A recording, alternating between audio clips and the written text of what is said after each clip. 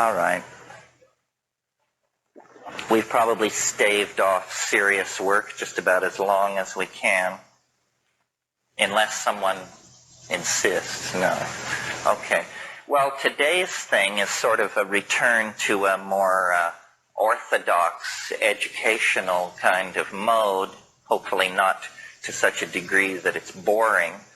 But the agenda is to talk about Hermeticism and alchemy, and the way in which this tradition, which is counterintuitive and heterodox, if not heretical from the point of view of Christianity, and what it can mean for the present, what it means for the psychedelic experience, what it means for the notion of the end of history, and how the loss of this point of view has probably done us a certain amount of damage. The great tension in the Middle Ages was between, the late Middle Ages, was between the magical schema, the magical view of human beings, and the Christian view. And the Christian view is very strongly marked by the idea that of man's fall, that we screwed up early on, and somehow then, by virtue of that, we're forced into a secondary position in the cosmic drama. We are doing penance as we speak. The world is a vale of tears. The lot of human beings is to till hard land, and we are cursed unto the 19th generation or something like that by the fall of our first parents. And we can be redeemed. This is, I'm giving you the Christian rap. We can be redeemed through Christ, but we don't deserve it.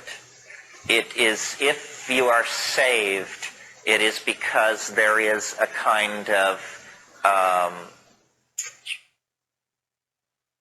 a hand extended to you from a merciful God who is willing to overlook your wormy nature and draw you up in spite of yourself.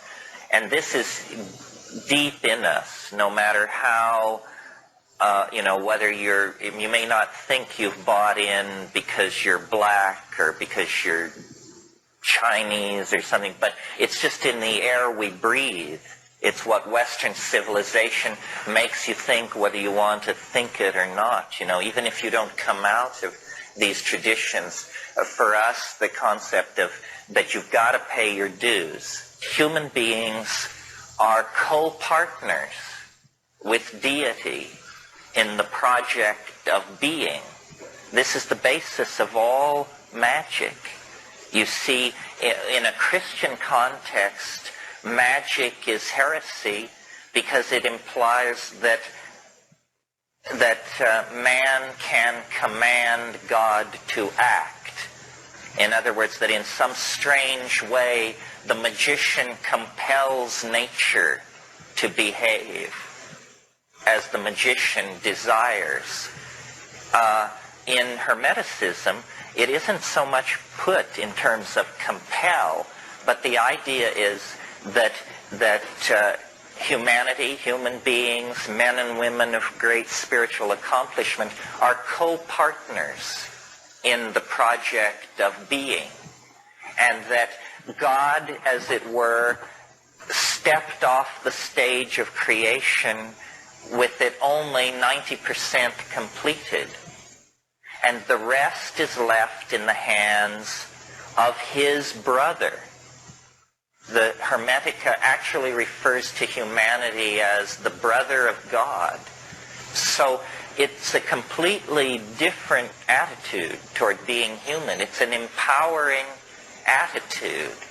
With power comes the potential to abuse power, because you're no longer a worm You remember that image in Jonathan Edwards' sermon, Sinners in the Hands of an Angry God, where he says you're like a worm suspended over an abyss, held there only by the love of a merciful God, implying that if he weren't a merciful God, he'd just let go of your thread and you'd go down the tubes.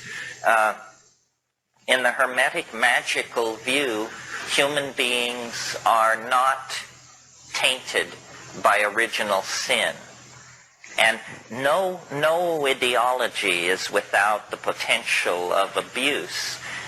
The Hermetic attitude in the Renaissance was summed up in a single aphorism by the great Renaissance Platonist Marcello Ficino. And what he said was, and I have to, there's no sexism in all of this. You just have to realize these guys were primitive types and they hadn't confronted the political issues we've confronted. So when they say man, they mean humanity.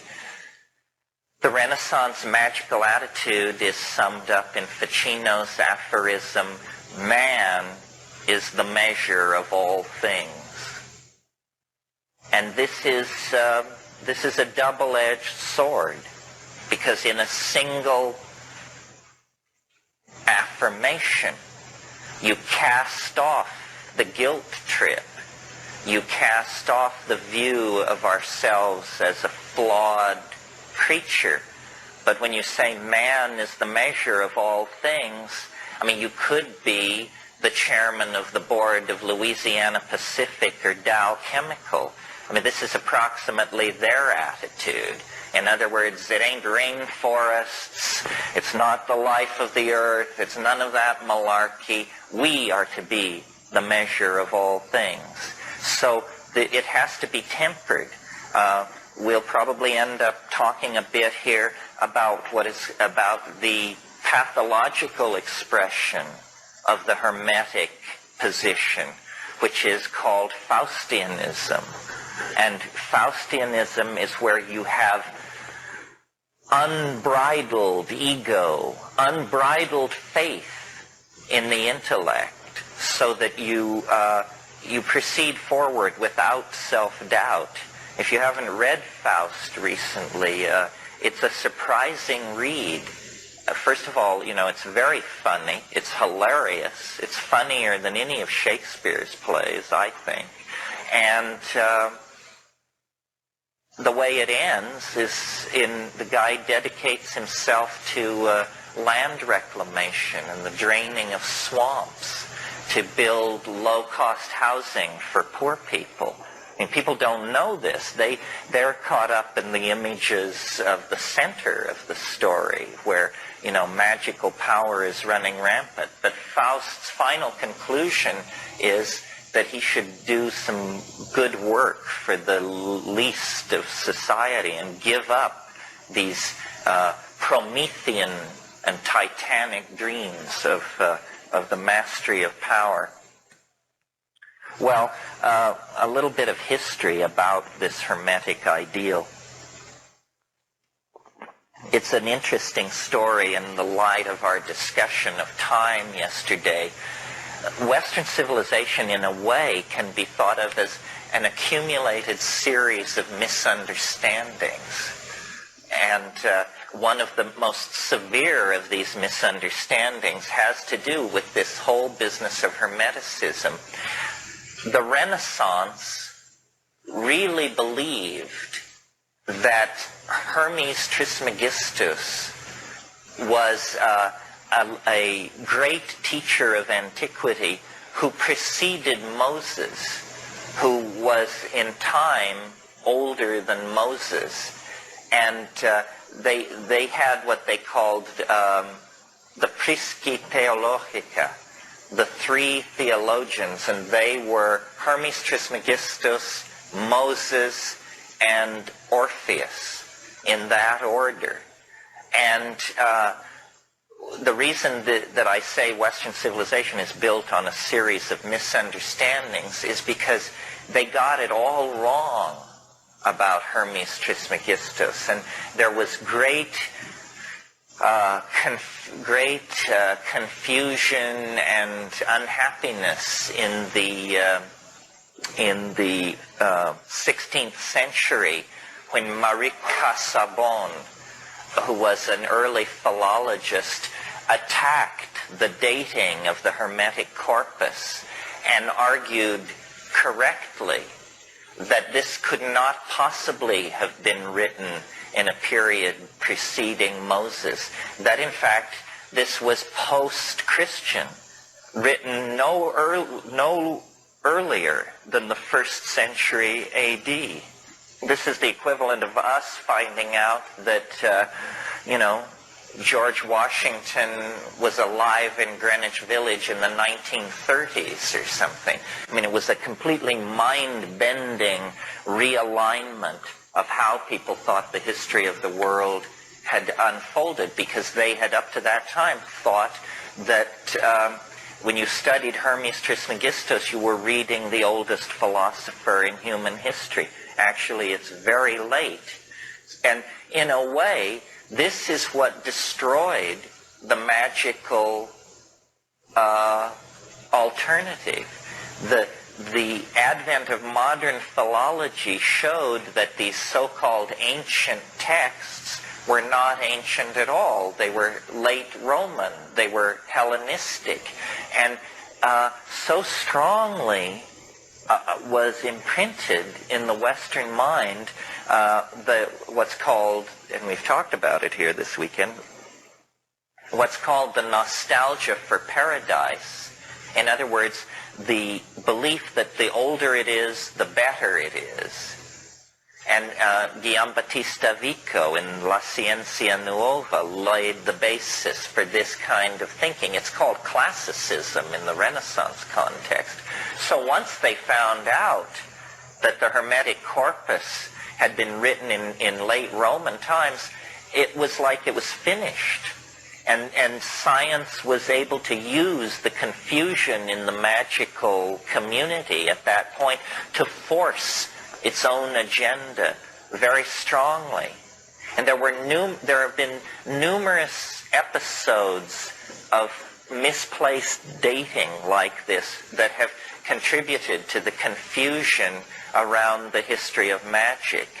For example, and I hope this doesn't bring somebody rising out of their chair in an air-clawing rave, but Rosicrucianism rests on a whole bunch of phony dates, because they want to tell you that somebody named Christian Rosencrantz wrote a book called The Chemical Wedding and sealed it up in a time capsule in the 12th century, and that it was then dug up in the 16th, dug up in the 16th century. But actually all these Rosicrucian documents were ponied up by people in the 16th century who had a very complicated political agenda, which we will probably discuss as part of this weekend. Hermetic philosophy is based on what is called the Hermetic corpus. This is a group of books, the most important of which is called the Asclepius. And these books, most of them, were completely lost during the Middle Ages. At the fall of the Roman Empire, copies of these Hermetic manuscripts were systematically destroyed by enthusiastic Christian barbarians. And the Hermetic manuscripts were scattered, and they only survived then in monasteries in Syria and places like that. Well, then in the Renaissance, the Council of Florence, under the patronage of the Borgias and people like that, there was this great interest suddenly in antiquities, because these Roman statuary and stuff was coming out of the ground. So the Council of Florence commissioned a character named Gemisticus Pletho to go to Syria and bring back these manuscripts. And they established a translation commission. And they had, in manuscript, the works of Plato, the works of Hermes Trismegistus, a whole bunch of ancient literature. And to show you what the psychology of the Renaissance was, here they had Plato, which they hadn't been able to read for 1,000 years, sitting there waiting for translation. And Cosimo de' Medici said to Marcello Ficino, Plato can wait. Translate the hermetic corpus first. And so it was done. If you're interested in Renaissance Hermeticism, you can't do better than read Dame Frances Yates' book, Gordano Bruno and the Hermetic Tradition. Well, I want to read you some of this stuff because it's very interesting, and it has a modernity that is astonishing. It's also very psychedelic. Here's a little passage on the imagination. I'm reading from Book 9 of the Corpus Hermeticum in the Scott translation. This is a 4-volume set. I only brought the texts and translation volume. But if you read Greek, it's all here. If you don't, it's all here in English. But this will just give you a feeling for the approach. If then you do not make yourself equal to God, you cannot apprehend God, for like is known by like. Leap clear of all that is corporeal, and make yourself to a like expanse with that greatness which is beyond all measure. Rise above all time, and become eternal. Then you will apprehend God. Think that for you too nothing is impossible. Deem that you too are immortal, and that you are able to grasp all things in your thought, to know every craft and every science. Find your home in the haunts of every living creature. Make yourself higher than all heights and lower than all depths. Bring together in yourself all opposites of quality, heat and cold, dryness and fluidity. Think that you are everywhere at once, on land, at sea, in heaven. Think that you are not yet begotten, that you are in the womb, that you are young, that you are old, that you have died, that you are in the world beyond the grave. Grasp in your thought all this at once, all times and places, all substances and qualities and magnitudes together. Then you can apprehend God. But if you shut up your soul in your body and abase yourself and say, I know nothing, I can do nothing, I am afraid of earth and sea, I cannot mount to heaven, I know not what I was, nor what I shall be, then what have you to do with God? Your thought can grasp in good if you cleave to the body and are evil. Interesting. Very different from the humble yourself, hard labor, spun wool, and watery beer approach of medieval Christianity. Here's an amazing passage. People like to think people thought the world was flat until the Renaissance. This is an incredible psychedelic image of outer space that is 2nd century A.D. Would that it were possible for you to grow wings and soar into the air. Poised between earth and heaven, you might see the solid earth, the fluid sea and the streaming rivers, the wandering air, the penetrating fire, the courses of the stars, and the swiftness of the movement with which heaven encompasses all. What happiness were that, my son, to see all these borne along with one impulse, and to behold him who is unmoved, moving in all that moves, and him who is hidden, made manifest through his works. And it goes on and on. It's very readable. It's very literary. It's highly poetic. It's a celebration of nature. The notion of sin is completely absent. And it rings with a kind of confidence, a kind of joy that was completely running counter to the brimstone and damnation point of view of Christianity. Here's to me, a psychedelic passage. But he who presents all things to us through our senses, and thereby manifests himself through all things and in all things, and especially to those to whom he wills to manifest himself. Begin then, my son Tat, with a prayer to the Lord and Father, who alone is good. Pray that you may find favor with him, and that one ray of him, if only one, may flash into your mind, so that you may have power to grasp in thought that mighty being. For thought alone can see that which is hidden, inasmuch as thought itself is hidden from sight. And if even the thought which is within you is hidden from your sight, how can he, being in himself, be manifest to you through your bodily eyes? But if you have power to see with the eyes of the mind, then, my son, he will manifest himself to you. For the Lord manifests himself ungrudgingly through all the universe, and you can behold God's image with your eyes and lay hold on it with your hands.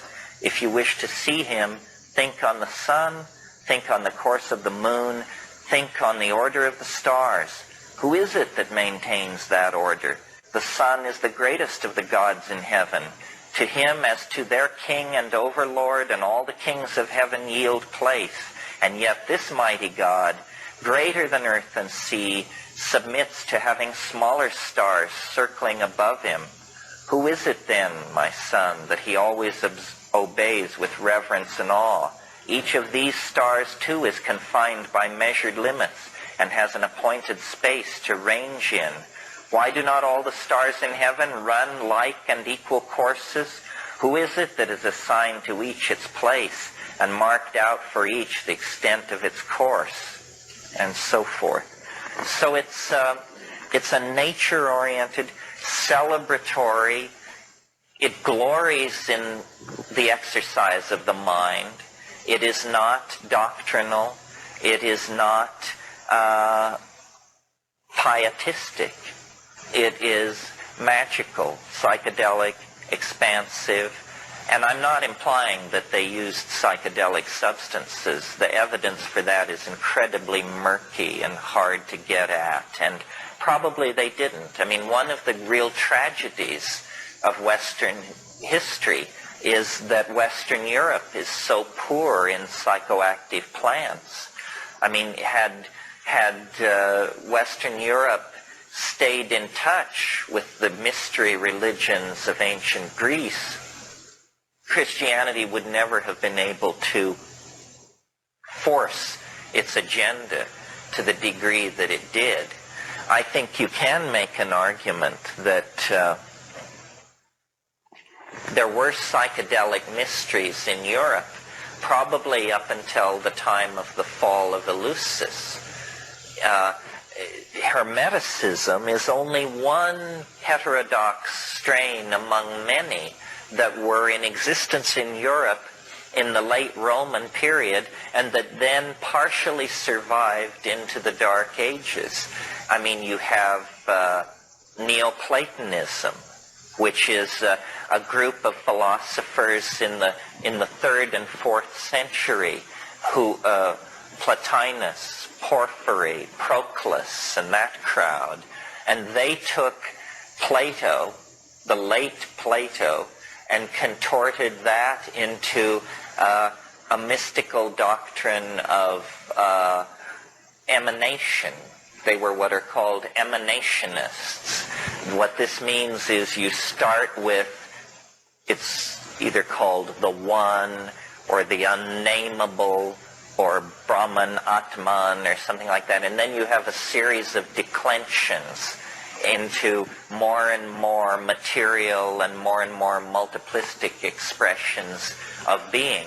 These Neoplatonists were emanationists, and their theories about how the universe is constructed have become sort of the unconscious basis of all later magical speculation.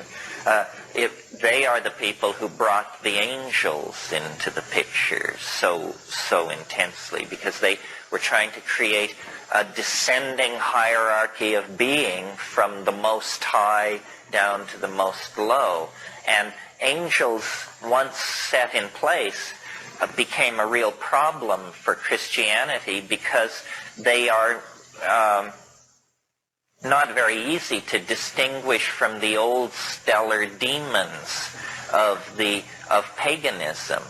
Paganism was largely the belief that the power of the stars could be drawn down to earth through sympathetic magic, really, by setting up resonances in a ritual situation. You could draw the power of the stars down into your projects and your intentions. And the late Middle Ages was a period of intensely working out all the associations between minerals, colors, perfumes, plants, musical notes and styles, so that you could then bring together all these things for purposes of magical evocation. And if any of you are interested in this, the book to read, which will point you toward many other interesting books, is a wonderful book called Spiritual and Demonic Magic, from Ficino to Campanella. Some of you may remember Campanella. Hell of a fighter. Anyway. Hello?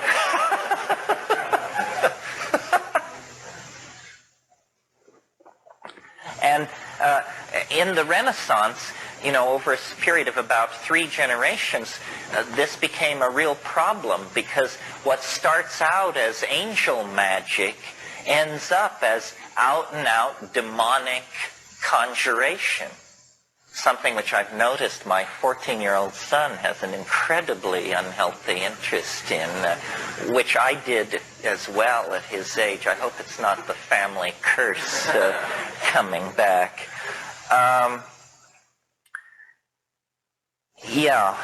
So I mentioned the dating error. It was Lactantius, who was one of the fathers of the early church, one of the patristic writers. That's that generation of theologians that followed Christ, who canonized the Christian religion. And he placed Hermes Trismegistus as older than Moses, older than Pythagoras, older than Plato. And then it wasn't until Marie Casaubon corrected that problem. See, we forget how the really transformative breakthrough that was represented for Western Europe by the recovery of all of this ancient literature. It had been completely lost. And also a misimpression that probably needs correcting is, I think most people who are not schooled in Western history think that the further back in time, the more quote-unquote superstitious people were. This isn't actually the case. It isn't a case of the further back in time you go, the more belief in demons, magical conjuration, and stuff like that you get. The 10th, 11th, and 12th centuries in Europe were periods of remarkable piety and intellectual cohesion. Of course, it was also some kind of a fascist nightmare. That's how they achieved it. They had stamped out paganism. They had pushed heresy and heterodox thinking to the very distant frontiers of the empire, of the Holy Roman Empire. And people were not superstitious, and people were not obsessed with horoscopes and conjuration and this sort of thing. Where that all began was, where it reached its culmination is in the 16th century. The 16th century, the 1500s, it was the most magical, obsessed century in the last 10. And alchemy and conjuration and talismanic magic and sympathetic magic, all of these things flourished really not as a throwback, but as a kind of prelude to modern science. Modern science is an incredibly demonic enterprise. And we will see, as we discuss this stuff, that in a curious and little, rarely discussed way, the program, the agenda of magical dissidents in Europe have been entirely achieved by the forces of what we call modernity. It's simply that it has been done in an entirely secular metaphor. I mean, if you take even the trivial belief about alchemists, that they were concerned with changing lead into gold. Of course, that isn't what it was about, but there were plenty of con artists running around on the periphery of these deeper scenes who were claiming they could change lead into gold. Well, in the 20th century, we routinely change lead to gold. You do it with neutron bombardment in particle accelerators. And of course, it costs far more to do it than the worth of the gold that you get out. But that really wasn't the point, was it? It was to prove that it could be done.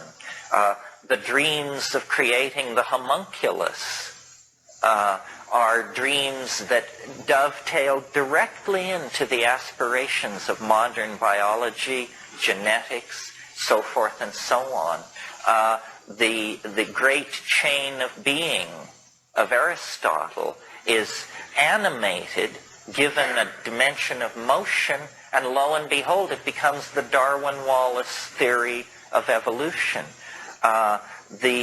Merciliade talks about this, about how all the alchemical dreams of the 15th and 16th century have been brought to fruition in the 20th century.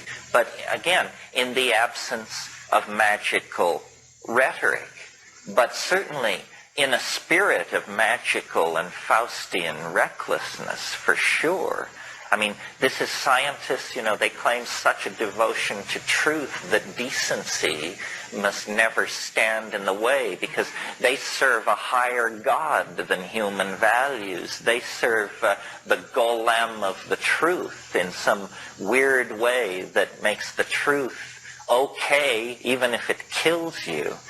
I studied philosophy from Paul Feyerabend, and he used to say at the beginning of his Epistemology 101 course, I will teach you to recognize the truth, and I will teach you to ask the question, what's so great about it? So now you've got the truth, so what's so great about it? It was 1460 when these manuscripts were brought to Florence. Those of you with photographic memories can see the time wave signature as it turns over and heads through the floor. Cosimo de' Medici immediately ordered Ficino to abandon his work on Plato, and the Pymander, which was one of these books, it was the only one which existed in Europe, even in partial form during the Dark Ages.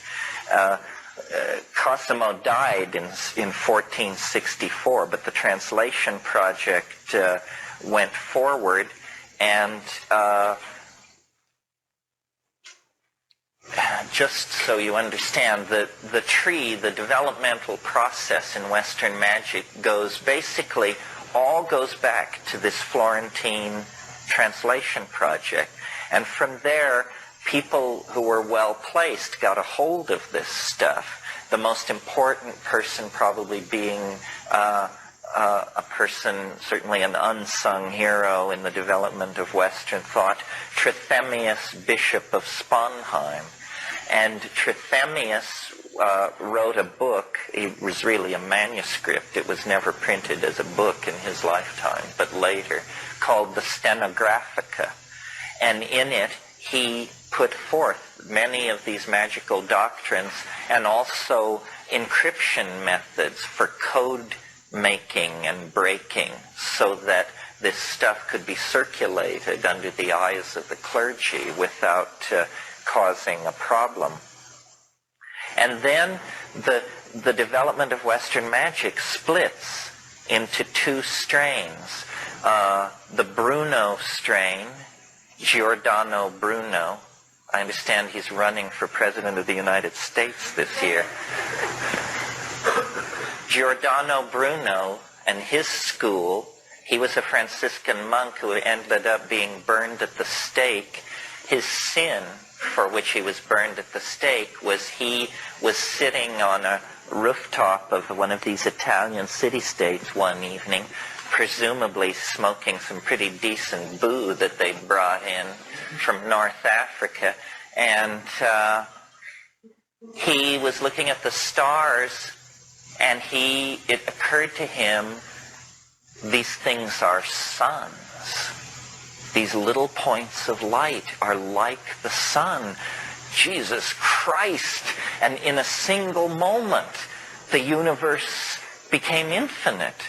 And he said, if these are suns, and he just, his mind was boggled, literally. I mean, can you imagine inside the medieval worldview where they have these concentric shells of angels and demons and all this? Suddenly this guy gets it in a single moment, and he sees that the universe is infinite, and he begins to say so. And this is against Aristotle. And the church just goes nuts, and they drive him out of Italy, and he has a whole bunch of adventures in England and other places. Eventually he makes the mistake of coming back to a place in northern Italy where he's betrayed by his patron, and he's burned at the stake for a point of view which all of us take quite for granted. The other strain of magic coming down from Trithemius is the Dee strain. And it is a bit more accessible to people like ourselves because John Dee was an Englishman and he wrote in English. And so you don't have to conquer 16th century Italian or late Latin in order to read him, although he wrote a lot in Latin as well. Dee is a very interesting character, worth spending some time on, because Dee is the last person to be able to unify into one worldview science and mathematics and magic and astrology all together.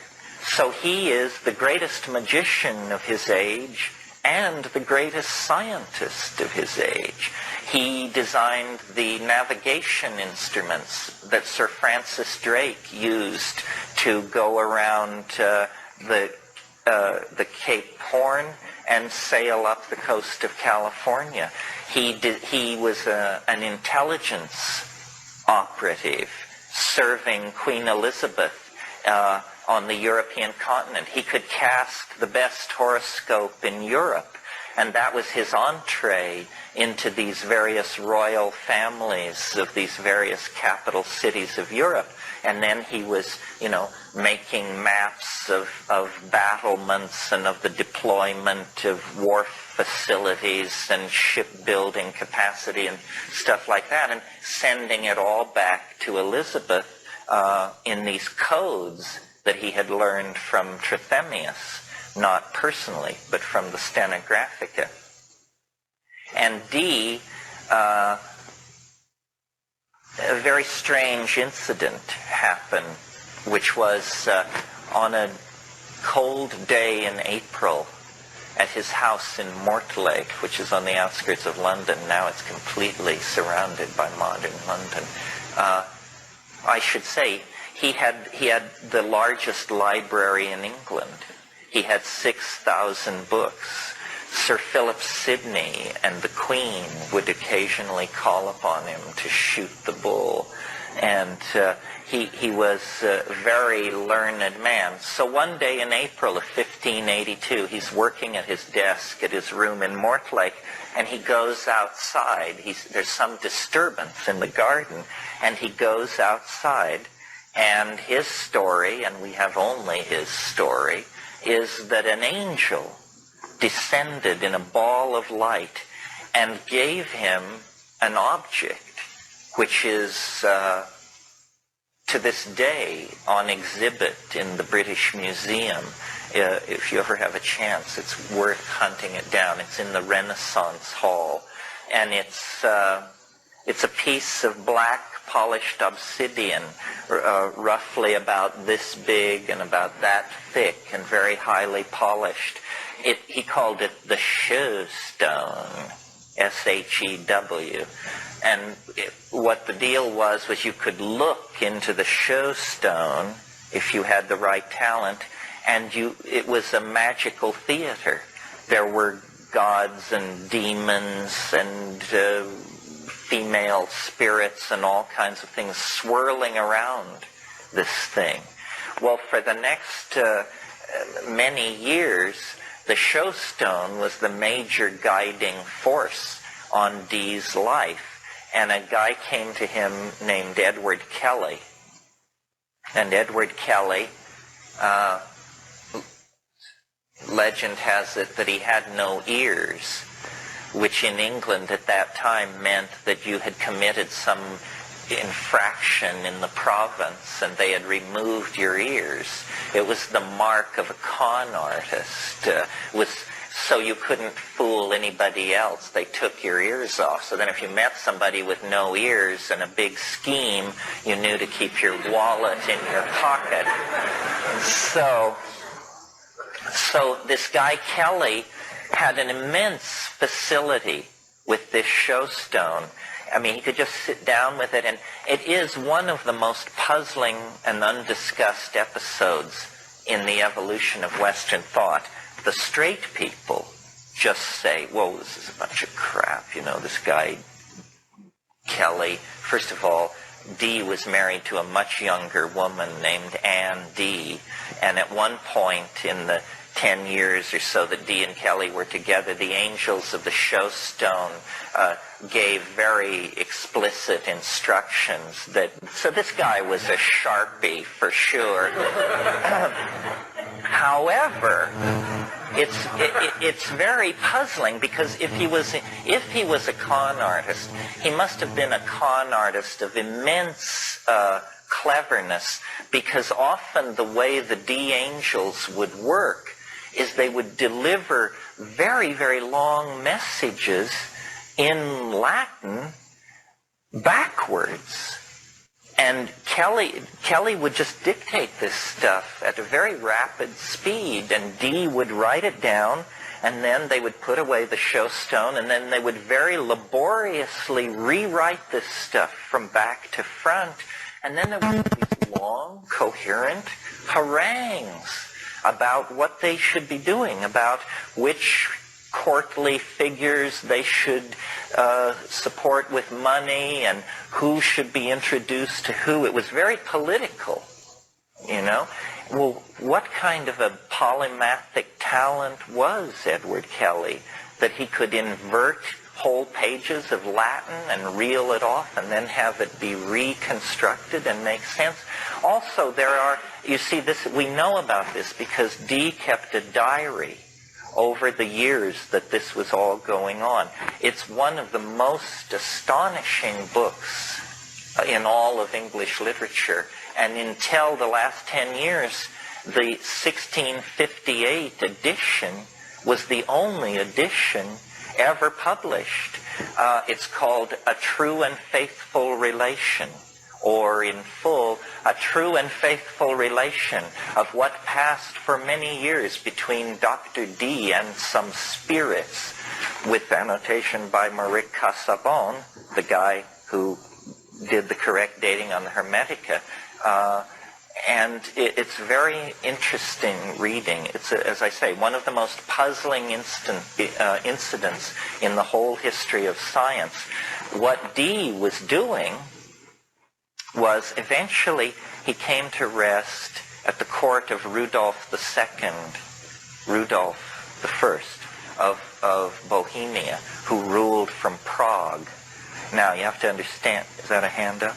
Yeah. Is there evidence of drug use? Not strong enough to warrant any getting thrilled about it.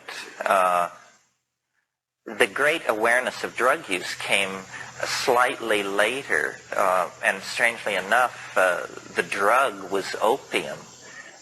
It's interesting, the history of opium. You know, we think of opium and its derivatives, junk and heroin, as just the lowest. Well, maybe crack is now the lowest of the low. But anyway, it's a real scuzzball drug, according to most people's opinion.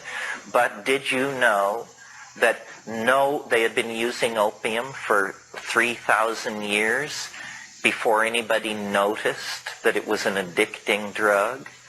It was not ever noted that opium was addicting until 1611, when John Playfair, a very famous English physician, wrote a book in which he commented on opium and said, once one has begun the habit of opium, it must be maintained unto death.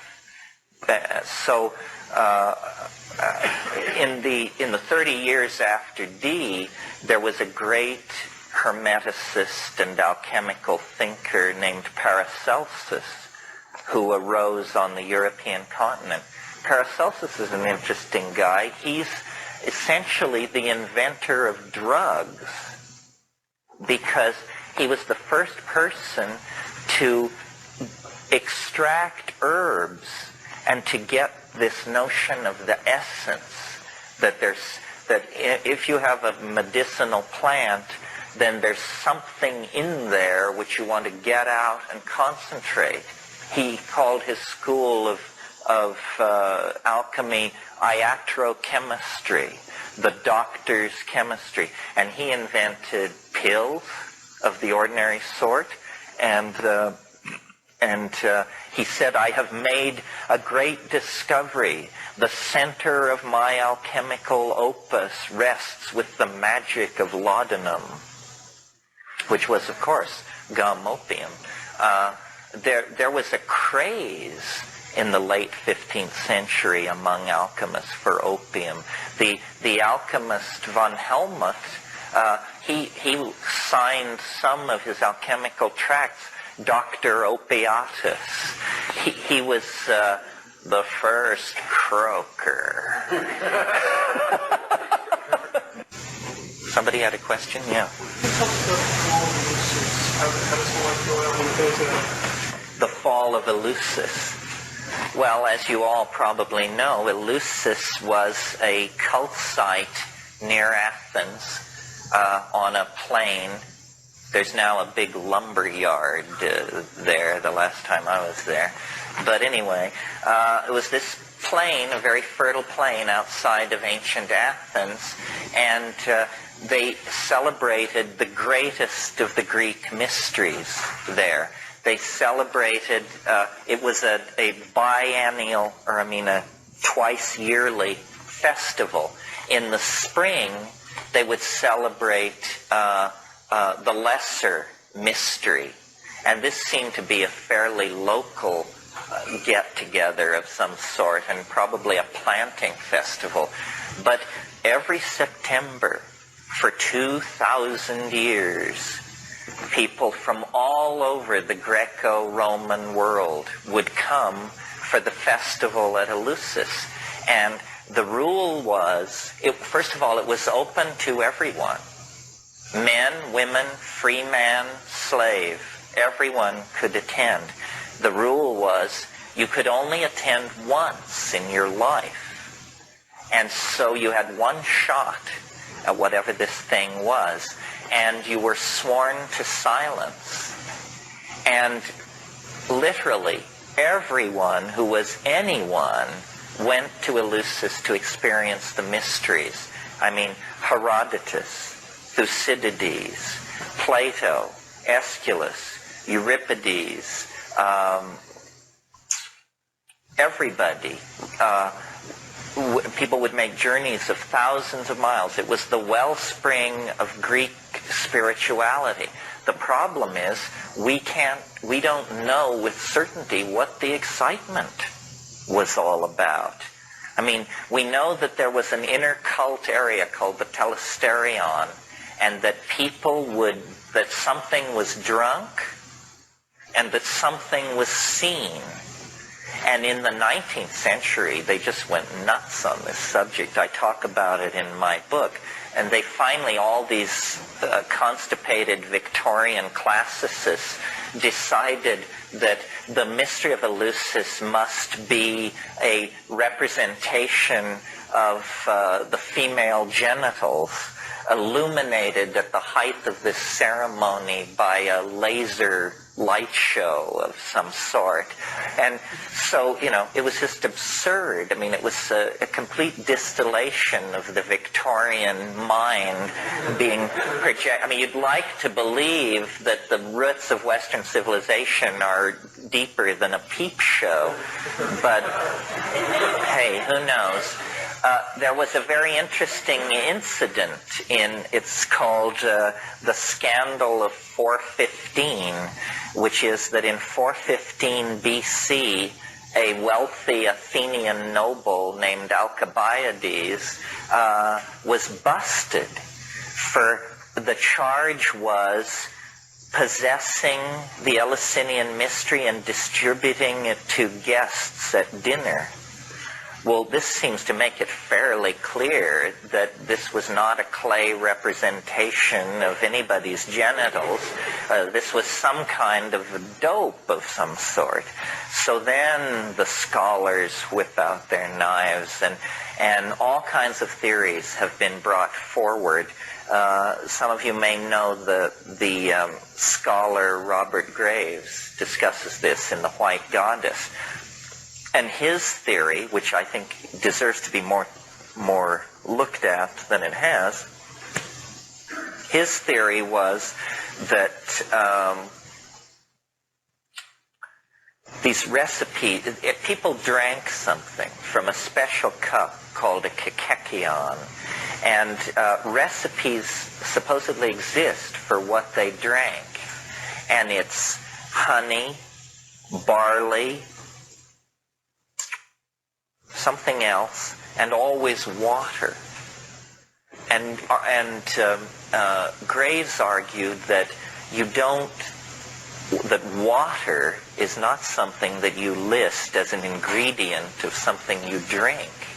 Obviously, it has water in it. So he said the inclusion of water in this list is in order that there can be an ogum. Do you know what an ogum is? And you will when I tell you, because you've all seen them. An ogum is when you make a list of things in such a way that the first letters spell out a word. You grok that? So the idea was that in Demotic Greek, the words for barley, honey, water, and this fourth ingredient that I can't remember, those four words can be arranged to spell out the word myko, which means mushroom. So Robert Graves was convinced that a psilocybin mushroom lay behind the Eleusinian mysteries. This is a pretty good, this is not entirely unreasonable. Now, a few years ago, there was a book written by the great mushroom enthusiast and discoverer Gordon Wasson, and the chemist who discovered LSD, Albert Hofmann, and the classicist Ruck, the three of them, and Jonathan Ott, I think, was also in there, wrote a book called Persephone's Quest. Not Persephone's Quest, that's a different book. The Road to Eleusis. Good, watch me. The Road to Eleusis. And they put forth there a new theory, which was that on the plain of Eleusis they grew barley. And these people thought that there may have been a special strain of claviceps. Do you all know what claviceps is? Do you all know what ergot is? Ergot is a smut. A smut is a disgusting disease, a fungal disease of grain. Have you ever been in a cornfield and seen an ear of corn that looks like it's covered with some black, slimy, horrible stuff that's flowing out of it and all over it? It's absolutely disgusting. Although God, in California, I don't know if this is hit here yet, but in California for the past year, the hippest thing that you can be served at pretentious art openings and stuff like that is corn smut, which they spread on crackers, and it's just horrible. And it's really expensive. I mean, it's more expensive than caviar, and it's just become a craze. And I wouldn't get near it. I mean, it's not only disgusting to look at, but the chemistry of it is so weird. God alone, I mean, hives would be the least of your problems. Anyway, so corn smut, and there are rye smuts, and there are wheat smuts. But interestingly, the rye smut, which is ergot, is an organism called Claviceps paspali, produces LSD-like alkaloids. And the problem is that LSD, ergot-related alkaloids are also tend to cause convulsions, or they can cause convulsions. If any of you suffer from migraine headaches, now there are a lot of different drugs for migraine. But up until just 4 or 5 years ago, the drug of choice for migraine was called ET, ergonomine tartrate. Ergonomine tartrate, if you've got a kilo of it, you can settle down and make several million hits of LSD. Ergonomine tartrate is this very rigidly controlled underground substance that is produced legally only in certain sanctioned fields in northern Pakistan, and it's produced for the world market of migraine sufferers. And you get these little tiny blue pills. I have migraines. I used to take ergot, but I've gotten it under control. But anyway, it's the drug of choice for migraine because it constricts the blood arteries going into the head. Anyway, Wasson and Hofmann argued that what they were doing at Eleusis is that they were brewing an ergot beer. They were deliberately gathering barley that was infected with claviceps, and they were brewing an intoxicating beer. And people were having a hallucinogenic experience. Well, now this is a great area for the able-bodied among us to do research, because it should be possible to collect claviceps, and maybe even to go to Eleusis and collect claviceps there and culture it out and see if you could make an ergot beer that would actually get you hallucinogenically stoned. I'm not sure what's going on. Ergot is a dangerous substance. I remember an anecdote once. Many years ago, I knew these people who occasionally dealt illegal substances, and one day they were moving some ET to somebody, And they asked this guy there if he would take this ounce of ET and deliver it to this certain address. And when they gave it to him, they said, now, this is ET, so just leave it alone. And he got out in the car and he opened up the baggie and it was this white powder, and he said, these people can't fool me. So he honked up a little of it, and then he went on his appointed rounds, and the guy who was supposed to have the stuff delivered, he was sitting in his house and he heard this commotion on his front porch and opened the door to find this guy flopping around with his legs and feet in the air, having convulsive seizures because of the ET he'd snorted up.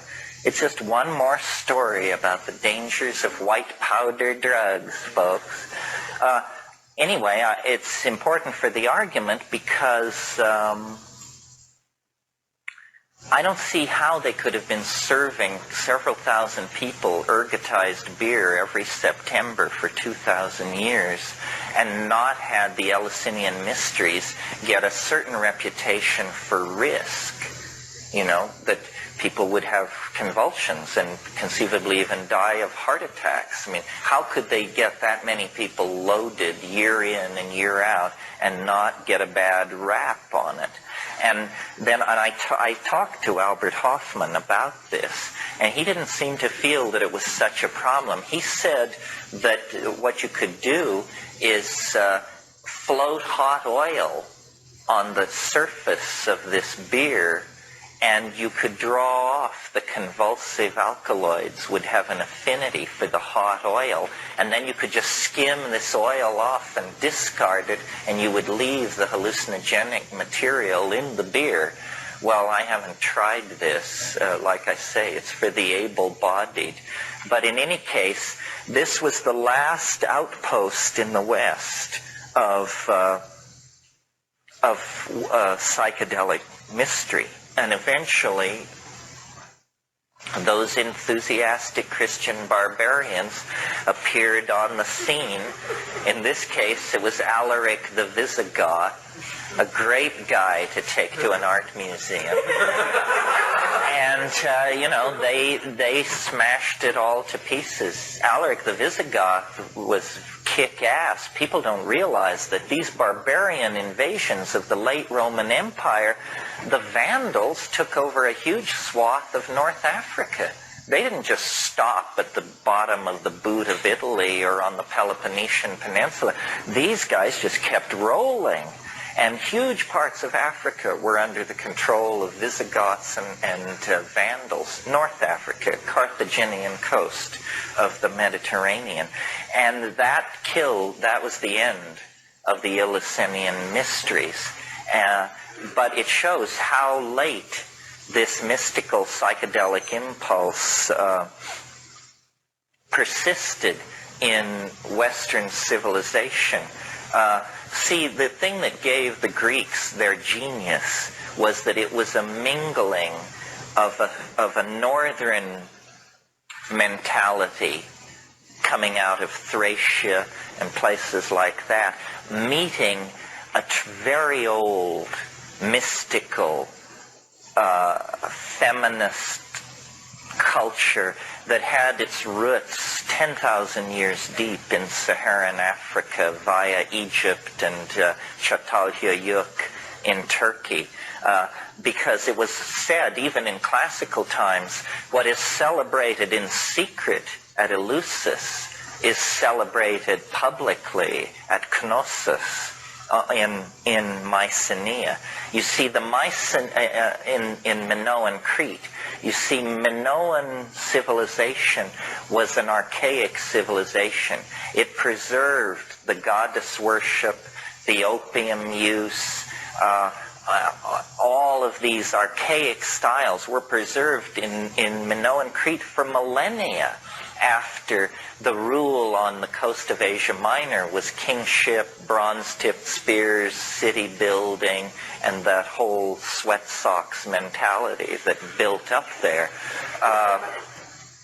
What finished those folks off was around 950 A.D., Mycenaean pirates eventually laid siege to these Minoan cities, and after centuries of slowly drifting deeper and deeper into opiated decadence, Minoan Crete fell.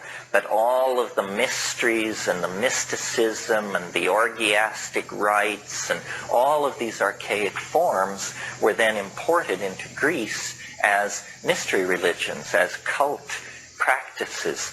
One of the puzzles of Minoan religion is that they worshipped these things, or they had a religious relationship to these things called aniconic pillars, they're called. What they are mushrooms, as far as I can tell. They built shrines, they worshipped columns, but these columns were slightly flared on the top.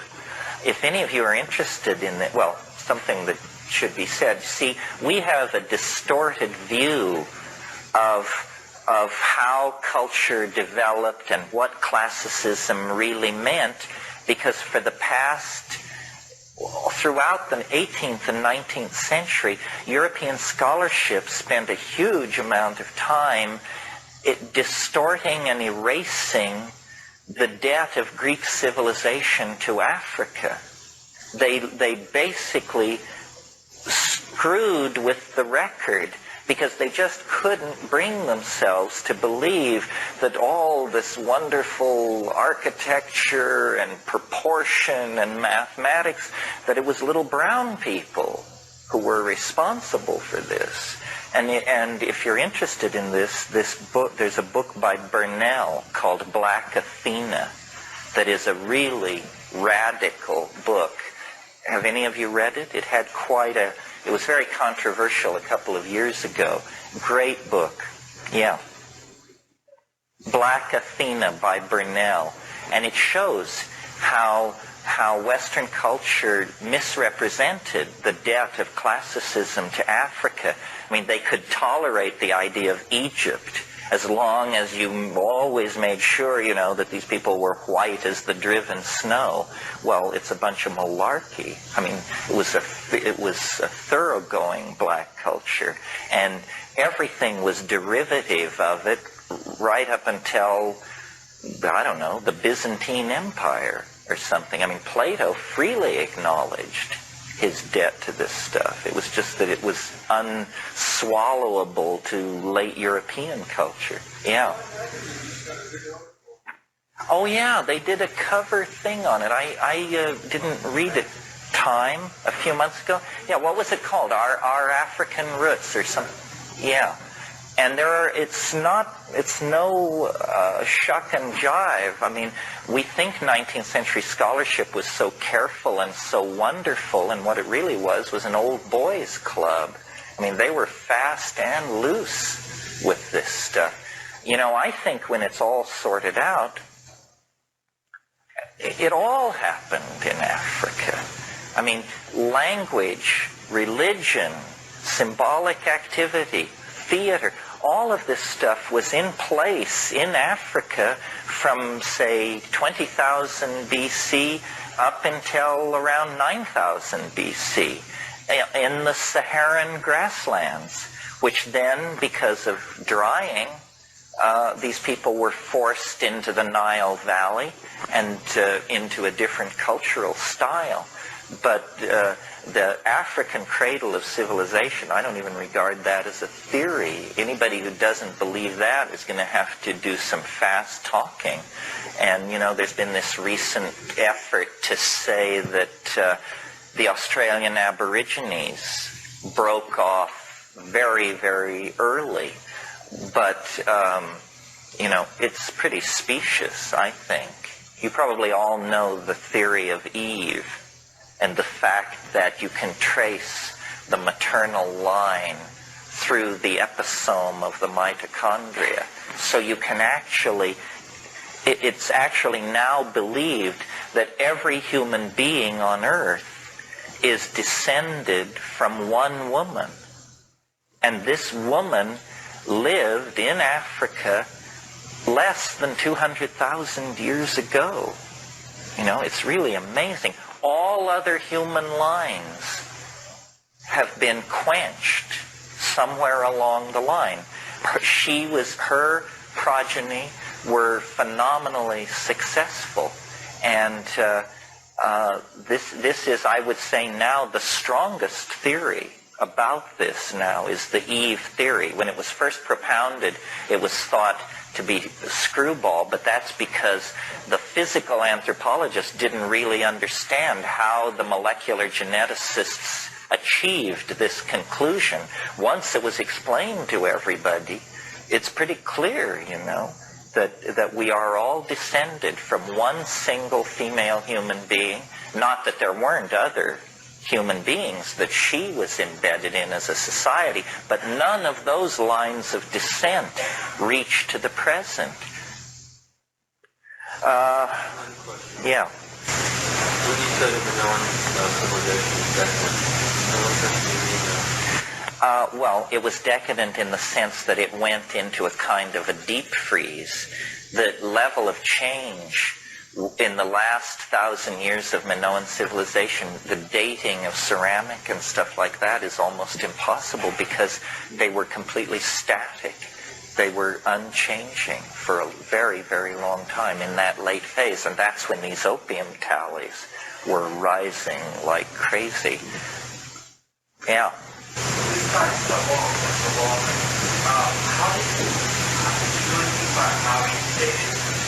The hermetica. They were beginning to invent, in fact, the Casaubons are considered to be the inventors of modern philology. Oh, is it? Interesting. I wonder if it was a soap job. Yeah, modern philology. And the way you do it is by interlocking textual reference and studying locution styles. And it was a tremendous shock to the Renaissance when they realized that what they thought was 5,000 years old was less than 1,000, or was about 1,000 years old. And that's what really discredited that whole worldview, which is in a way silly. Because who cares how old it is? The question is, how much sense does it make? But the Renaissance was so strongly imbued with this belief that the ancient things were the better, that if something was shown to be not as old as previously thought, then it usually went on the discard pile. I think that we lost... Who were they? It was Cosimo de' Medici and that family and the Borgias. But this family, there were, I think, 11 popes who bore the name Borgia in a 100-year period.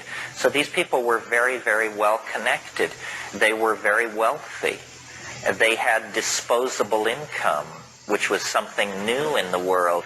And they invented a whole bunch of things which God knows this city lives or dies by. I mean, like connoisseurship, patronage of the arts, and secular research projects. I mean, they were funding Da Vinci's work on catapults and flying machines at the same time that they were keeping all these painters paid and in mistresses and so forth.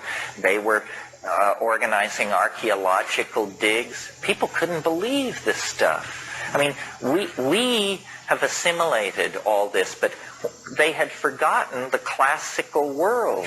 And they lived in places like Rome and Naples and Venice, but they had never dug. And they'd just been quarrying the Colosseum and stuff like that. Well, then when they began bringing this stuff out of the ground, and then the Platonic corpus and all this, they just went ape for classicism. So ape that now we're this year celebrating the 500th anniversary of Columbus's voyage, which in a sense can be seen as the cherry on the top of the Renaissance mental explosion, we are still living in a classical world. We still react against classicism. The buildings we live in, the clothing we wear, our notion of how gentlemen behave, our attitudes toward women largely, our attitudes towards private wealth, all of this is classicism. And it had been dead 1,200 years before these Italians latched onto it and dusted it off and set it up. And, you know, the modernism, in its broadest context, whatever that means, is the first movement to come along to be able to in any way challenge classicism. The subsets of the art movements and literary movements that preceded modernism were simply aspects of classicism. Romanticism, mannerism, the Baroque, all of these are like facets of the classical object. It's only in modernism. And what modernism represents, in my humble opinion, is a kind of return to the archaic. Modernism deconstructs the clarity of the Western eye.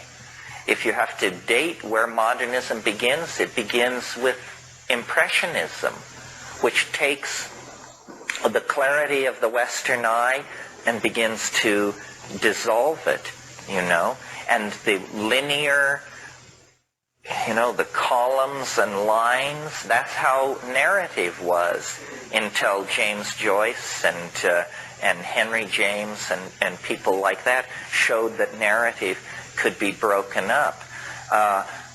Modernism is a form of primitivism, strangely enough.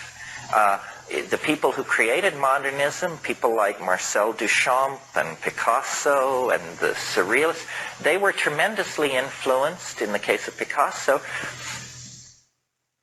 by African art, masks and sculpture, stuff that had never been seen in Paris in 1905 through 15, and everybody was tremendously excited by it.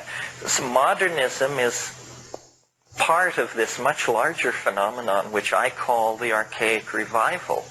You know, the discovery of the unconscious through Freud and Jung, the deconstruction of the image, first the image seen through Impressionism, and then the image imagined is deconstructed through Surrealism and Dada, and then finally, you know, the concentration on the materials of art, which you get in abstract expressionism, where it is about paint. It's no longer about paint in the service of the visual pictorialism. It just, and then all the postmodern stuff, which is, of course, just sort of running naked, screaming through the street kind of aesthetic. Yeah. No one ever knows the stories about the very, very thousands about what was happening in the Well, this thing, only this one instance I mentioned, the scandal of 415 and this guy Alcibiades, and he was fined. He was fined and given a warning. Question, yeah.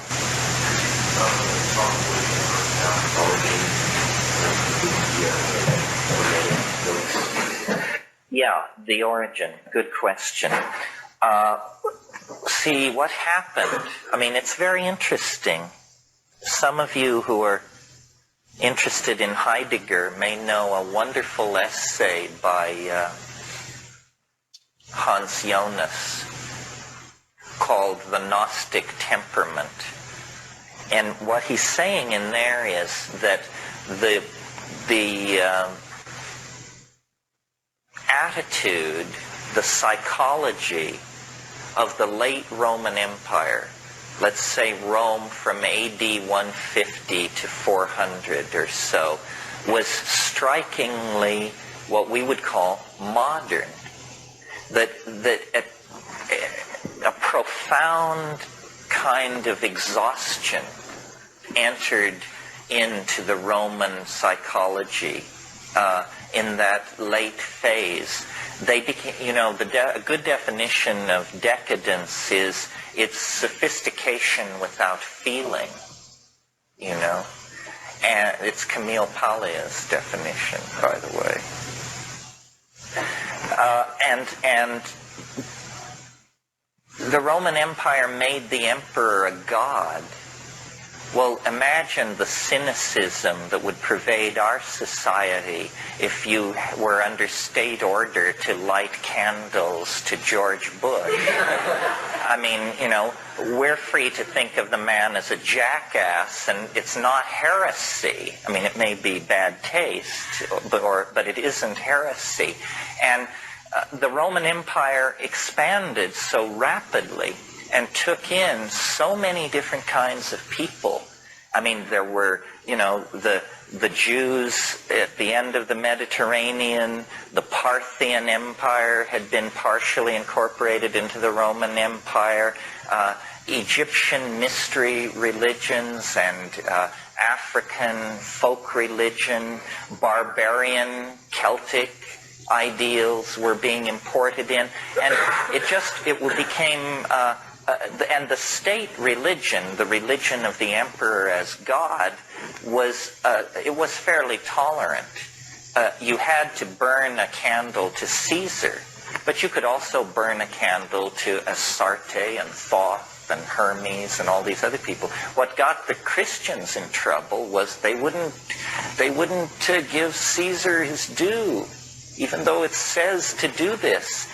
They kept claiming that they had some kind of political agenda. They kept expecting the return of a political figure. The Romans hated that because they saw it as a political force.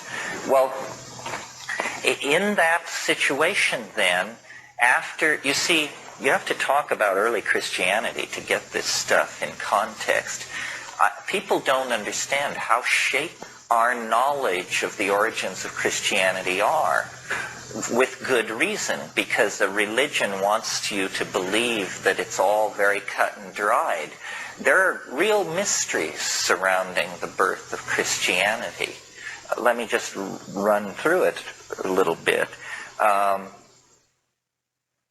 We all know, or most of us know, if you're not completely secular, the Christmas story.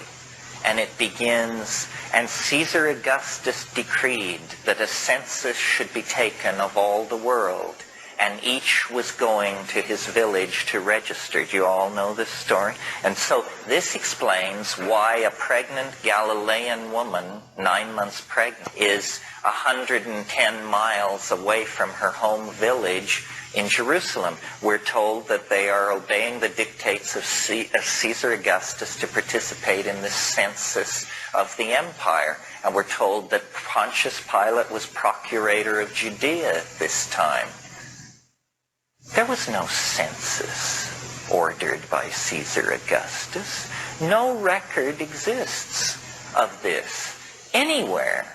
And if this had happened, it would have been an enormous bureaucratic task involving hundreds of clerks and the coordination of data from all parts of the empire. It would have been a shtick of some sort. And there's nothing, only this reference in the whole story of Christ. Well, weird. Okay, so then you move on. The assumption is that Christ was born in 6 BC under the conjunctio maximus of Jupiter and Saturn. That places, if you believe the Gospels, that he was killed at age 33. That means the crucifixion must have been in 27.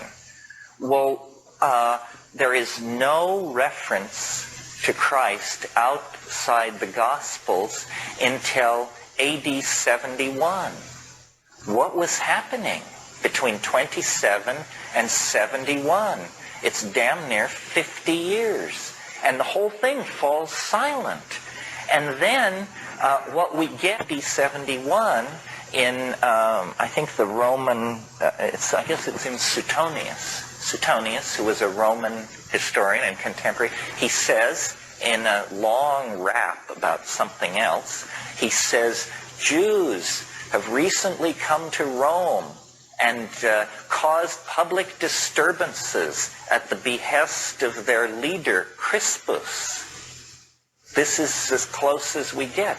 We don't even know if Crispus is Christ. We just accept that this must be so because Suetonius is telling us that Jews of a religious type have come to Rome and caused this agitation.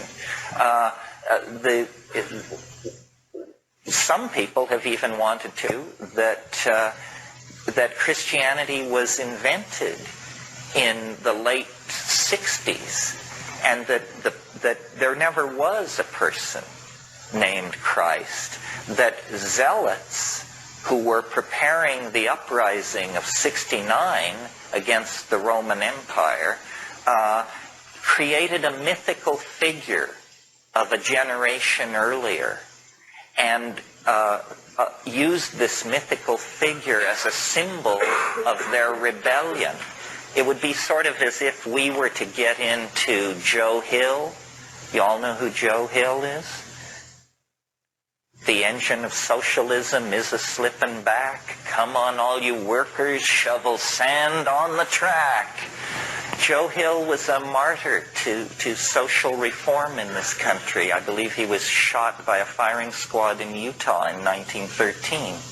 Well, we could reach back to Joe Hill and make him the founder of our movement and say what a great guy he was and collect stories about his life, and we could use it to center ourselves and build a kind of social reform movement in the name of Joe Hill. Yeah. The Sacred Mushroom and the Cross. He basically says something very much like this. I don't know about that. I just think it's very peculiar that we know so little about Christ when he had such a major role to play. I mean, take a guy like Mani. Mani, the founder of Modernism, who was born in, I think, around 320. God, we know everything about Mani. We have his tax returns. I kid you not. We have the guy's tax returns, and we know what he looked like. We know who his friends were. We know he had marital problems. A real person, you know. And yet his religion was stomped into oblivion. So there's something funny about all this. And of course, Christ is no ordinary person. Christ is the third person of the Trinity, God incarnate. This is a claim, this was an idea that had been around for a few hundred years. You all have heard of Dionysus, who most people tend to connect to Bacchus, the drunken late Roman god of wine. But the early Dionysus is a much, much weirder figure. The early Dionysus is an androgyne, always in the company of women, a god of ecstatic frenzy. And what the enemies of the Dionysian religion always claimed was, first of all, women were the major followers of Dionysius, and they would intoxicate themselves in some way, and then holding hands dance through the countryside and rend their clothing and just carry on outrageously. And what the enemies of the Dionysian religion claimed was that they became so frenzied that these women, who were called Manaids, ate their own children. This was the lie spread about the Dionysian religion. Well, the story of the birth of Dionysius is very interesting because his father was Zeus, the hidden higher all-father, analogous to God the Father in Christianity. But his mother was Semilla. And in some versions, Semilla is a mortal woman, the daughter of King Cadmus of Thebes, but in other versions, she's herself some kind of a goddess. Anyway, she was one of these many affairs that Zeus had. He was always impregnating women and bearing children. And In the 8th month of her pregnancy, she was struck by lightning and killed. And she was very dear to Zeus. And when he came upon her dead, he immediately performed a cesarean operation. And he cut open his thigh. And he put the child into his own thigh and laced up the wound. And the child was born out of the wound 6 weeks later. Now, this may be grotesque and peculiar, but notice that what we have here is something close to a virgin birth. It's born of the Father is what we have. And Dionysus was then called the twice-born god, because he was born once by caesarean section from his mother and born again 6 weeks later from the thigh of the Father. And it's thought that this Dionysian impulse in the hands of these mystical Jews became then the doctrine of the Immaculate Conception and the whole notion of an immaculately conceived child. Christ is a type of Dionysius. I mean, it's heresy to say so, but comparative religionists have been saying this for centuries. Dionysius was a religion of orgy and ecstasy, typical of this period in Greece. Another religious system that was sort of complementing the hermetica and developing alongside it was Gnosticism. And, I said a few minutes ago that the psychology of the late Roman Empire was very modern. Gnosticism is a very, very modern impulse. It may not at first appear so, because ancient Gnosticism is freighted with angels, demons, what we would call superstition. But if you strip away all that Baroque stuff, you come to a philosophy very similar to the philosophy that many of us have accepted really without thinking. We just call it modern attitudes. But the idea in Gnosticism is that you're on your own. There ain't no free lunch. If God did make the universe, he disappeared shortly afterwards and has no interest in you, your fate, your fears, your hope. We don't belong. Gnostics were profoundly phobic of the world, and they were either very ascetic cults or they were very libertine-like cults, springing from the same idea, which was that they did not belong in this universe. They were from a different place, and their whole concern was to escape. They are the ones who decided that the earth is an iron prison. They didn't like to have children, because they felt that to have a child is to trap light in matter. In many Gnostic sects, the only forms of sexual activity that they approved of were forms that were guaranteed to not lead to conception. So oral sex, anal sex, whatever, but never sex which could lead to conception, because that would trap the light, and that was an abomination. Needless to say, these sects died out in a hurry because they were self-limiting. There were all kinds of religious impulses, yeah.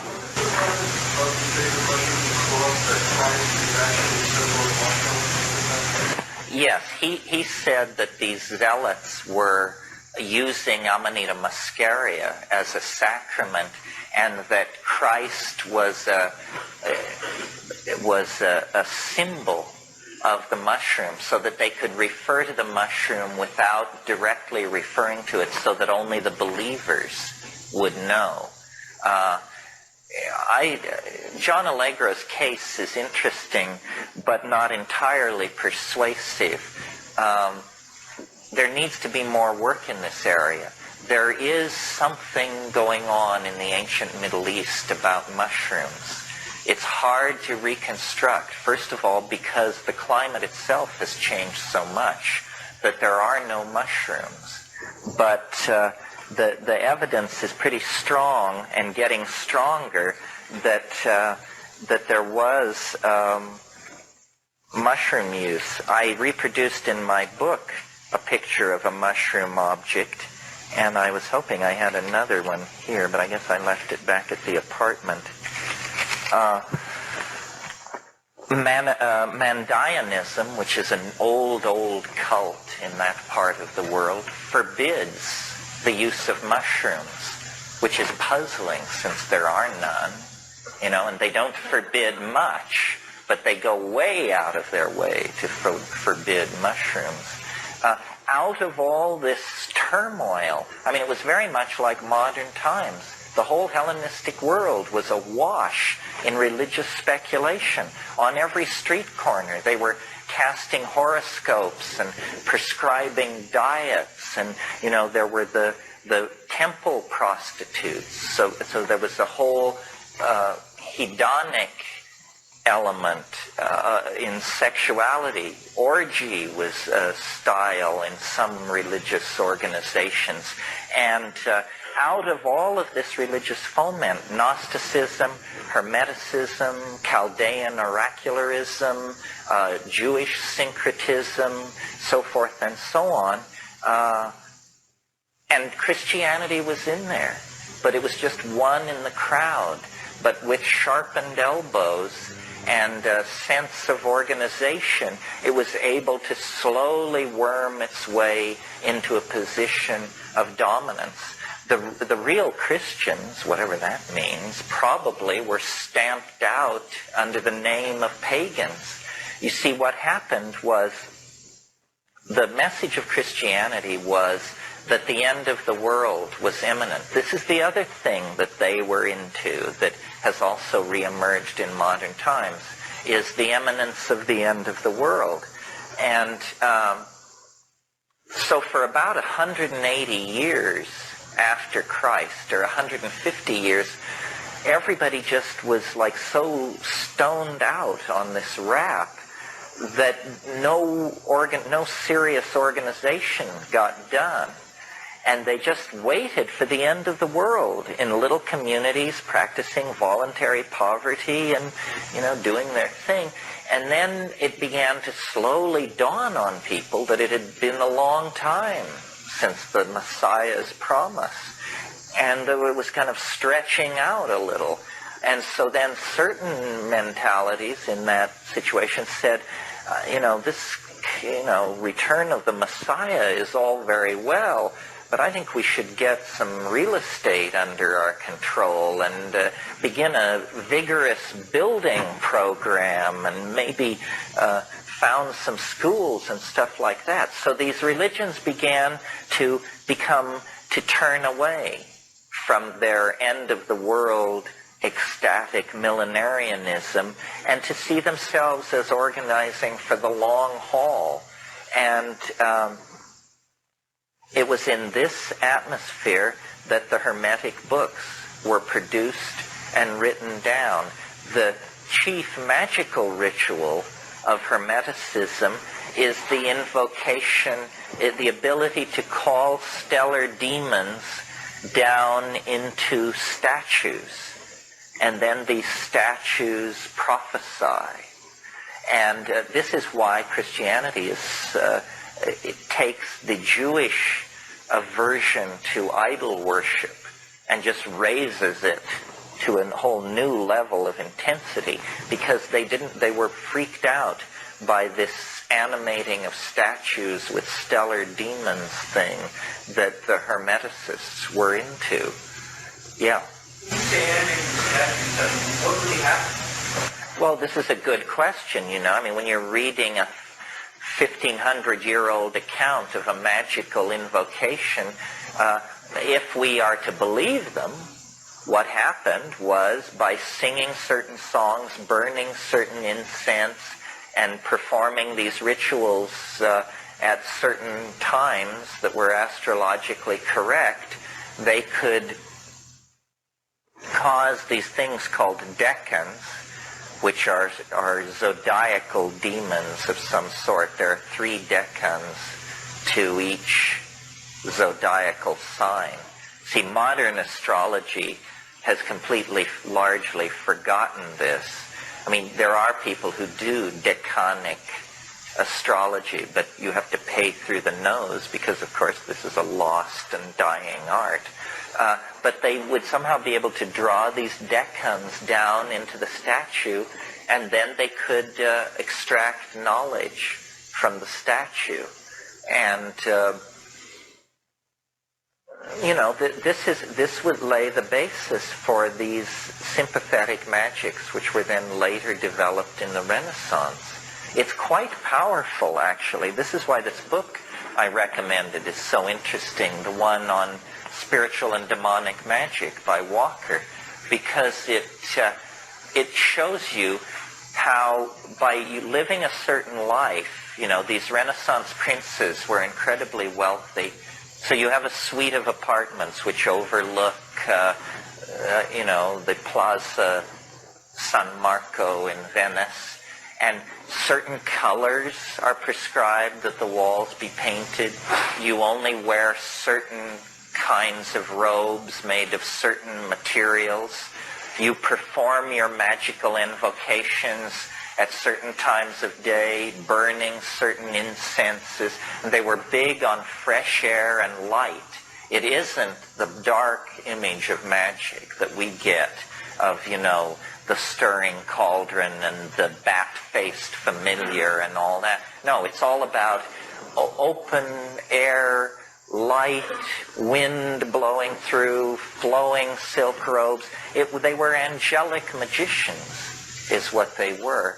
And they were evoking these things through the use of sigils, which are magical symbols. And then there became stress on magical alphabets. Enochian is one of these magical alphabets, or languages, rather. John Dee, remember I mentioned the whole 10-year episode with the show stone. Well, one of the subjects which these entities that Dee and Kelly were dealing with returned to again and again and again were the Enochian, this language, which they said was the true language that Abraham used to communicate with the angels. And it has a special alphabet, an alien alphabet, and there's even been published an Enochian dictionary of some 4,000 or 5,000 words.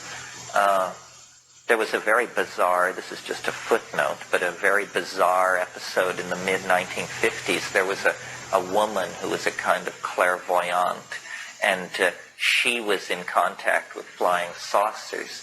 I mean, now everybody and their dog is in contact with flying saucers, but at that time it was fairly rare enough that she became an object of interest to the CIA. And at one point, she was in the CIA building in Langley, Virginia, and they were interviewing her. And she said, "Well, there's a flying saucer right outside the window." And these guys rushed to the window and looked, and there was some kind of thing in the sky. And she said, "It's giving me a message for you, for this colonel." and the message was Affa, Affa, Affa, A-F-F-A. So he wrote this down. Well, then I didn't read this. I looked it up. I had a hunch.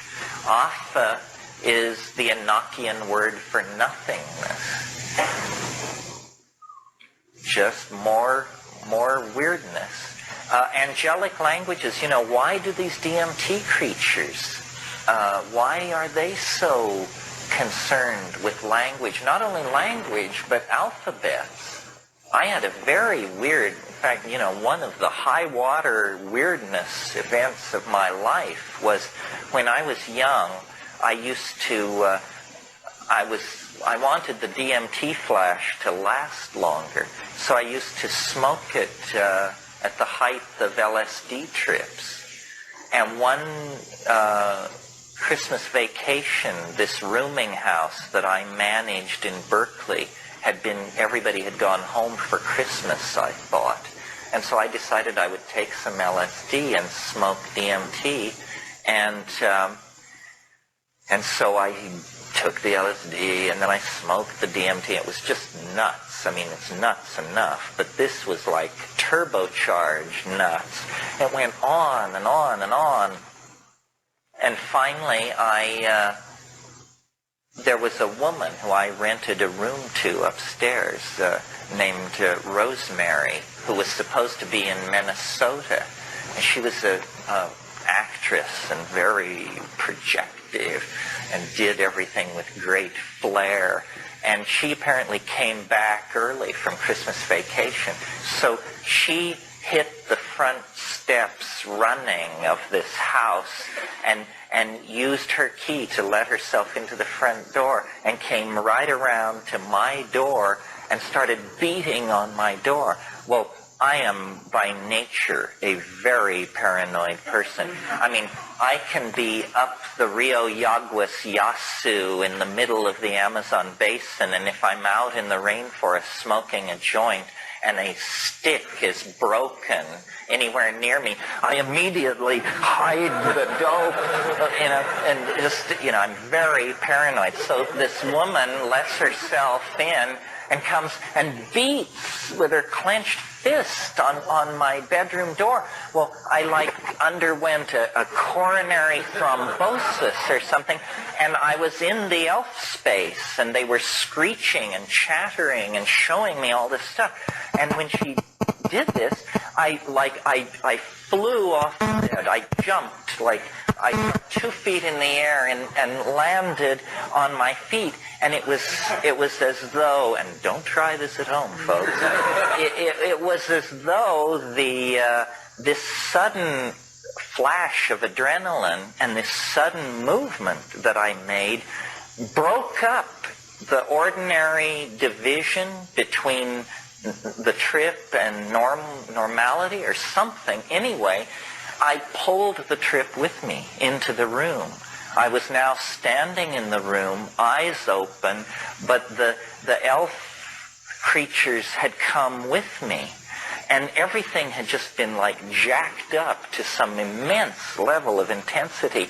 And there were these rotating geometric things in the room, hanging in the air.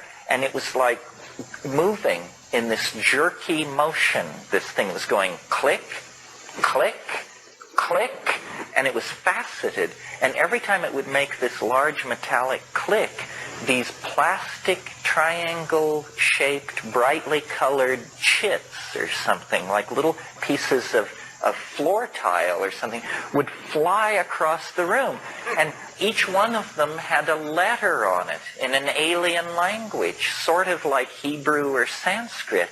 And it was just, there were several of these machines, and these things were ricocheting off the walls, and I had an elf hanging off each hand, and I was turning around, and I was just saying, holy shit,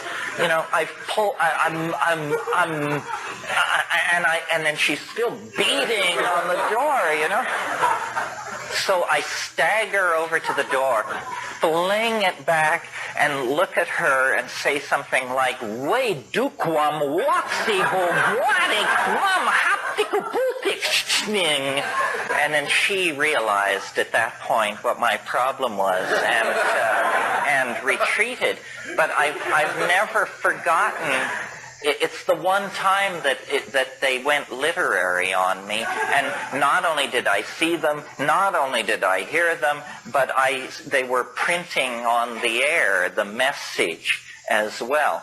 Very curious. I mean, we don't, yeah.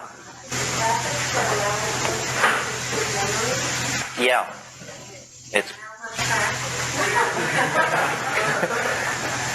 I don't know, the first few times I smoked DMT, I had almost no ability to say anything about it at all. I remember the first time I did it, I've never actually seen it hit anybody quite as hard as it hit me the first time. I came out of it and I said, I can't believe it. I can't believe it. I don't believe it. I don't believe it. And I said this about 200 times because I was blown out of the water. I'd spent years getting my act together and becoming a Marxist and a this and a that and had all this stuff all figured out, and it just left me absolutely intellectually naked. It was that everything you know is wrong experience, except that it was from the toes, I mean, everything I knew was wrong. I've never forgotten it. I mean, it is the most, I don't know, it's like hitting the reset button on your whole cosmogonic myth. I mean, it's the convincer. You occasionally meet people who say, you people who take drugs, listen, you think I believe that this is anything more than you just hyping yourself up on this? I say, listen, you got 10 minutes to put into exploring that point of view. Check this out, because it's confounding. I mean, people sometimes ask me, is it dangerous? It is if you fear death by astonishment. Astonishment is something we rarely experience as the genuine article. We fake it. Say, oh, you've really surprised me. But, hey, surprise, surprise, it can really get wrathy, yeah. You mentioned this ancient cult that forbade the use of the mushroom. What were their beliefs? Why did they? Mandaeanism? Well, Mandaeanism is a very old religion. It arose around Jerusalem in a couple of centuries before Christ. It was a baptismal cult. And I'm really into the Mandaeans, actually. They were the oldest continuous Western religion in the world with a Gnostic intent. And they started out as Jews, but they were persecuted. They claimed John the Baptist as one of their own, and he was a member of some kind of baptismal cult because we know he baptized Christ. But they were driven out of the area around Jerusalem, and then for centuries they were in Lebanon, and then they slowly made their way across Persia, and they ended up in the swamps of Iraq and Iran. I know someone from there who calls himself a Baptist. Do you? Is he from Basra? Is he from Basra, that city in the south? It's a very, Still there. Yeah, there are about a million of them. Why? How do you know? You have seen footage of that way. I heard about that footage. People in London told me that they had seen it. He tells me that because they're discriminated against, you don't go around advertising that you are disease, people don't like them. Oh no, they don't like them. Well, Mandaeans are very, very interesting. Yes, they have their own written language, although in 1847 there was a cholera epidemic that wiped out 90% of the priesthood, and only priests were allowed to learn to read and write this language. I have some facsimile manuscripts from the Vatican Library. I sort of think that we all should become Mandaeans, that of all the religions I've ever looked at and studied, it seems to me the most psychedelic, the most sort of ethically correct. I mean, they are in there, and it would be a great religion to practice on a world scale because they're into caring for the land. They're river nuts. They love rivers, and they build a cult hut called a mandai, and they always divert a little ditch through it, and then they do their ritual baptisms and stuff like that there. But their folk tales and their religious beliefs are very interesting. It's like a religion of biology. The highest god in Mandaeanism is called Hibble-Zaiwa, and Hibble-Zaiwa is always referred to as they. So it's that they are in charge, and it's beautiful scriptural stuff. They're very much like Orthodox Jews, only more so in that if you're a religious Mandaean, your life is ruled by all kinds of things, sort of like the rules of kosher. The most difficult rule that these people are asked to keep in their own lives is that if you're really a devout Mandaean, you are considered polluted if your eye falls on an unbeliever. And an unbeliever is a non-Mandaean. So you can imagine how difficult it is when you're down to 400 or 500 people to make sure that's the only people you ever see. The only profession that a Mandaean man can follow and not require ritual decontamination every day is silversmithing. So if you ever go to Baghdad, not likely too soon, but if you ever go to Baghdad or Basra or Kirkuk, there are communities of these people, and you find them by going to the silver markets, and then through discreet inquiry, you can find them. You said they're highly psychedelic, but what about the mushroom itself? Well, in folklore, folkloric anthropologists have developed all these rules. If a religion makes something taboo, you can usually bet that that means they were into it at some point. Because when a religion makes something taboo, it means that there has been a reformist upheaval inside the religion. This is probably how Soma was lost to the ancient Hindus, you know. It's how Zoroaster was called the Great Reformer. And he was the Great Reformer because he suppressed a lot of indigenous shamanic cults. And some people think that he actually attempted to suppress Hauma. And Hauma is the Avestan counterpart of Soma. If any of you are interested in all this book by Flattery and Schwartz called, what is it called? Hauma and Harmeline in Iranian Religion. It's from the University of California Press, and they make a very strong case that Soma was not mushrooms, that it was Pagaman Harmala. And it's a really interesting book. I mean, I learned things that I didn't know. For instance, in the pre-Zoroastrian phase of Iranian religion, drugs were not only used to access the spiritual world, but they actually said there was no other way to do it, which is sort of my position. So it was nice to know that these pre-Zoroastrian Iranian light religions, they were into what they called the Menog, M-E-N-O-G, the Menog, and it's another dimension. And you can only attain knowledge of it through the use of drugs. But the Menog existence is where the dead people are.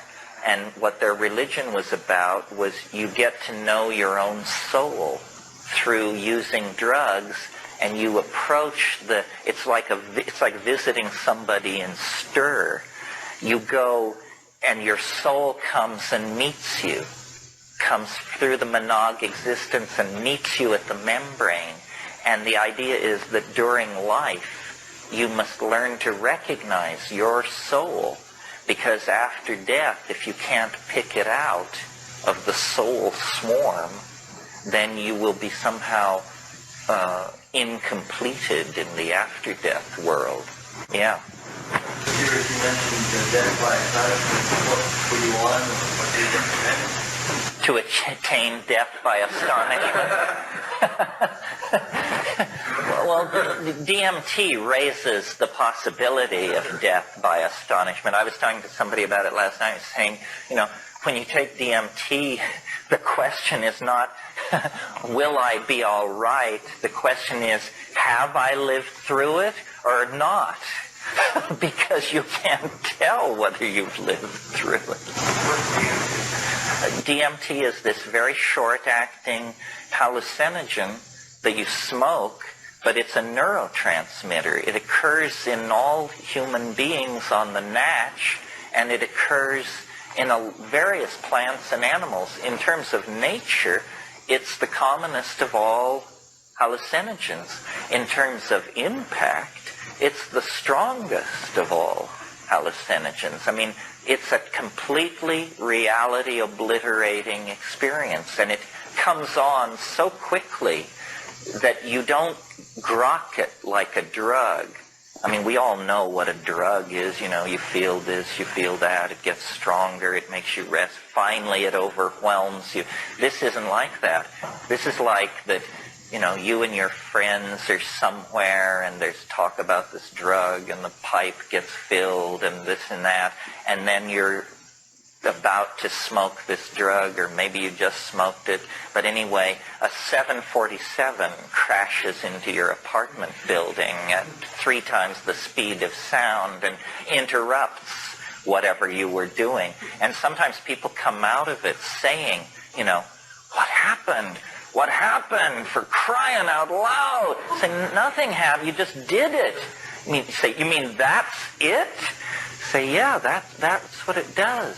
Because it is not, it's more like it happens so quickly that we interpret it as an event coming from the outside rather than a chemical compound diffusing through your body, because it completely replaces reality, not with the contents of your unconscious or your unfulfilled dream wishes or any of that, but with another dimension, a space filled with entities busy about their many tasks, although they notice you and come flocking over with a piercing screech and begin to, they like to treat with you. They play with you.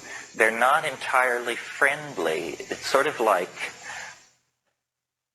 I don't know, it's the kind of feeling I used to have in India when I would go to make these hash buys in these Indian markets, and these guys would say, welcome, welcome, you're my friend. I am not like all the others. And what it was, we were there to do business, and so it was fine, and everything usually went smoothly, but this was no environment into which to let your guard down or anything like that. You've had your hand. What does DMT do in our brain as a neurotransmitter? We don't know. Nobody knows what it's doing there, and as long as the government makes it impossible for science to pursue rational questions or rational answers to these kinds of questions, it's not likely we'll ever find out. The best guess so far is that it mediates attention.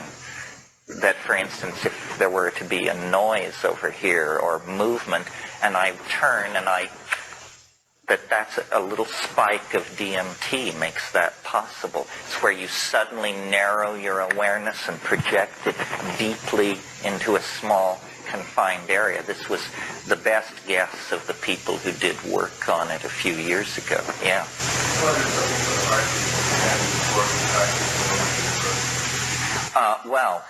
There are a number of physioactive tryptamines. DMT is not, if it's made right, not a cardioactive tryptamine. Sometimes when you smoke it, your heart races, but you can't tell whether that's sloppy synthesis or that you're scared. It's made from tryptophan. which is an amino acid, one of the 8 essential amino acids, and it's an easy conversion out of tryptophan. But this one comes from a plant. Well, it can come from a plant, but if you were to ask a chemist to make it for you, he'd ask you to get him a few hundred grams of tryptophan. Can you, and do you distinguish between kinds of entities that you encounter on DMT against the kind that you encounter on mushrooms? Well, on mushrooms, you hear a voice. You don't rarely, at least in my experience, do you see who's talking. But on DMT, all barriers are transcended in the first 30 seconds. I mean, you hear it, you see it, and sometimes you feel it, you know.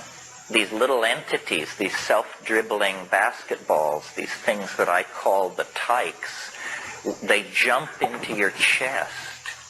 They jump into your chest, and then they jump out again. I don't know why they do that. In the Amazon, among the tribes that use DMT derived from plants, they call these spirit things, they call them hikuli. And they say that you're supposed to that they will jump into your chest, and then you're supposed to have a technique to keep them from getting out. And the number of these things that you trap inside your body cavity indicates how powerful a shaman you are. Your magic is done through the hikulis that are trapped inside of you. So you really don't ever see it on the mushroom? You do, but it's fleeting. It's like, you know, it's different. With DMT, it is more real than this experience of sitting in this room is real. I mean, it is confounding. It's very hard on DMT to tell yourself this is a drug.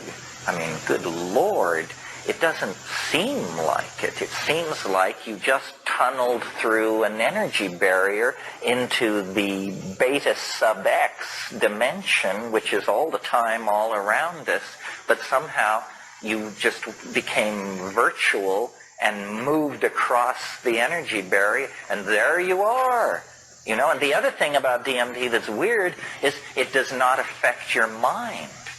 In other words, you don't feel gaga with ecstasy. You don't feel relaxed. You feel exactly the way you felt before you did it. It's that the world has just been swapped out. And that's strange. I sort of like that it doesn't lay a glove on the observing cognitive processes. Instead, it just does something in the visual cortex that causes the world to be replaced by a 3, 4, 5-dimensional, highly colored, moving environment filled with screaming elf demons. And are you talking about smoking your grandmother? Oh, no.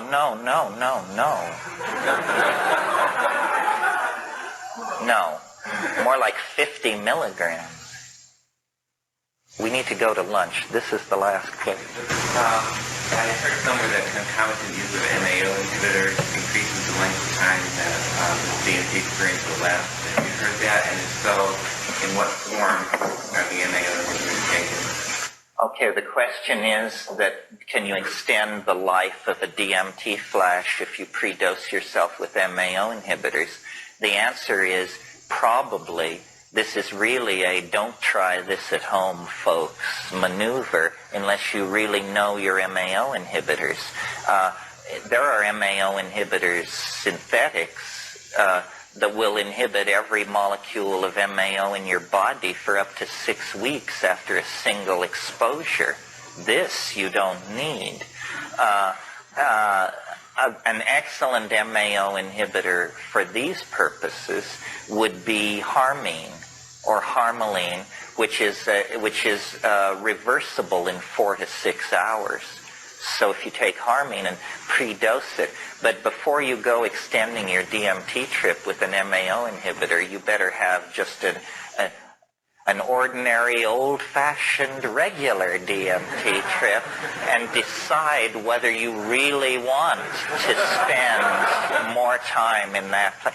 Because, see, the hook is, especially for smart-ass straight types is you say, look, it only lasts 10 minutes, for crying out loud. You want to have all these opinions on this subject, but you're not willing to invest 10 minutes. So most people, certainly I said, I had taken LSD and all. I thought, 10 minutes, bring it on. We'll go out and have a beer afterwards. Well, it turns out that in a holographic universe, 10 minutes is indistinguishable from 50,000 years under the proper conditions. So we'll meet back here at 2:30. Okay.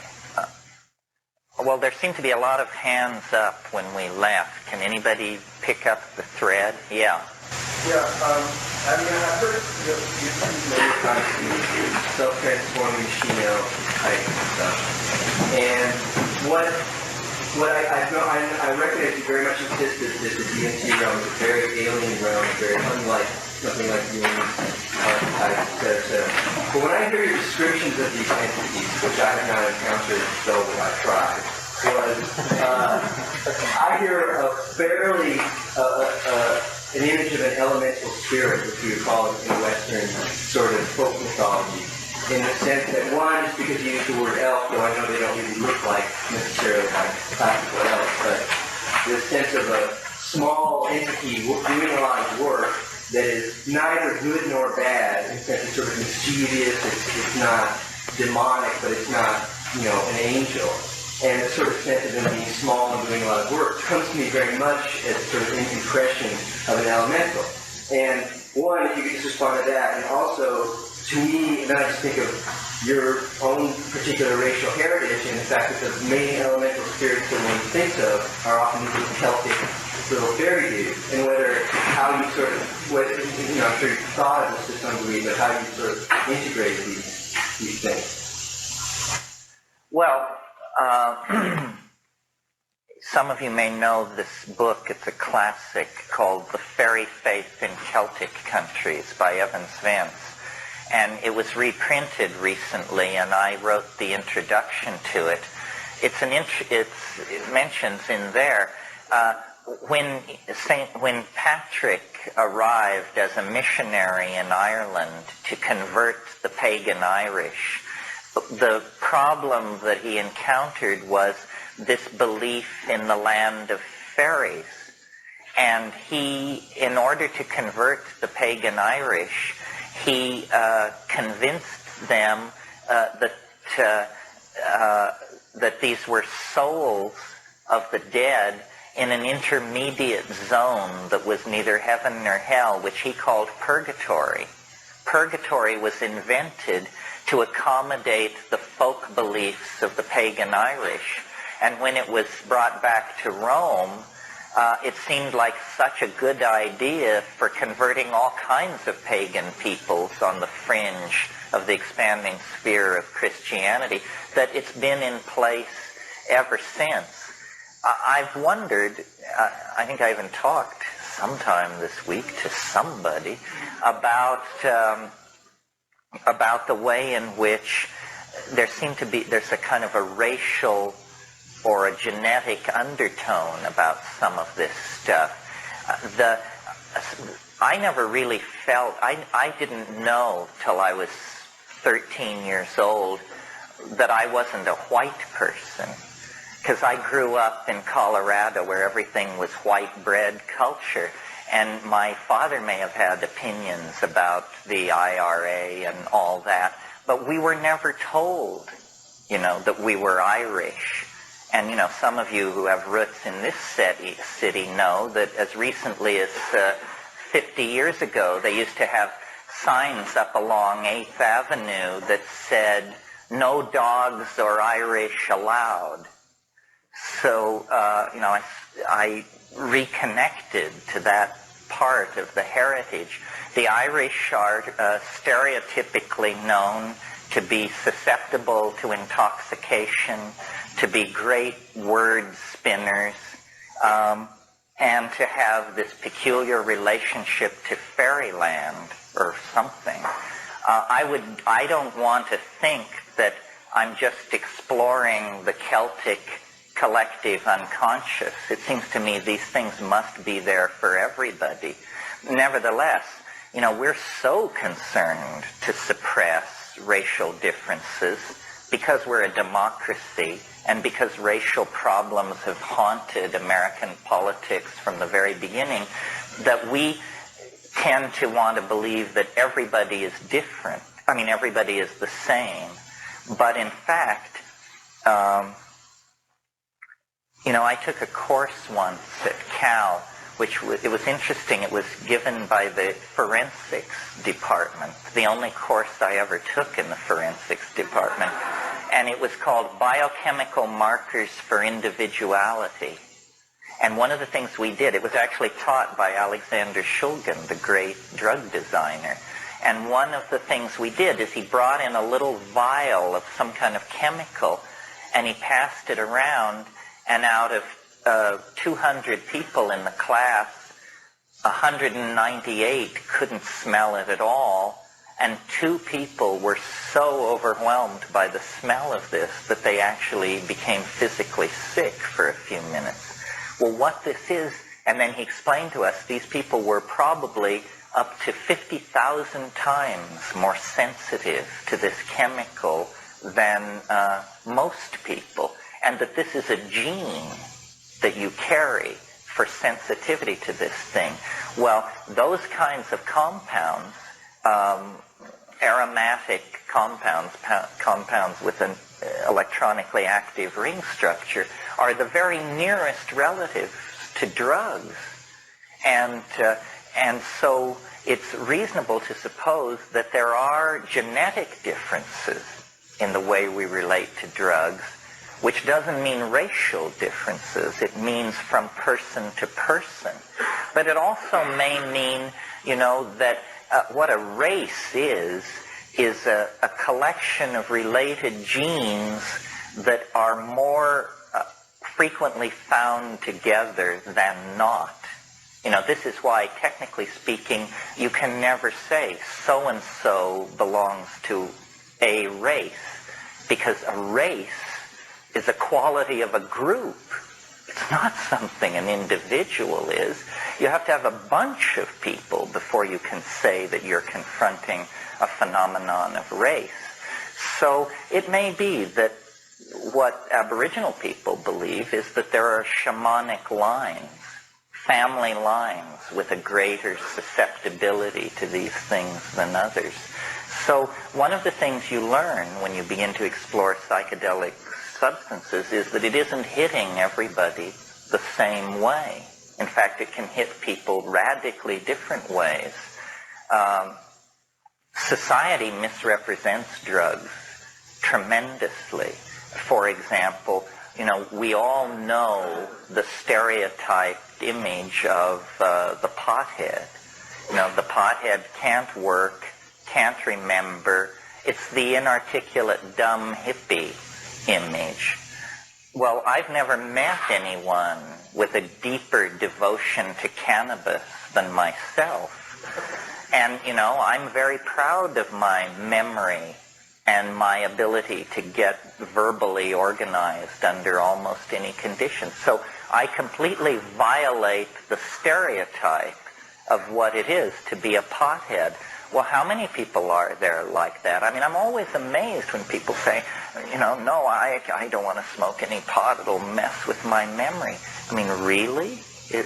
How peculiar.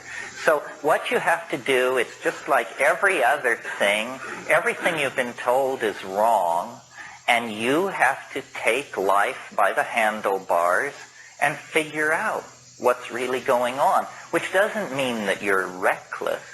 I mean, there are bad drugs, there are bad politics, there are bad relationships. I hope that answered your question. It was a two-part question, though. It still seems to me that these entities are in many ways similar to the sort of elemental spirits, and whether you think of that is a possible explanation for. Well, when you say they're like elemental spirits, is that because you spend a lot of time with elemental spirits? I mean, it's not just fairy stories, but just the... It's true, they are. I mean, they are They don't look like them, though. They don't look like anything. There was a really bad movie. Those of you who don't have kids can tune out here, but since I have kids, I've seen a lot of bad movies, because that's what they make for kids. And I think it was 4 or 5 years ago at Christmas time, there was this movie called Santa Claus. Tune out on. But there was one scene in the elves' workshop where they were making thousands of toys, and there were all these conveyor belts going from level to level, and these guys rushing around at full speed. It was the most DMT-like reconstruction I've ever seen. So it's funny, though, that the elf mythology doesn't carry the sense of strangeness that you get in the DMT flash, although I suspect that what that is that we've been polluted by Disney, that Disney has given us this vision of fairies as number two, harmless, and it's the Tinkerbell phenomenon. Because if you go back before, is it Andrew Lang who wrote all those books, the blue fairy book, the brown fairy book, the white fairy book? Those are weird, those stories. I mean, fairies are weird. They steal babies. That's their main way of relating to human beings, is they steal human infants and leave behind wizened, deformed, sickly creatures who become very strange and peripheral kinds of human beings. And fairies, if you get trapped in fairyland, the only way out is through, and they're language-oriented. They will never do you damage if you can convince them that you're a master of words. It's poetry that they like. And all over the world, there is this persistent motif of these small entities. Well, I'm not suggesting that they're really there, but I don't know what's going on. I mean, it's odd that they should persist and that they should be experientially available. I mean, you have to understand, a different person saying this to you, it would be a whole different thing. If it was Madame so-and-so Egyptian and so forth and so on. I'm pushed to this stuff by experience, because my inclination is toward reason. It's just that everybody moves along safe channels. Everybody stays out of the fast lane. And if you move to the edges, and drugs are certainly an edge, and a full exploration of one's sexuality is certainly an edge, and going off to weird corners of the world and staying long periods of time is certainly another edge. And if you do these kinds of affirming world of white-bread, European, bourgeois, work-hard types, just looks as weird as any cultural adaptation could possibly be. I have said many times, and you probably agree to some degree, that reality is created by language. But we don't realize how true this is, that reality really is created by language, and that we are all imprisoned in somebody else's language. This isn't how we want to talk. Most of the words, I'd say 90% of the words and constructions we use would be great-grandfather. We are living inside a 90% 19th century worldview. And culture cannot evolve any faster than its language evolves, because what cannot be said cannot be done. What cannot be said cannot be put in place. So in a way, one way of thinking about psychedelics is that they empower language. It's a way to force the evolution of language. The way you stretch the envelope of culture is by creating language. Everybody, this happens unconsciously in society. Hasidic Jews or reggae people or whatever, the way they create their boundaries is through language, you know? I mean, the Catholic Church, this is how they do it. I mean, speaking Yiddish is a way to do it. You create a new reality inside the old one, and you can do it by moving backward into a specialized language, or you can move forward into a new language. I mean, look at how the introduction of the computer has transformed our language in the 70s and the 80s. I mean, draw CPU, throughput, output, input, bug, glitch, all of this stuff. These are words that have been empowered by our involvement with a machine. Now, before that, the major influence on language in my lifetime was the LSD episode of the 1960s, and it always amuses me how much time and energy the establishment spends on heaping abuse on hippie talk. And it's even now, it's sold to you guys as West Coast talk. It's sold on the West Coast as LA talk. It's sold where you are, you're close to it, but not of it. It's like they used to say of the Watergate scandal, linked but not tainted. And what LSD did, I mean, I can remember, if I can remember, words like, or a concept like ego trip.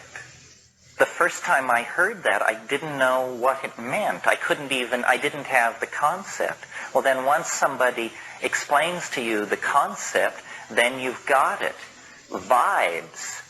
That notion introduced a whole bunch of people to the idea of emotions. You said, you know, you walk into a room, it was a bad vibe, man. Means that there's no rational deconstruction of what was going on, but you could just tell it was not a place you wanted to be. So it began to empower new realities that were able to emerge. And it was very important, I think, to the establishment to suppress that, because new words are the beginnings of new realities. That, you know, the gay thing is an interesting example of that. I mean, it goes from, what was it called in the 19th century? The love that dare not speak its name. Interesting. See, it was there, but you dare not speak its name. Somehow to name it was to bring it too much into the forefront. And people who were gay, nobody could, anybody, I mean, it was worse than being a communist. Now, it's empowered. And all the various racial groups who have had to come up through the American meat grinder have had to create vocabularies of community that they were proud of, you know, rather than accepting the vocabulary of the dominator culture. I mean, you know, a good example is the NAACP. You know, the words colored people is embedded there, and yet these were the sincerest and most radical people in that movement. At a certain, they did the dominator designation for their subgroup, and constantly oppressed minorities are trying to get the language right. And it's important for us to do this too. I mean, are we stoners?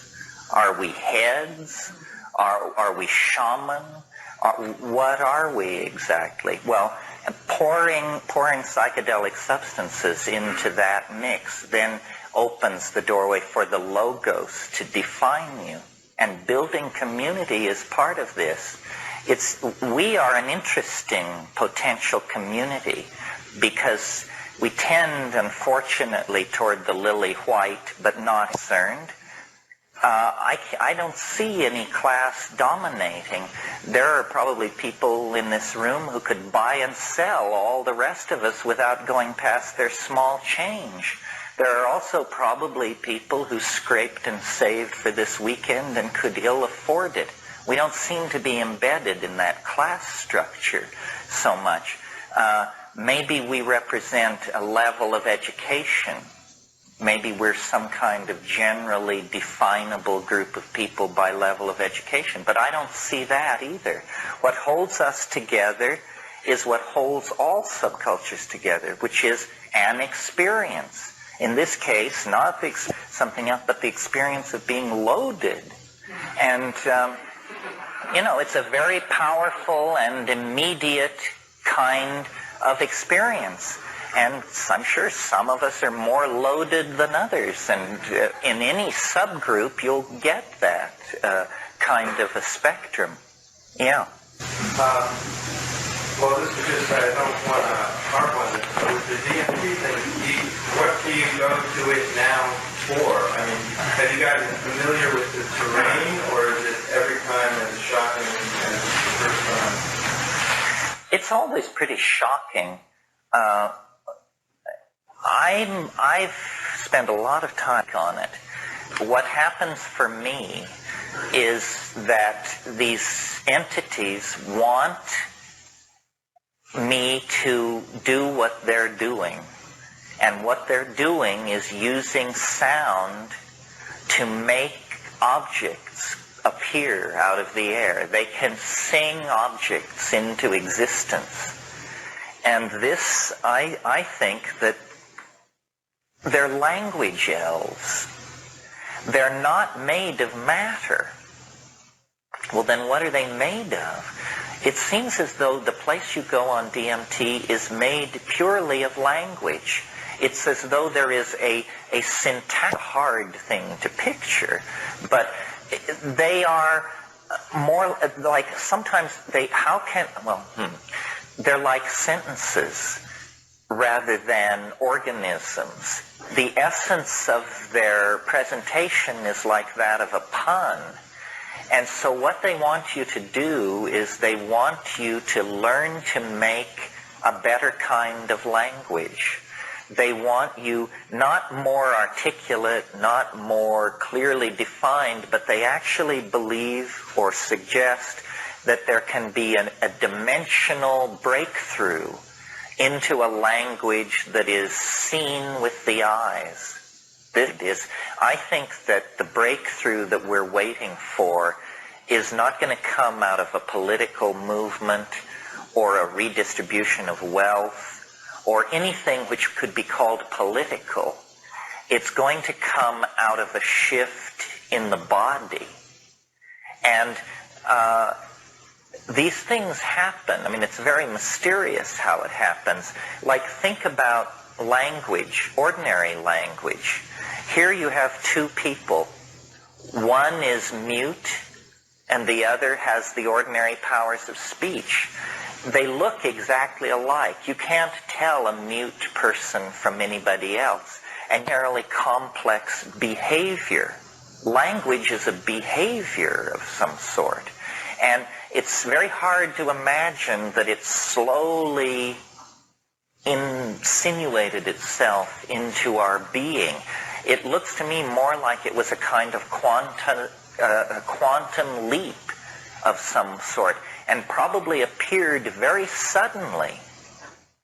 And there have been other less dramatic but more recent things like this going on. For example, you go to school and they teach you that in the 15th century, perspective was the thing for me to understand.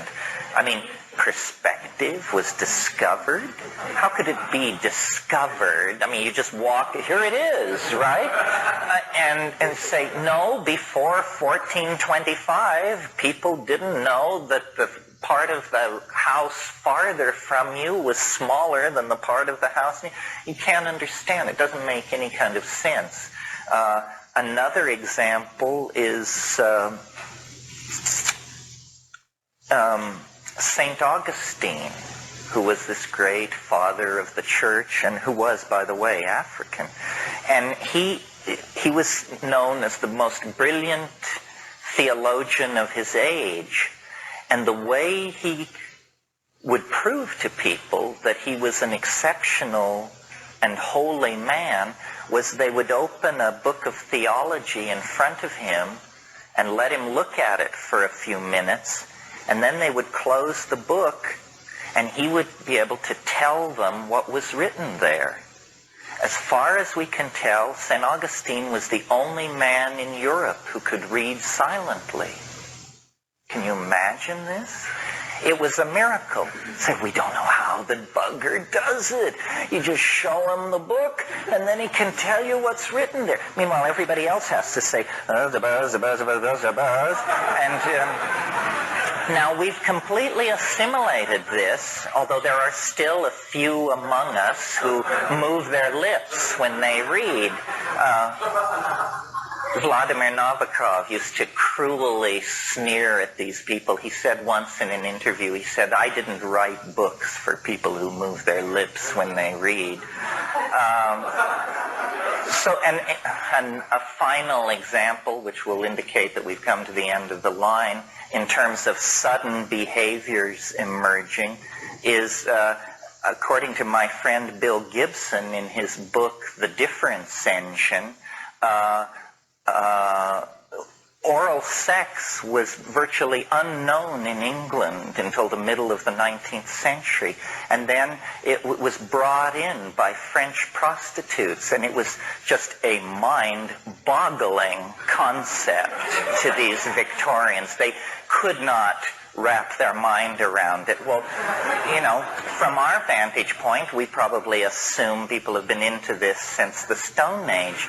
Maybe they have, but at least for several centuries in Victorian England, it absolutely died out as inconceivable. And, breakdancing is another one of these where a behavior suddenly emerges, completely coherent and formed, and then it recedes. So or if it has cultural utility, it's stabilized, such as my previous example. So what these tykes seem to be trying to say is, there is a way for you to use your voice in order to activate a language which is not culturally taught. It isn't that you learn it from your parents, but that it's in the bone. A poetic language, a language scripted into your genes, and not only is it an Ursprach, an original speech, the vehicle of primal poetry, it can be seen. And, you know, it's interesting how in our culture, when we talk about how somebody is really a gifted speaker, we always reach for visual metaphors. We say, I see what you mean, you know. And in Spanish, they say, if they're talking to you and they want to know if you've fallen, they say, is it clear? Claro? Claro, it means, is it clear? It's a visual metaphor. Say, she paints a picture. Or his words have great clarity. What this means is that unconsciously, we trust the eyes and we don't trust the ears. And telepathy, which most people, I think of as being able to hear somebody else think, is not that at all. What telepathy is when you see what other people mean. Because when you see what somebody means, it's like standing in their shoes. Point of view.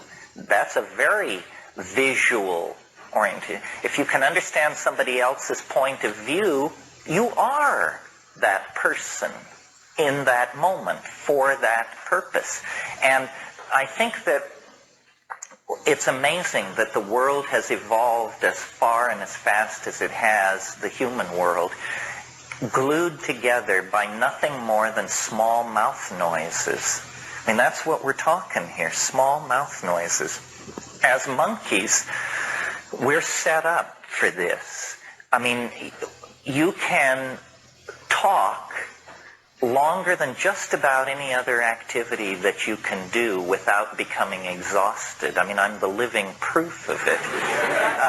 a very small amount of energy is required to keep the old tongue and lips going with the air moving out. I mean, imagine if we had to communicate as deaf people do with sign language all the time. This is exhausting. I mean, nobody communicates like that for 4 or 5 hours at a stretch, and yet Castro can give a 4-hour speech at the drop of a hat. So we're set up for this. The problem is it requires a congruence of interior dictionaries, because what happens is my words go across space as an acoustical signal. They enter your ear. You are very rapidly looking up each word as it comes in and comparing it to your definition.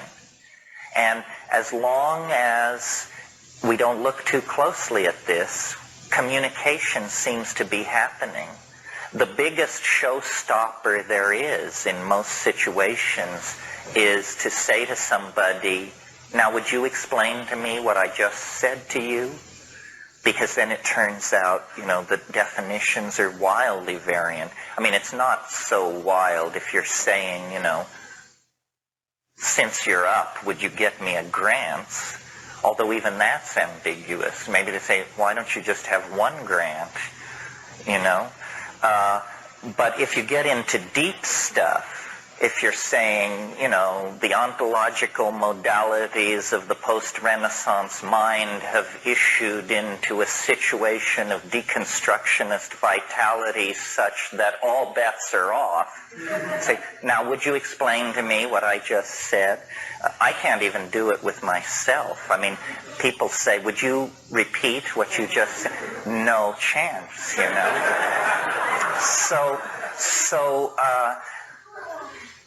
And I've looked at this, and there are models for this kind of verbal communication. Did we talk yesterday about the octopi and all that?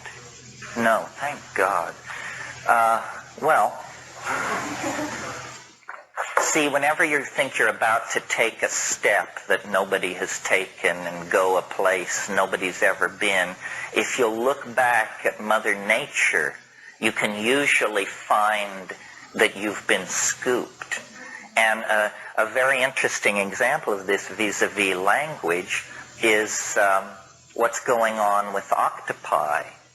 Octopi and squids, as you may or may not know, but most people know it because they absorb all these TV shows about nature.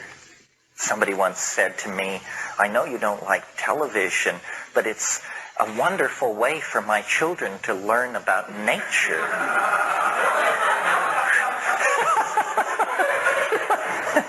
Anyway, what we've all learned from watching these wonderful shows about nature is that octopi can change colors. And most people think it's because they're into camouflage. You move on to green seaweed, you turn green, brown rocks, you turn brown. It isn't that at all. It's something much more profound. It's that all over the surface of octopi are these specialized cells called chromatophores, and they can change into many colors. And not only can the octopus change colors, but the ordinary rubbery, smooth surface of the octopus can be made like goosebumps, but more dramatically wrinkled, very suddenly. The other thing about an octopus is, because they're soft-bodied, when they're in water, which is their natural element, they are very, very adept at folding and unfolding various parts of their body. So they can reveal a part of their body and then fold in and then show another part. And they're like a silk scarf in water. Well, what's going on here is that octopi communicate with each other by the way they look. And at first, this doesn't seem so profound. It just seems interesting. But when you analyze what's happening, you realize that this is a profound evolution in the project of communication, because there is no culturally sanctioned dictionary among octopi. And really what is happening is the octopus wears its mind on its surface. They have a vast repertoire of dots, blushes, traveling patterns that move across their surface. And these behavioral displays indicate the internal state of the organism.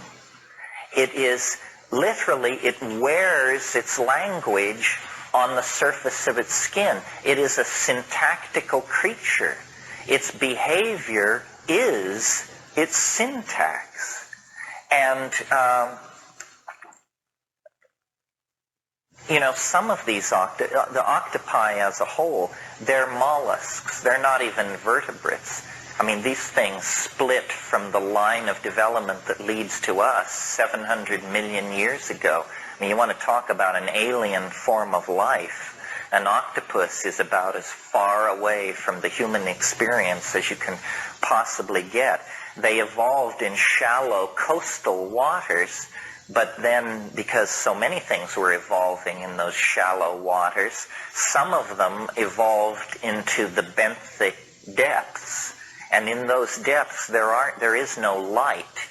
So in order to preserve their ability to communicate, over long periods of time, they evolved phosphorescent chromatophores all over their body. And some octopi even have eyelid-like membranes put on various places of their skin so that they can blink very rapidly and modulate the phosphorescent light. So you can imagine in the darkness of the benthic depths of the ocean, the communication between two octopi is just a dance of lights in utter darkness. I mean, these are its naked mind in the water. And when they are in communication like that, they are, for all practical purposes, one organism. This is why octopi excrete ink into the water. It's so that they can have a private moment. Essentially the octopus ink is the equivalent of correction fluid. You just have to erase. You say, I didn't mean that at all. And then, here's what I really meant. Well, this is why I'm interested in virtual reality, because it seems to me what we're trying to do is some kind of striptease of the mind. We want to get the mind naked, because if it can be made naked, then we will understand each other. We are clothed in flesh, and then clothing, and then class difference, race difference, age difference, income difference. But if you could see the mind naked, the commonality of human beings would be reinforced, and the presence of ego among us would be diminished. Also, there's no ambiguity in visible language. It's interesting that in the book of Revelations, there is this talk about how there is this sword which comes out of the mouth. It's describing a word which can be seen. And the whole history of the evolution of the Western mind is, in a sense, the birth of the Logos. The Logos is making its way towards self-expression. And it's doing this by claiming dimension after dimension of manifestation. And I think that electronic media and electronic culture and drugs and the mixing of all our world cultures together, what this is empowering is a visible logos, a logos that is beheld and therefore lacks ambiguity. Yeah. I don't think we're just blind. Wouldn't you also say that certainly your soul? Well, mind and soul, in my estimation, probably not correctly tend to migrate toward each other. You know, in the late medieval period, you get a lot of talk about, is the spirit the same thing as the soul, and are these things the same as the intellect? I mean, yes, we are soul, but I would say mind is the visible manifestation of soul. That would be a good Catholic definition, because you see that keeps soul out of animals. If you say mind is the visible manifestation of soul, then you have restricted the existence of soul to the human species. Well, that seems somewhat more Western scientific ideology. I think Sufi master Hamza Khan would say in cosmic language that the intuitions are the higher form of intelligence and the mind. Well, the mind is not a form of intelligence. The mind is the theater in which intelligence is manifested. You don't want to confuse the garage with the car. About the feeling. I mean, there really is a balance of power where you're given heart and mind. It's never just the mind or never just the heart. You're using all the equipment, right? Well, maybe I sort of hear you associating mind to brain, because you're saying heart and mind. I mean, mind is heart. Everything goes on within the confines of mind. It's like the light that you switch on when you walk into a darkened room, and then everything else is the furniture within the room. Mind is simply the light which is shed over the landscape of appearances. You know, I mean, this is only my definition. I'm aware of the Neoplatonic emphasis on the mind. I think they called it the ens, and so forth and so on.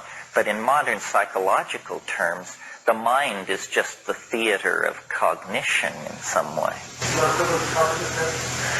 Mind, consciousness. No, consciousness is something which happens in the mind. I mean, there is an unconscious mind as well. Mind is the inclusive category, I think. Yeah.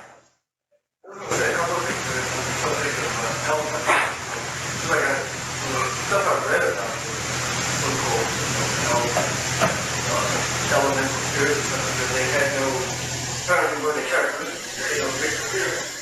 Right. So that they changed to whatever the current mythology was at the time, from the old days.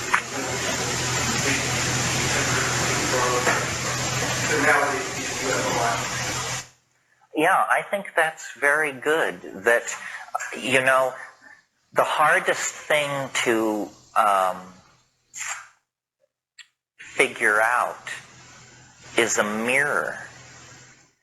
Because what a mirror shows you is yourself.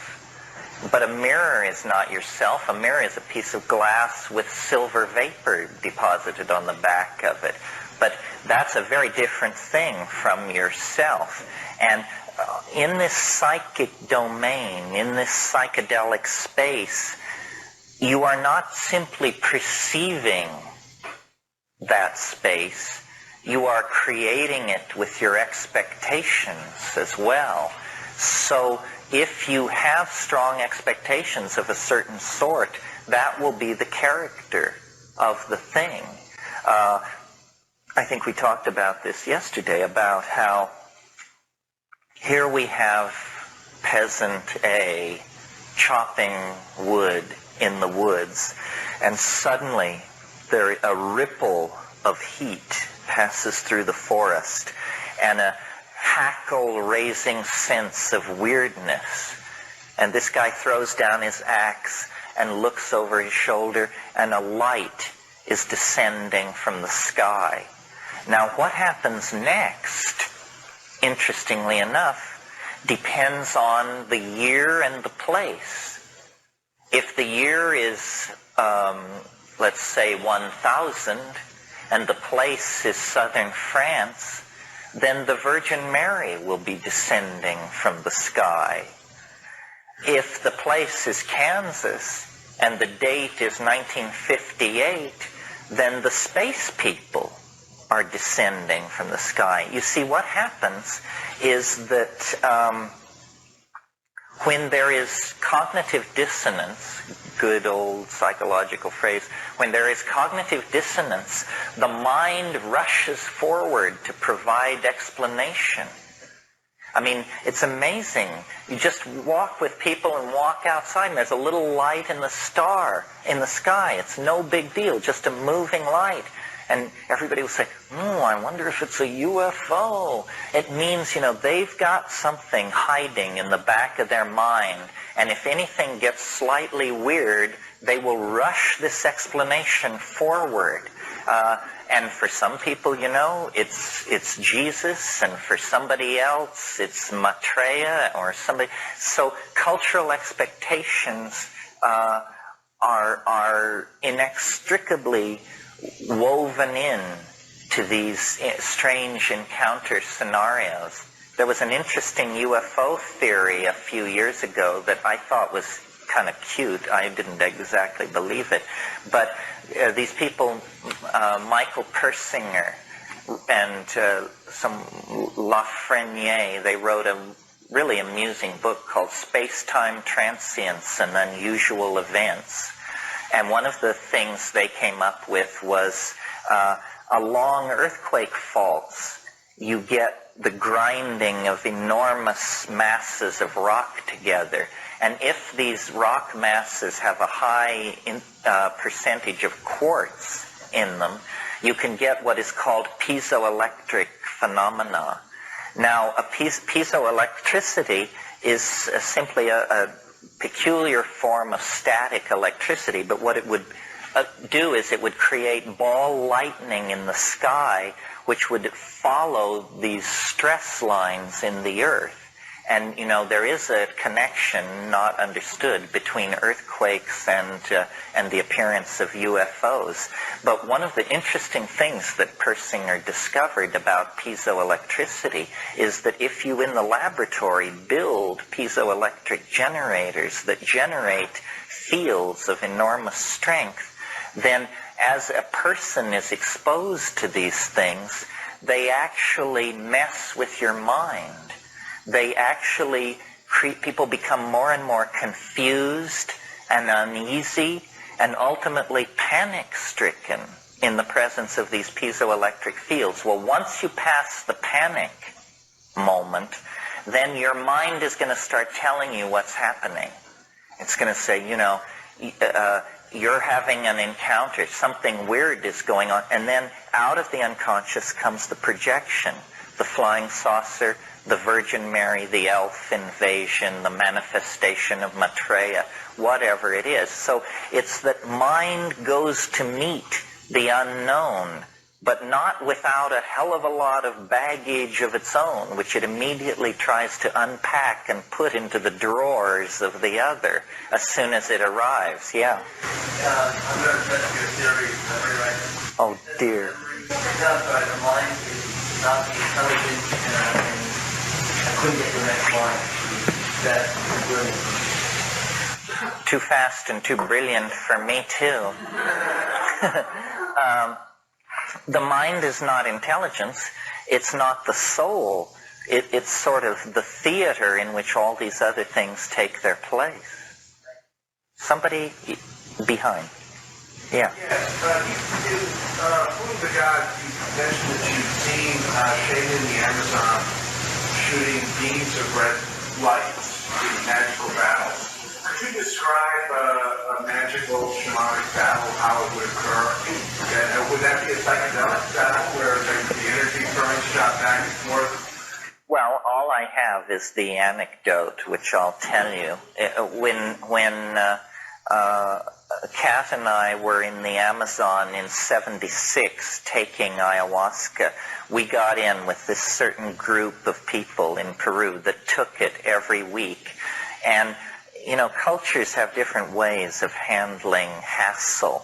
And in some cultures it's confrontational, in other cultures not.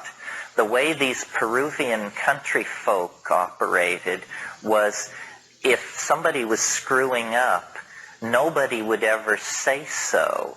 They would just talk about these people behind their back until the morphogenetic field of gossip was so strong that you would basically awaken to the problem.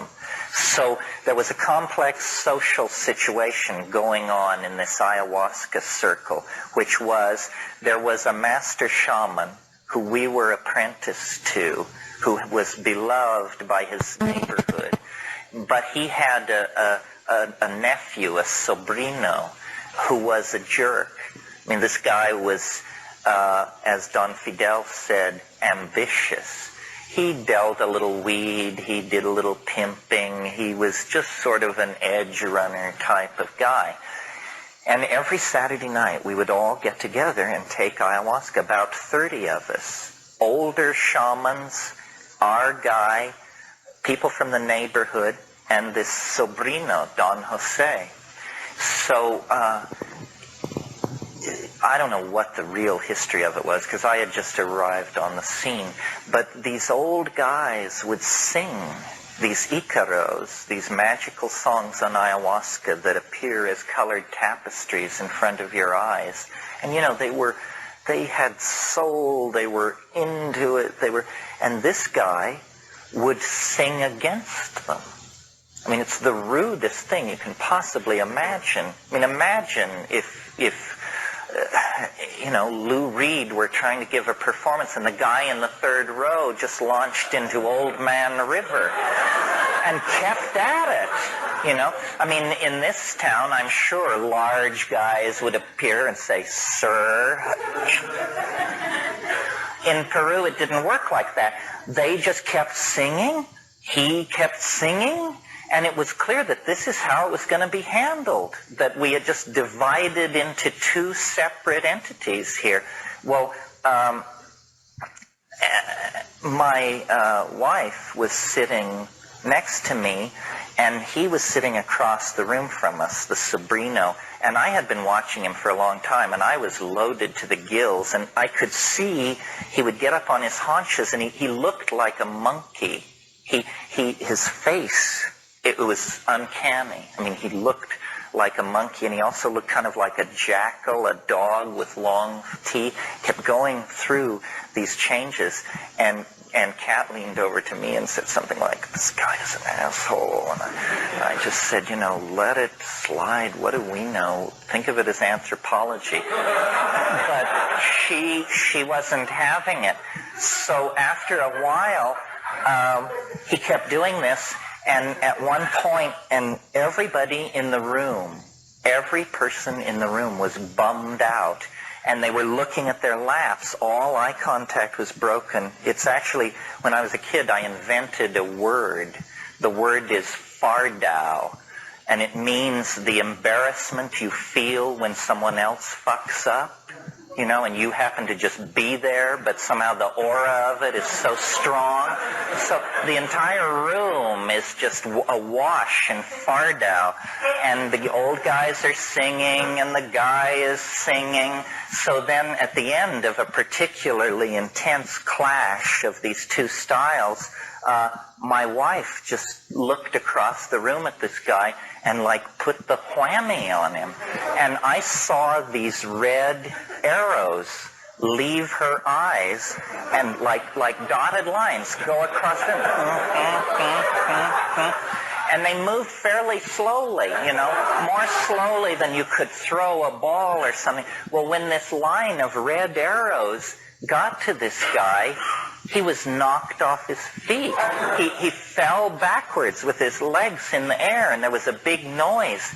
And all the singing stopped, and everybody in the room looked up. And these three old shamans who were sitting behind Don Fidel, who I, to that point, had not heard speak any language but Quechua, one turned to the other and he says in Spanish, "Oh, the gringa sends the zabutabara."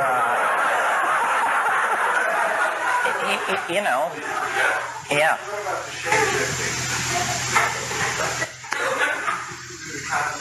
You mean becoming a jaguar and all that? Yeah, what's happening there, or the night bird?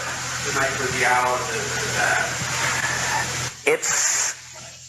It's everything happens I mean, they used to, when I first went to the Amazon, they used to say to us, the Indians and the folks who helped us haul our stuff around, they would say, La selva como un sueño.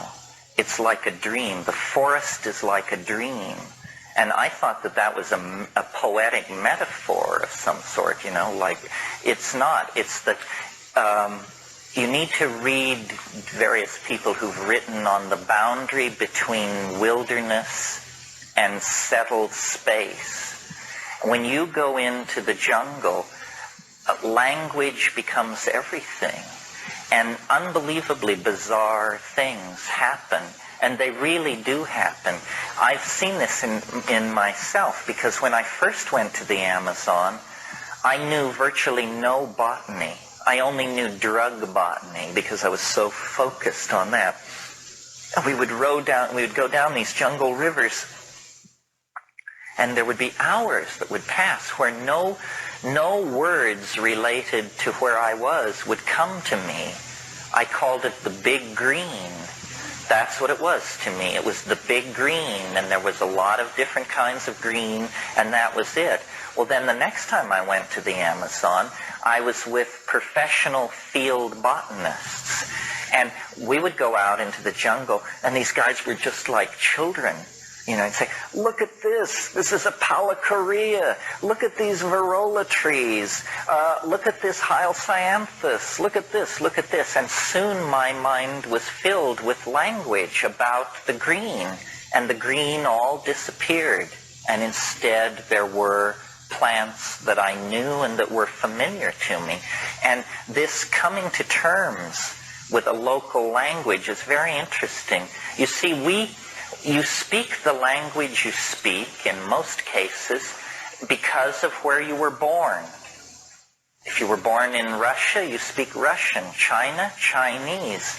And an interesting thing about these languages is that you really they say you can never go home again, but in this rap, you never can leave home.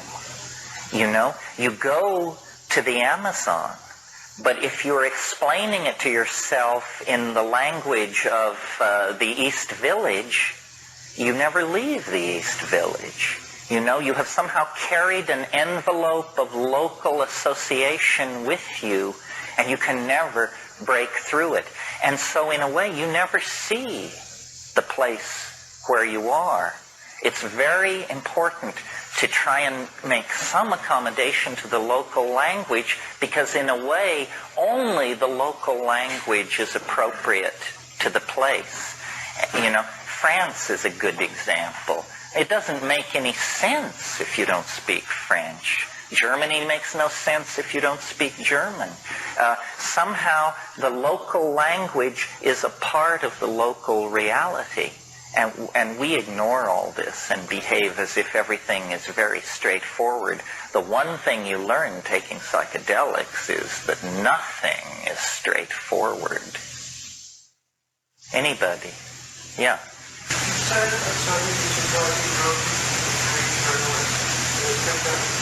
Uh-huh.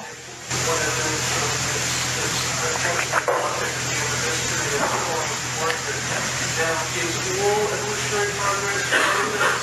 When you look at the entire span of the Earth's history, we've got several million years of nothing but bacteria. And then, so sort of on an even larger scale, a lot of the development of higher organisms is sort of rushed towards the near end of our characterization. Is it all coming from this one object, or is history skimmed by different transcendental objects? Like the thing that gave us breakdancing, one object gets through its message to the world with breakdancing, whereas another object gets by 2,000 years ago with Egyptian stylized representation or that kind of thing. No, I think there's one transcendental object that exerts attraction wherever it can. You see, what evolution seeks to do is to stop itself. Every organism wants to evolve into what's called a climaxed ecosystem. That's where everybody has their chair and nobody moves. So there are no empty chairs. You see, everyone has a place to sit, but there are no empty chairs. Where you get evolution is where you have a room half full of empty chairs. Then you have the choice of where to sit. Most animal species and plant species are not evolving, or are evolving very slowly, because what evolution tends to dead end itself. I mean, take cockroaches, for example.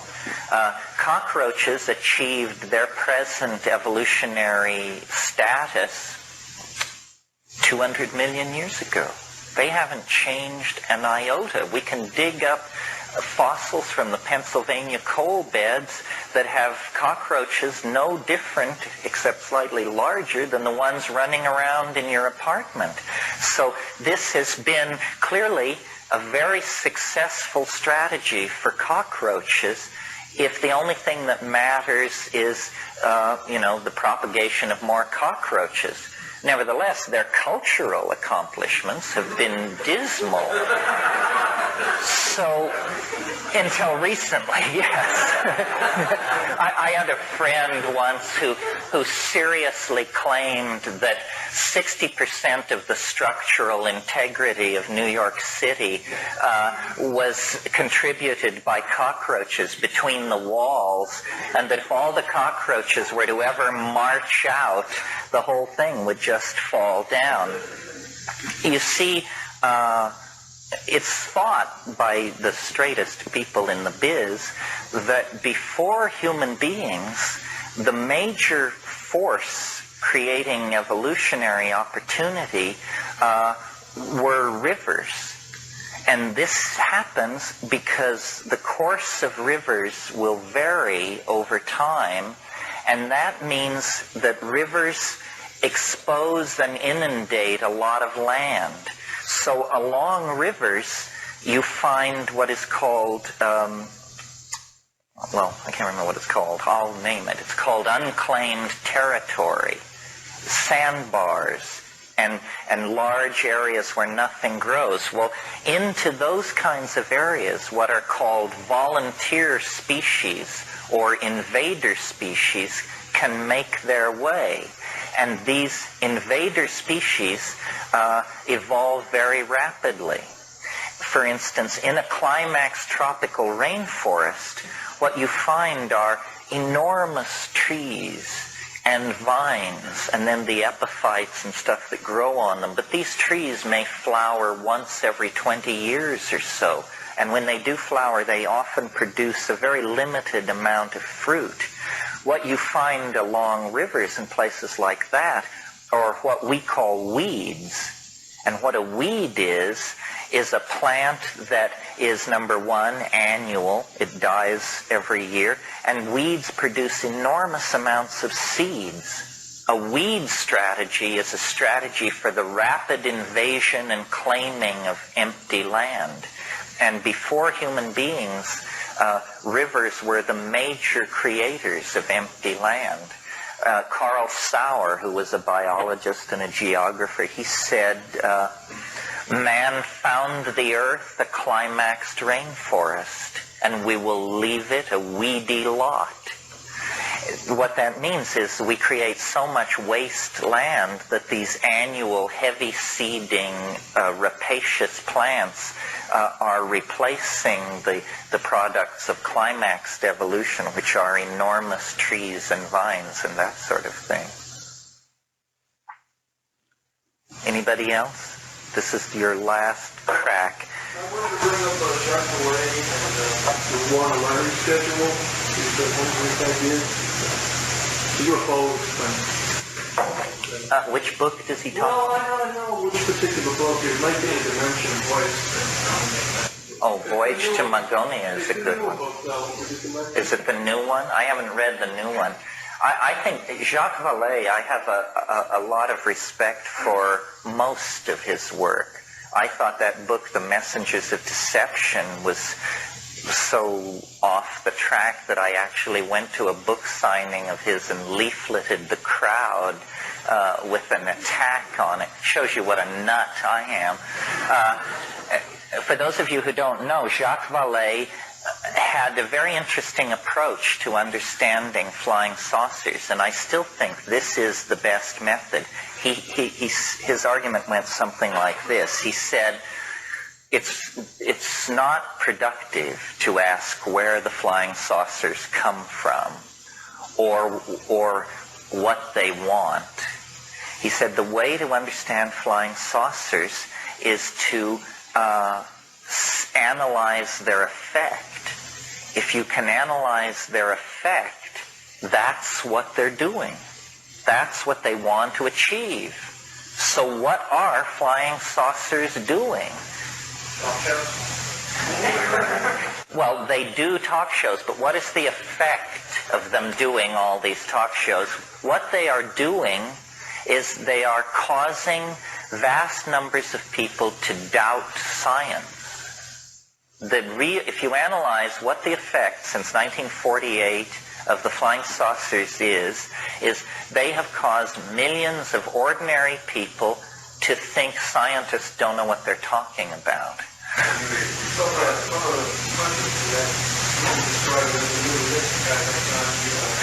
That's right, that it offers a new alternative. Well, now, here's an interesting analogy, and it's not mine, it's Jacques Vallée's.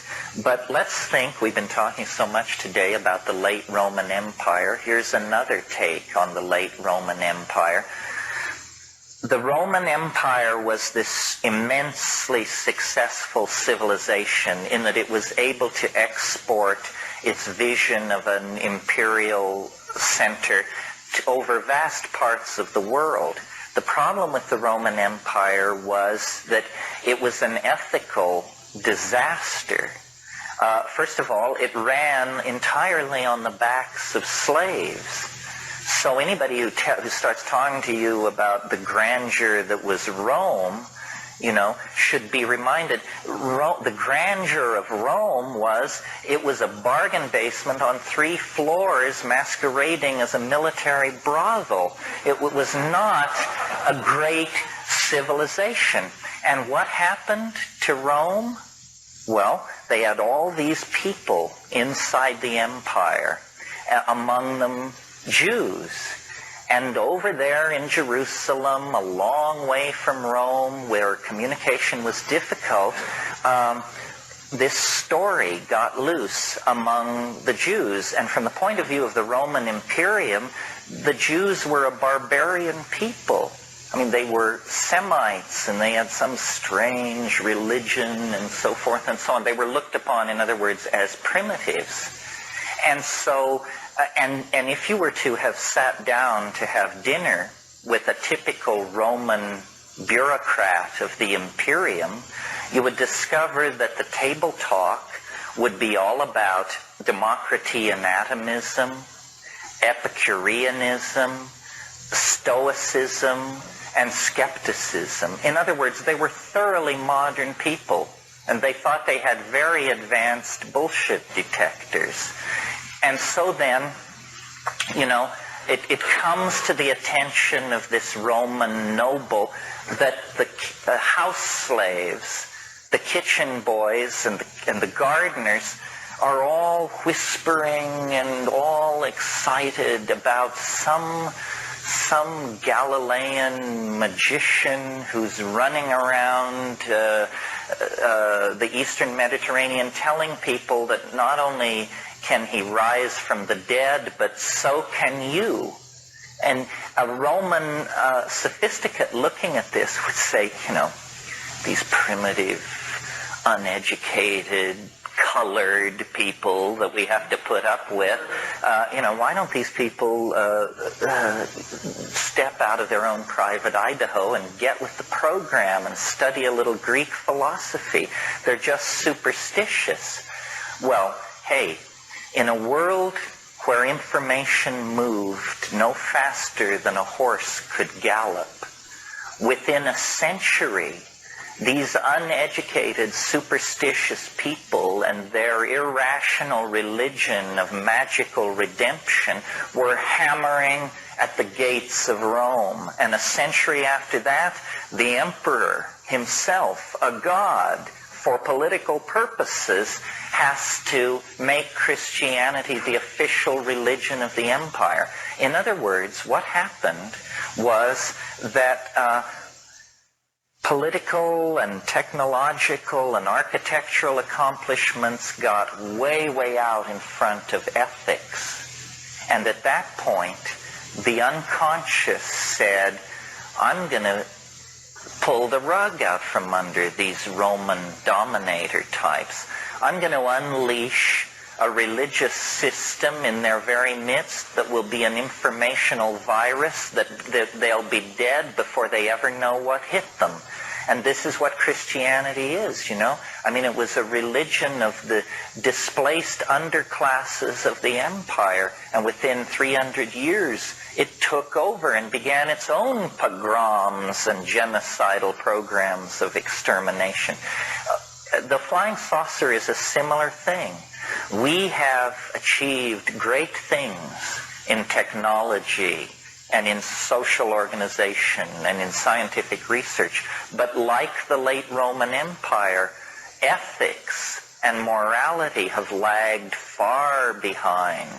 And so now, the same unconscious that sent us the mystery of the virgin birth and the resurrection, which completely confounded Roman rationalism. I mean, what were they to make of that? A virgin birth and a resurrection from the dead. They send us the flying saucers.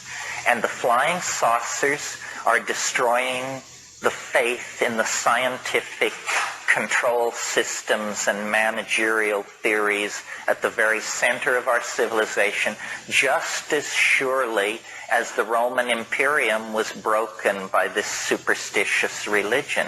So what it is that there is a force in this world, call it the unconscious, call it the cosmic giggle, call it whatever you want. But when a society gets all twisted and out of balance, it can pull it down in a hurry. And I think the psychedelic thing in the 60s was viewed this way. It's that the dominator society is incredibly fragile. I mean, that's why whenever you see somebody who has to pile up guns and guns and guns, it means that they're not terribly confident of their ability to keep control of the scene.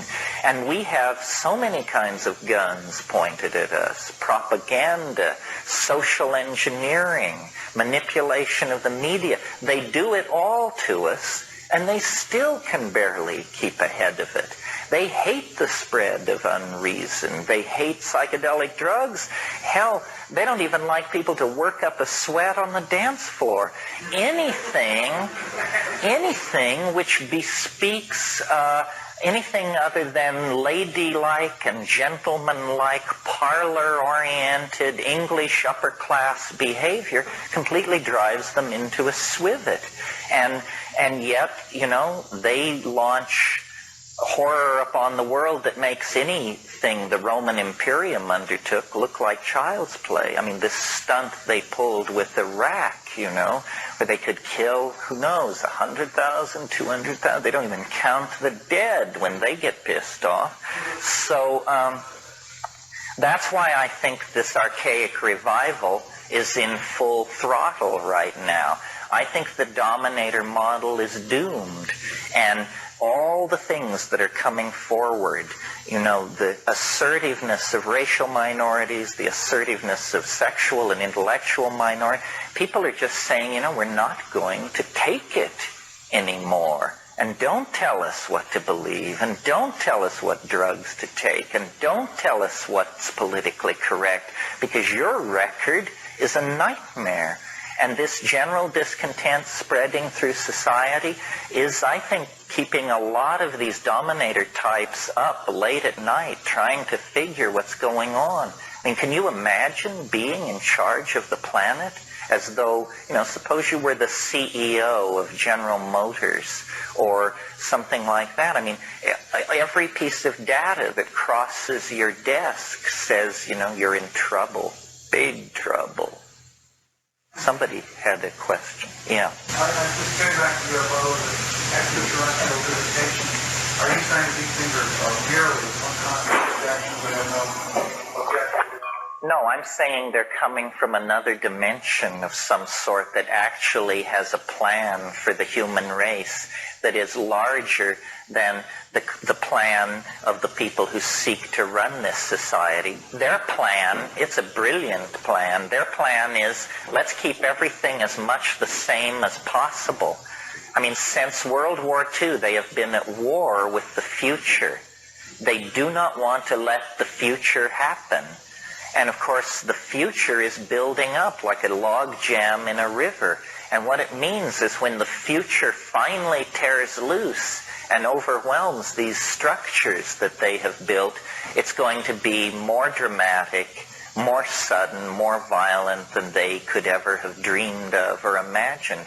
The establishment, yeah. Who are they? Who? The aliens then are doing what? They want to protect us from this cataclysmic future? No, they're forcing the evolution of language. The real cataclysmic future does not lie in the propagation of the errors of industrial materialism. The real transformation of the future is built into the rocks, the ocean, the animals. It's not coming from human beings. The people who think they're running the world are dreaming. I'm completely convinced that no one is in control and that this is very good news. Nobody is in control. Not the Communist Party, the Vatican, the World Bank. Nobody is in control. There may be groups who dream of controlling, but their frustration level must be approaching infinity at this point. Looks like all those radios the radios are big. Yeah, that's right, exactly. Yeah. For thousands of years, people went to the Eleusinian mystery, the dominant mystery cult of the time, psychedelic decay. And yet, during the Christian era, the entire thing was destroyed. We hardly even know what happened there. Why did that happen? Was the Eleusinian grammar cult, were they somehow corrupted by Rome, were they taken over by Rome, or were they elitists, or what happened? No, this was a military event. Alaric the Visigoth and his folks were moving south through the Peloponnesus, and they were burning and destroying everything in their path. I mean, when we say that they burned Eleusis, it was in the act of burning Greece that they burned Eleusis. It was a case of military conquest. See, it wasn't, people think that these barbarians who invaded the Roman Empire were not Christian. Most of them were. They had converted to Christianity long before they breached the frontiers of the empire. So Alaric was not necessarily just a looter who was basically doing the Inquisition thing and burning and killing anybody who was not Christian. So this Yeah, he was just prosecuting a military campaign in the classical manner. So therefore he killed all the priests? Yes, he killed the priests, he tore down the walls, he leveled it, in other words.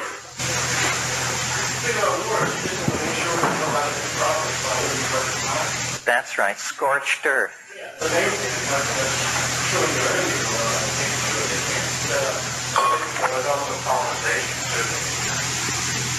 True, yeah. A moment ago you said the appearance of these UFOs and people's interpretation and reaction to them. It's like some force outside of humanity is trying to guide humanity. But now how does that fit in with what you were describing earlier about this hermetic tradition and belief in which humanity is the brother of God and attempting through its own inner forces the completion of its No, this is a good question. The way to steer the hermetic question toward the UFO question is to look at, and I did want to look at this in the course of the day, this concept of the philosopher's stone. You see, alchemy arises out of Hermeticism. Essentially, Hermeticism is the philosophy that stands behind alchemy, which is the workbench activity of this magical system. The philosopher's stone is it's a concept of a universal medicine that cures all diseases, that confers immortality, that brings happiness and understanding. But it's more than that. It's everything you want it to be. And the flying saucer is this same idea. The flying saucer, if you're really interested in this, the best book ever written on flying saucers, or one of the best, was written just a couple of years after the first flying saucers were seen. It's by Carl Jung, and it's called Flying Saucers, a modern myth of things seen in the sky. And he talks there about how the human mind has an appetite for what are called totality symbols. The human mind is always trying to complete itself, fix itself in some way. And mandalas and certain kinds of symbols have the quality of indicating that this completion is underway. In the 15th and 16th century, before the rise of modern science, people didn't know what matter really was. They didn't really know what was possible with matter. So they would, get glass flasks and combine horse manure and blood and all these things, and they would cook it for weeks and weeks, and they would observe color changes, and they did not have the kind of very fixed notion of the separation between mind and matter that we have, because we have been trained to see mind and matter as tremendously separate categories. So these alchemists, working often day and night in remote areas on, bad food and ergot-infested bread and what have you. Anyway, eventually they began to enter into a kind of waking hallucination with their alchemical activity. And so what you have in these glass retorts, presumably, are swirling chemical mixes. But the alchemist, looking at these things, didn't clearly distinguish between what is going on in the alembic, the alchemical vessel, and what was going on in their own imagination. The two categories weren't separate. So Jung noticed that these descriptions of chemical procedures that alchemy are not to be taken seriously as real recipes. They are descriptions of psychic processes leading toward individuation. Well, in a sense, the flying saucer is nothing more than a modern rebirth of the philosopher's stone.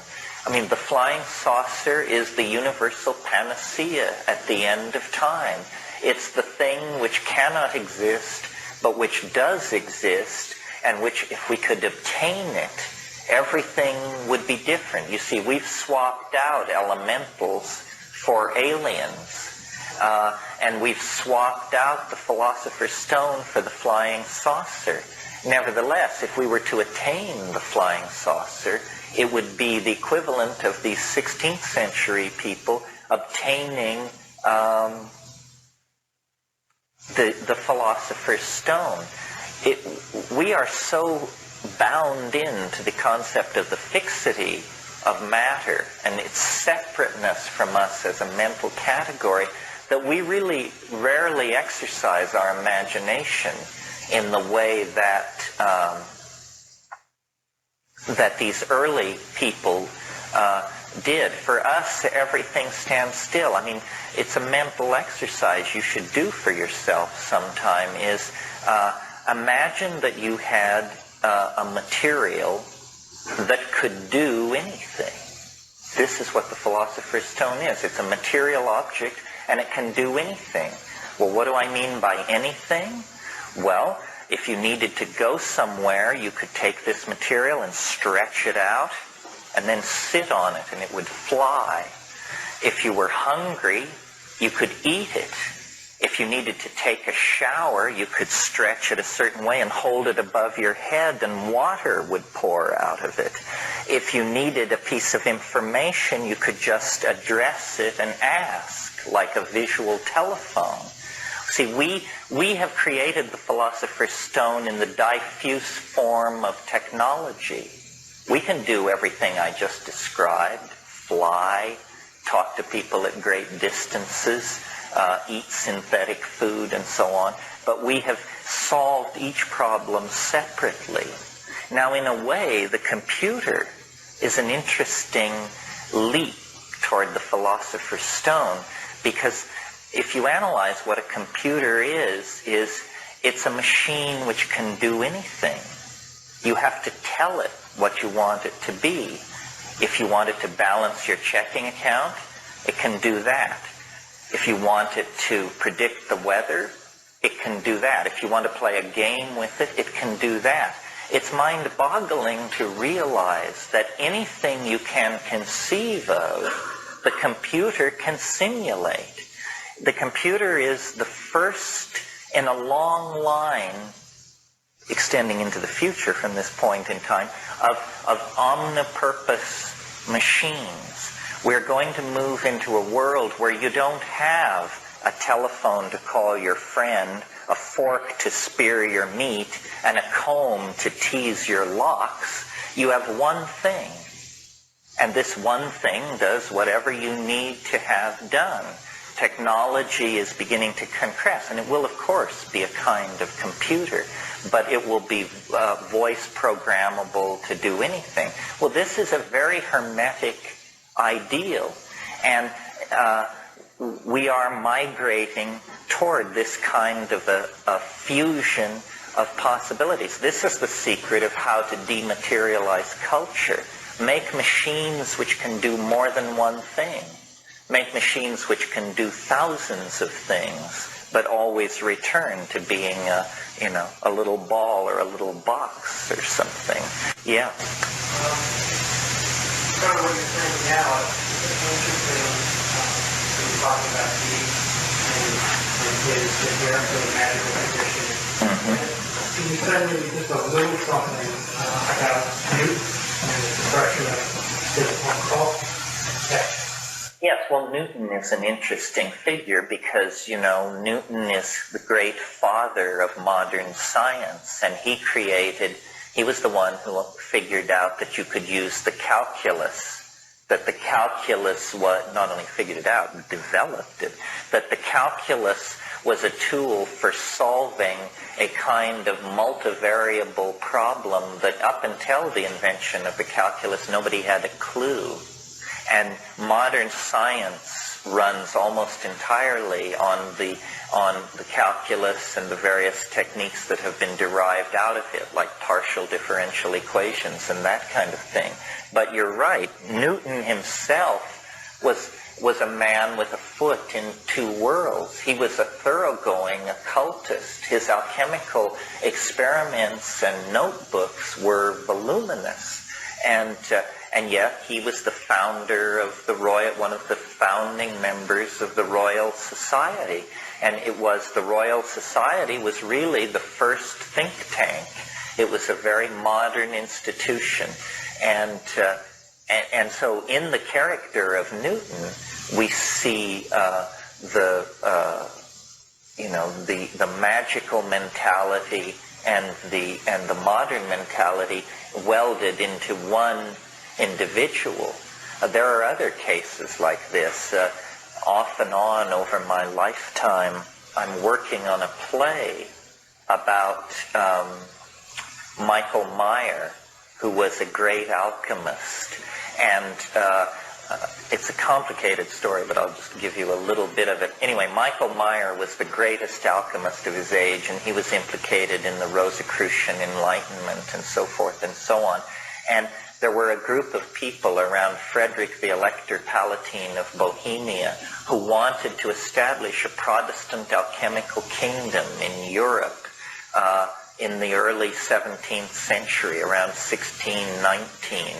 And Meyer was part of this group. Well, they contrived to get this guy, Frederick the Elector Palatine of Bohemia, named emperor, because at that time the princes of the Hanseatic League chose the emperor. And they were actually able to do this. But then when word got back to the Habsburgs in Spain, they raised an army and destroyed this alchemical revolution. If you're interested, read Francis Yates' book, The Rosicrucian Enlightenment. But anyway, this Habsburg army, which laid siege to Prague in the summer of 1619, and then destroyed this alchemical possibility, there was in that army a 21-year-old soldier who was basically soldiering and wenching his way across Europe, which was something gentlemen did in those days. And his name was René Descartes.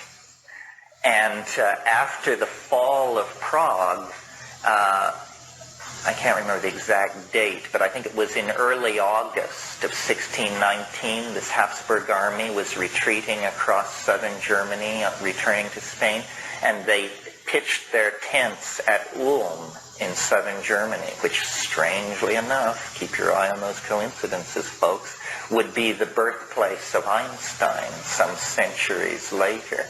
But anyway, they pitched their tents at Ulm, and Descartes, who was not the mature philosopher of science that we know, but just some punk mercenary, getting his first taste of life, that night he had a dream. And in the dream, an angel appeared to him.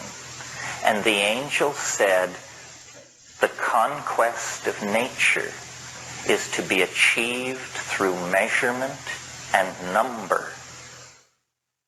And Descartes awoke from this dream, and he founded scientific materialism. He founded modern science based on the revelation of an angel. That's the point. Science was founded by an angel.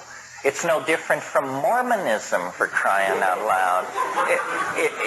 And, they posture and preen about the glory of the rational intellect and all this malarkey. It's malarkey. If Descartes had not been given the clue by this angelic visitor, probably modern science would have been delayed for another century or so. Well, they don't talk about that. They don't even want to hear about it.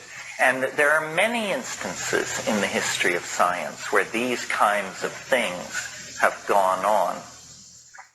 The overarching theme here, the thing which serves to connect all this together, I think, is we've been talking today about alchemy and hermeticism, which is a fairly dry, it's an episode in Western history, a proto-scientific movement.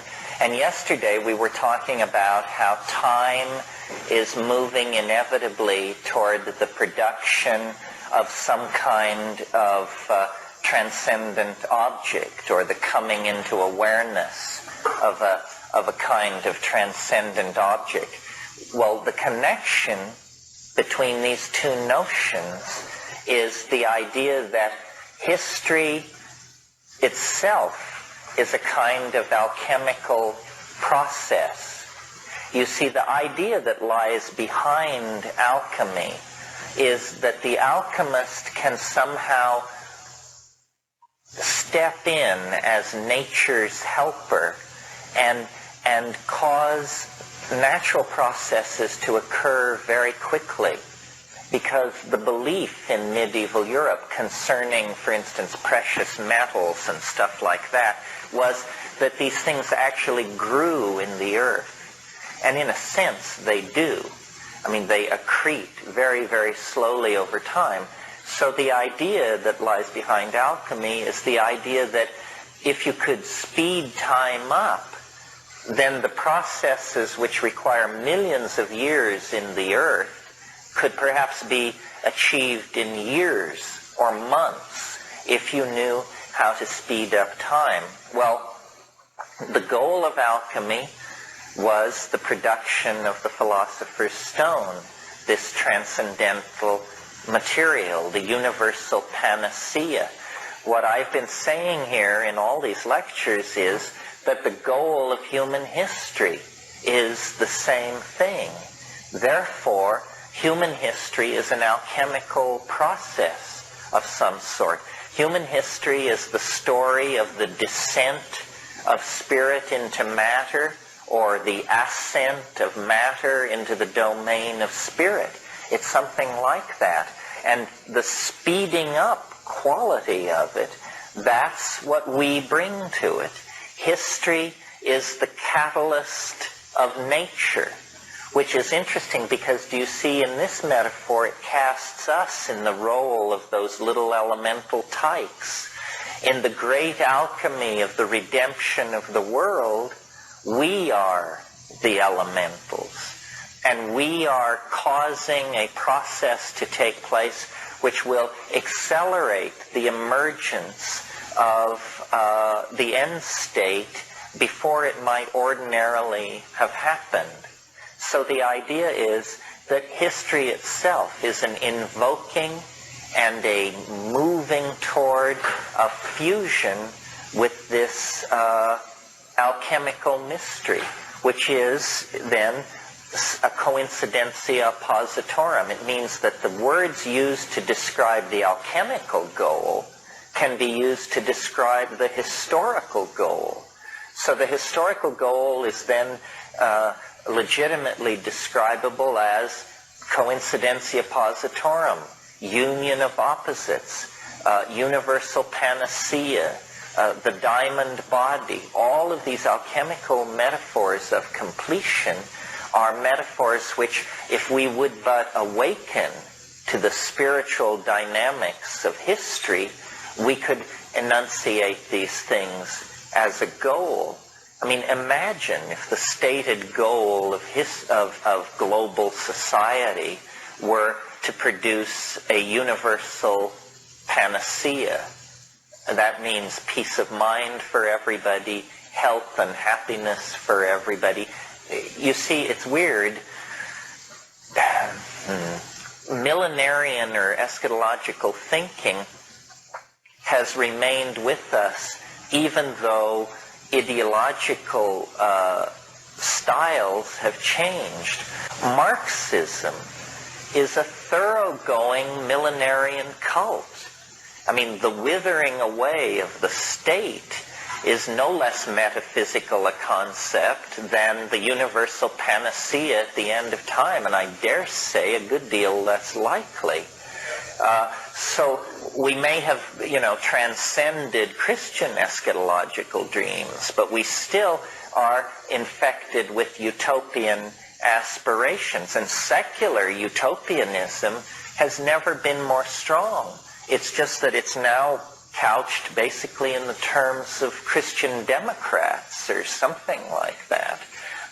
But if we could raise to consciousness our alchemical heritage and our heritage in the shamanism of the archaic, then we could actually see that the purpose of technology is to liberate, not to enslave. And somehow we've lost the thread. Technology is not being used to liberate. It's being used to enslave. It's asking the mushroom, how to save the world, and having it say every woman should have only one natural child, because this would immediately create a collapsing demographic. You see, if every woman had only one natural child, in 40 years the population of the earth would fall by 50%, without wars, without epidemics, without displaced people. It would just happen quite naturally. A woman in Bangladesh, well, let's put it this way, a woman on the Upper East Side who has a child, that child will have 1,000 times greater negative impact on the resources of the earth than a woman born to a child in Bangladesh. Where do we preach population control? Bangladesh, of course. If you were to go to Bangladesh and meet a woman who told you that her life's ambition was to have 1,000 children, you'd think you were confronting a social criminal of some sort, some kind of complete sociopath. But in fact, a woman in Beverly Hills or on the Upper East Side who decides to have one child is in that category. Now, interestingly, if we want to change the world, then we need to reach those women. And interestingly, they are the women that one would be most likely to reach. They're college educated, they're socially concerned, they're aware of the concept of political correctness, so forth and so on. They should be easy to convince. And you don't have to have 100% conviction. If you get 15% compliance, there would probably be an immediate easing on the pressure on resources, and so forth and so on. Another interesting thing about this possibility is that it requires remarkably little input from men. It's the first plan for saving the world that I've ever encountered that isn't in the hands of white guys. You see?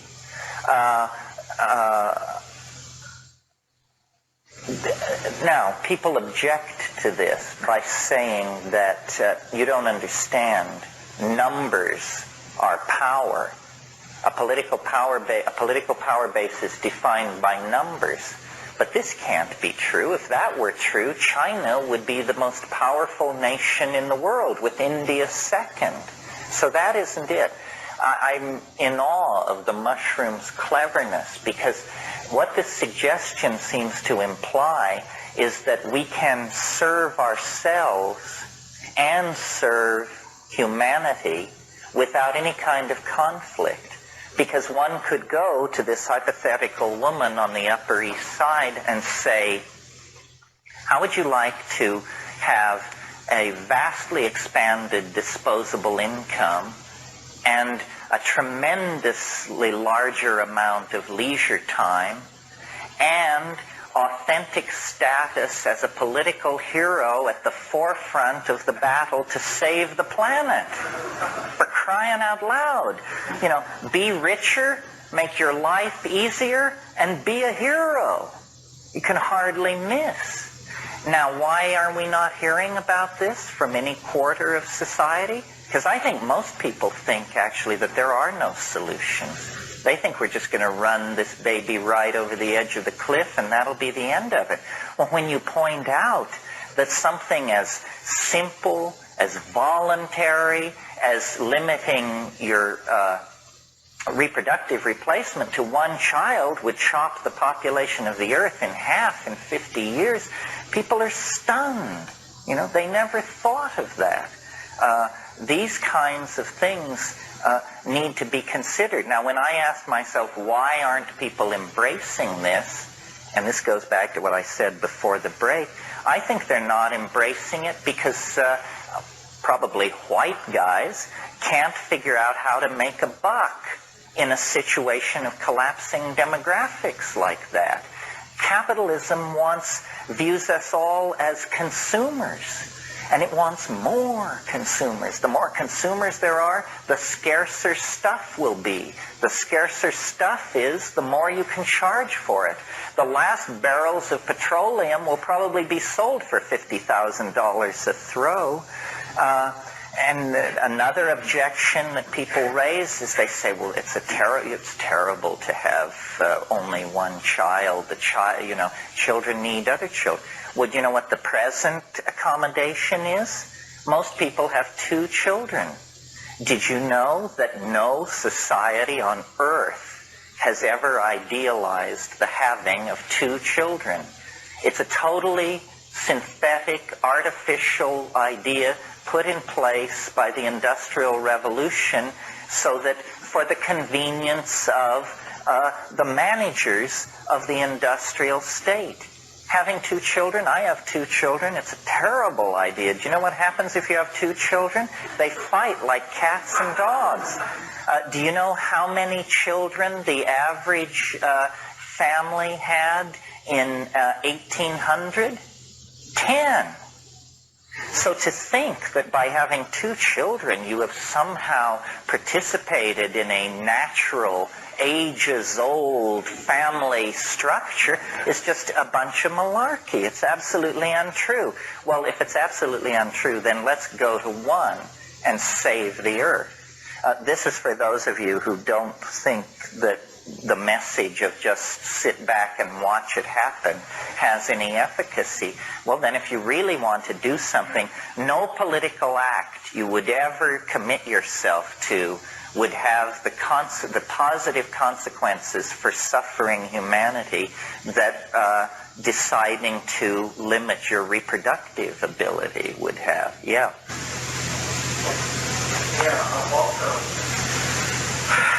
It seems though that people that I know were very, very bright, don't have kids, while a lot of very, very stupid people who should be very well, have tons of kids. I'm just wondering about the sense of... Well, now this sounds like a plea for eugenics. Is it a plea for eugenics? Well, Anyway, there's a logical error in your argument, which is that you think that smart people have smart children.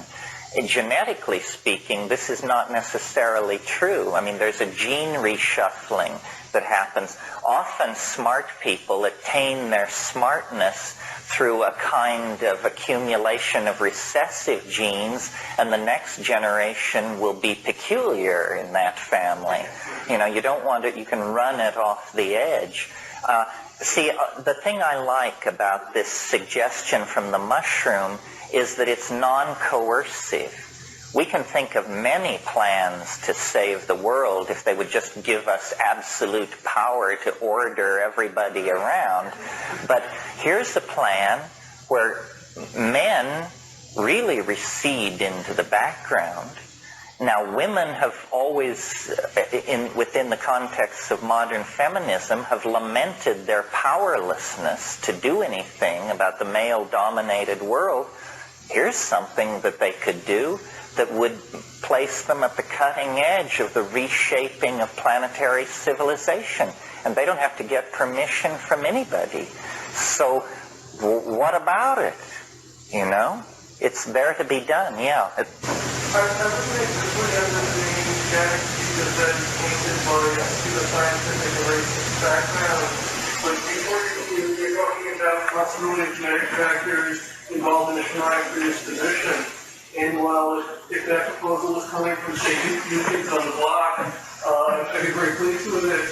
Coming to a McKenna audience, I don't know if this is the place to convince people to extinguish their lines or whatever. Oh, you mean you think it's very important that we all breed as much as possible so that our superior types will invade society? It's impossible for us to have freedom just because of the mathematics of it. But those who can access the shamanic states, those who can communicate with the mind of Gaia, if anything is going to save the planet, I think it's going to come from this reservoir of creativity. Well, when I said that there were certain genetic lines with a predisposition for shamanism, I didn't mean that some people can get high and some can't. I just mean some people are a cheap date and some people aren't. I really would resist the idea that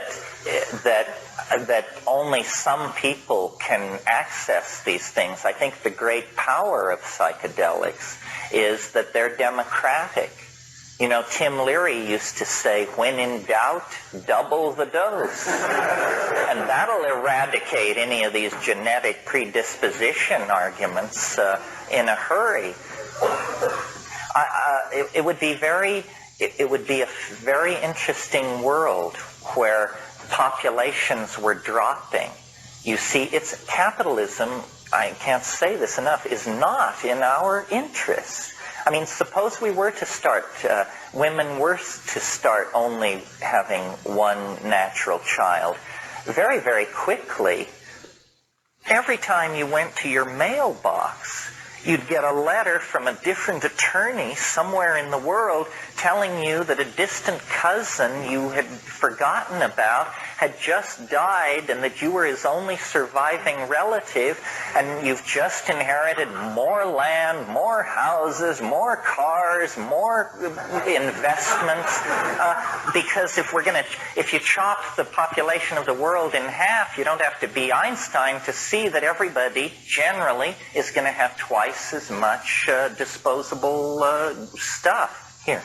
Yeah, I have a couple of undigested thoughts still that I want to see if kind of that direction possible. One, it seems generally with overpopulation, everything else around the planet, it's possible that Gaia has invented up a time thing, whatever it is that God is doing, what we've been doing, is having a human race after the sort of Kevorkian. Oh, God.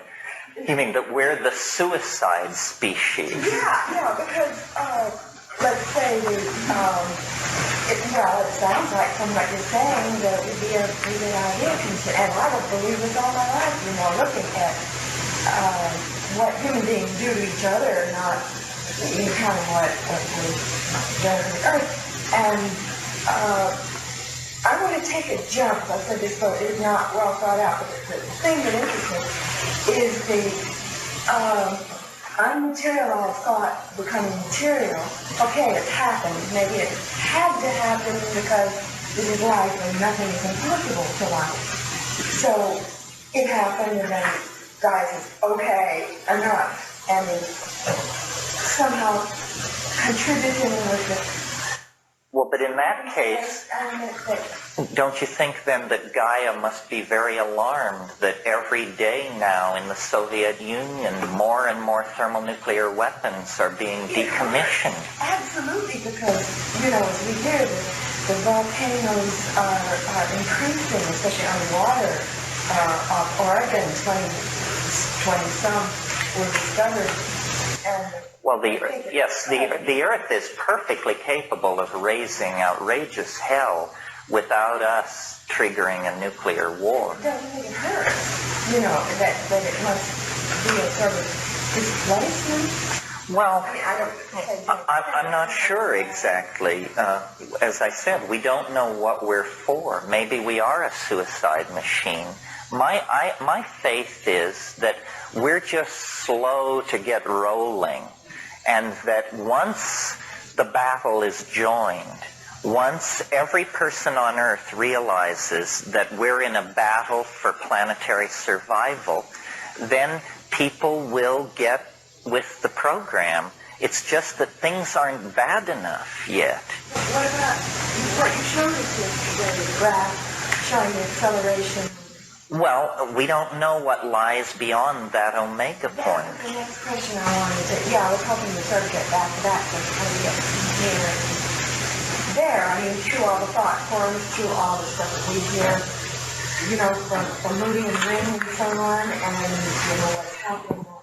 Well, there are all kinds of possibilities, people are talking about nanotechnology. Do you all know what that is?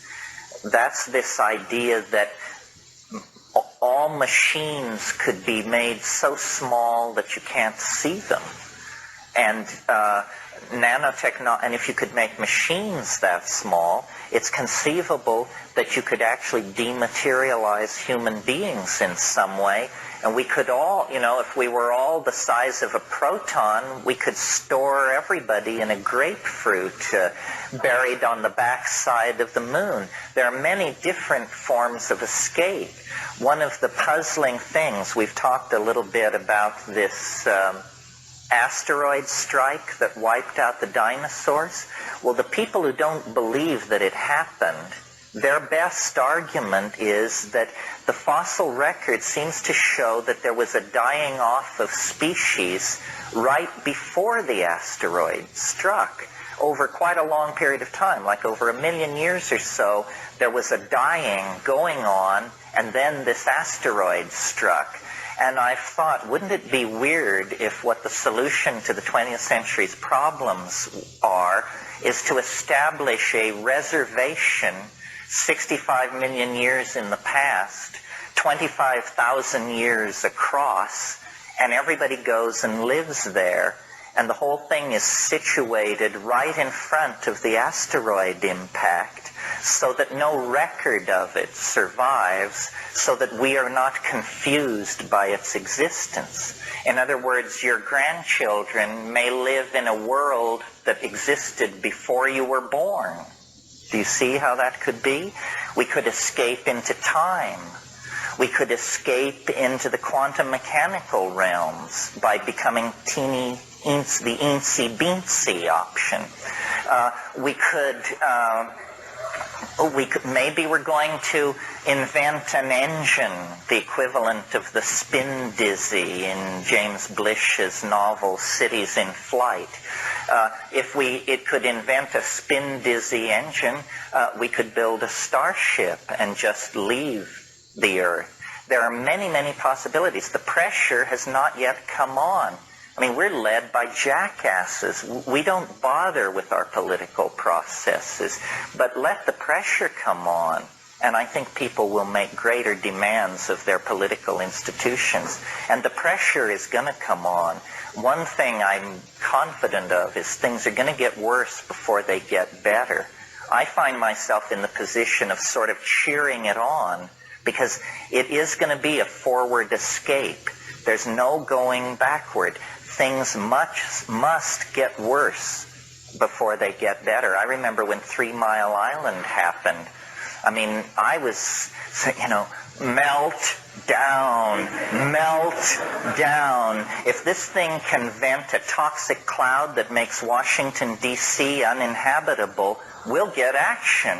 You want to see environmental consciousness move to the top of the agenda? Wipe out Washington, D.C. with a broken nuclear power plant, and by God, you'll see action. Well, yes, we mustn't get into these vindictive scenarios. But, it's generally credited, if you read the people involved, that really what turned things around in the Soviet Union was Chernobyl. It really was. In the minds of the leadership and the war-fighting plans, and they said, for crying out loud, this thing wasn't even a bomb. It was just a power plant, and 11 days after it partially screwed up, we're able to measure increased radiation levels over Auckland, New Zealand. One power plant. What if there had been a thermonuclear exchange, even a pissant exchange involving, say, under 100 weapons? It's off the scale. So they looked at that and they said, we're bankrupt. We've had it. Then these were the male dominators of the male dominators. I mean, if you've ever met members of the Communist Party of the Soviet Union, my God, talk about people that it's hard to get a smile out of. So, what we have to do is stop looking for leadership from the top. because the least among us make their way into those positions of power. I mean, you can see that now. Those guys are not fit to throw guts down to a bear, any of them.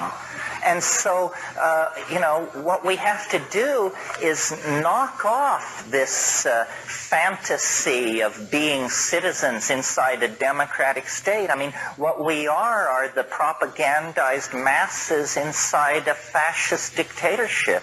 And what people have to do is begin to form affinity groups, get their own shit together, get their own goals defined, and then move out into it and do it. It's not going to come from, the policy council of the Republican or Democratic Party. That's just silly to think that. A lot of our projections or solutions seem to come from what we think now, what our situation is now.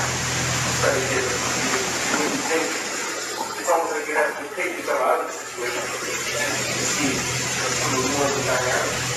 If you had just take a typical situation, you have a set of enemies in homework,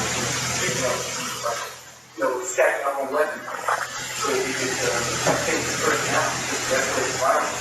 And some of you know, they use it to those who are friends of God, because you do that now, you don't have to shoot. That's the end of that conflict. You never thought of that. That's right. Getting to know each other. Know your enemy, and they probably will not be your enemy. We have a very weird political agenda.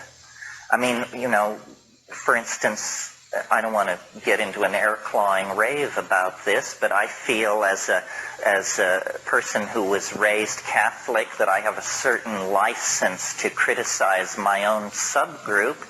I think that, the Third Reich was a Sunday school picnic in terms compared to the population policies of the Roman Catholic Church.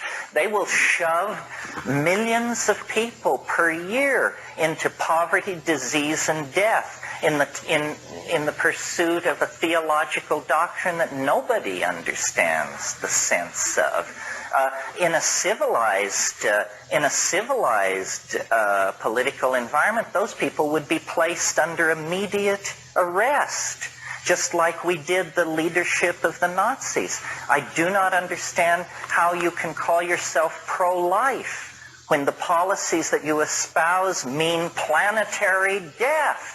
That's the program of the pro-life position. More starvation, more agony, more wars, more destroyed land, more toxic output in the name of being pro-life? What have words come to mean? I mean, it's really bizarre. And we, even us in this room, the thing that was so great about the 60s and that is so frustrating about the 90s is people do not get pissed off. I mean, I can tell you this and you can nod in agreement, but, at some point the thing becomes so odious, so clearly intellectually bankrupt, so clearly toxic to any kind of human values that any of us can relate to, that you just have to put yourself on the line. And I don't know when that moment will come. It's not for me to say. I guess a switch will be turned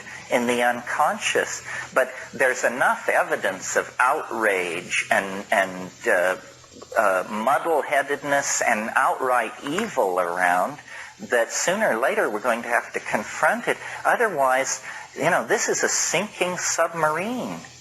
And there is no way out unless people who really understand the gravity of the situation and the stakes make their voices heard. If we leave it up to the institutions that have been put in place over the last 500 years, these are anti-human institutions. These institutions hate the human race, hate ordinary people.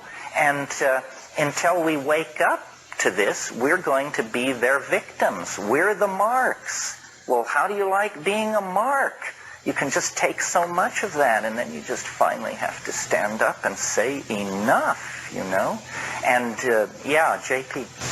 Demographically, Japan comes close to what you talk about. They talk about a quiet revolution among Japanese women. But universally, the whole society views it as a disaster that the demographic rate increase is so low.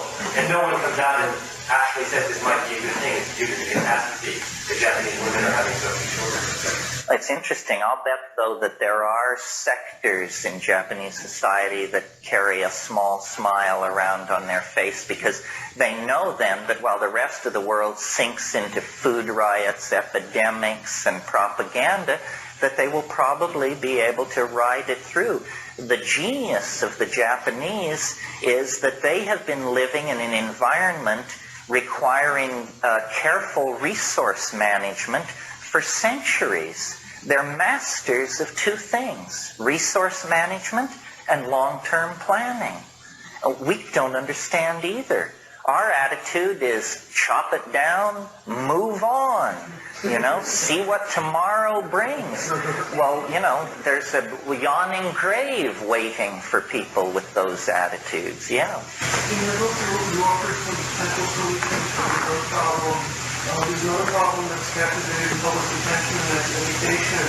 And implicitly, you seem to be an example of the opposite of what this culture cultivates with its education. I mean, here, oratory is alive and well, and awareness of history is alive and well. And I'm wondering, how did you choose to educate your own children, and how have your experiences, what do they point you towards as far as the kinds of educational reform that this society needs? Well, you're right. Education is the key, and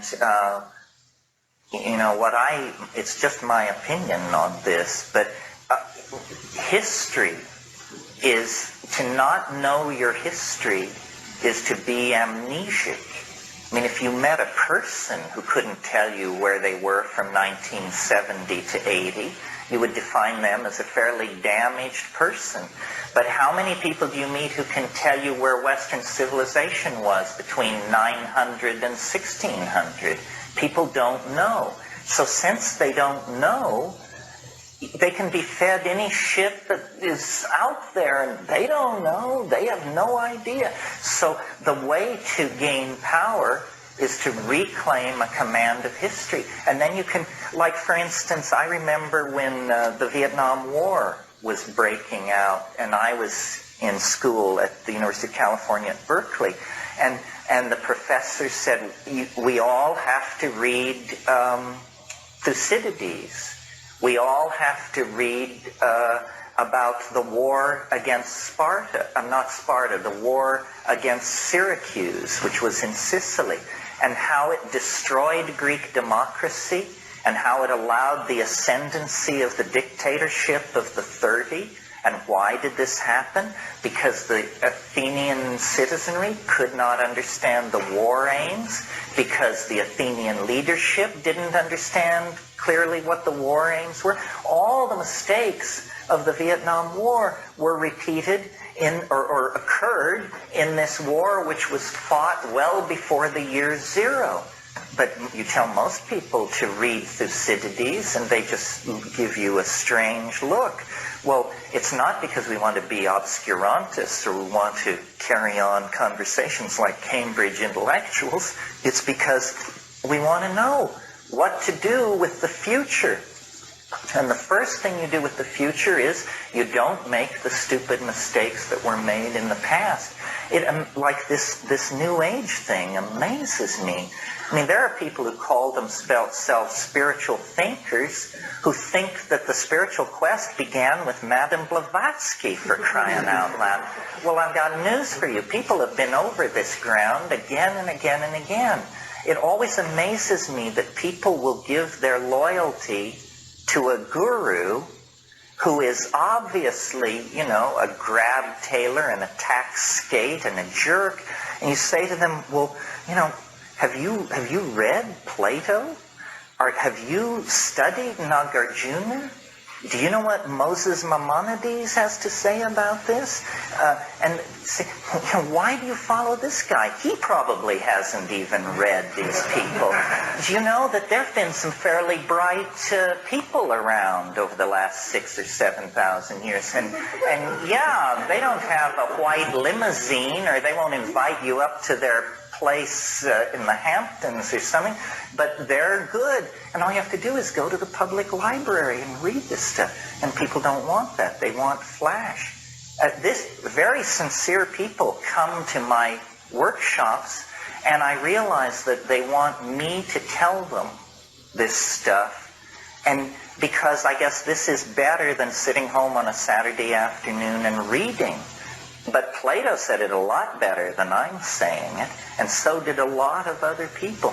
The civilization is a vast storehouse of wisdom, but if you don't avail yourself of it, then you have to figure it out based on what's happened since Nixon or something. And you're not going to get very far. You know, they trap you with that. I don't want to rave about this, but what I saw happen to my own university, I think that a conscious decision was made by the American establishment at the close of the 1960s.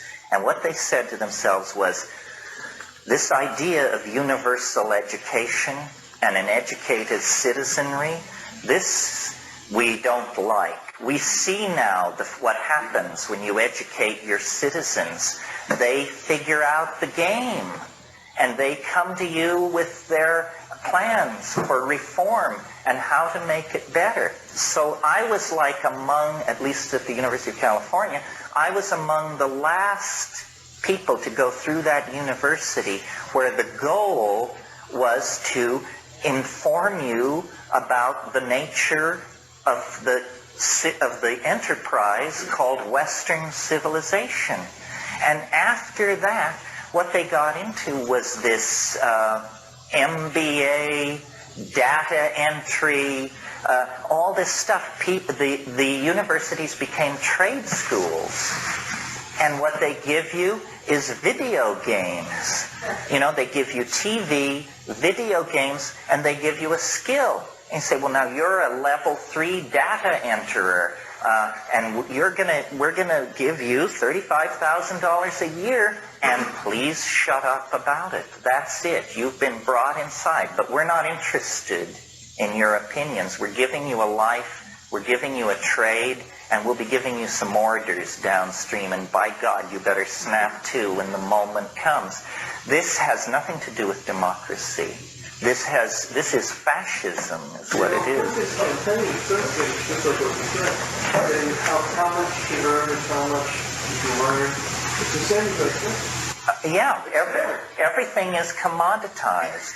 Everything is, they assume that you, and you know, people these days want to be secure. I don't really understand that. It's great. You need a certain critical mass to give that up. It's great when you and all your friends agree that you don't care whether you starve or not because you're going to have so much fun doing it.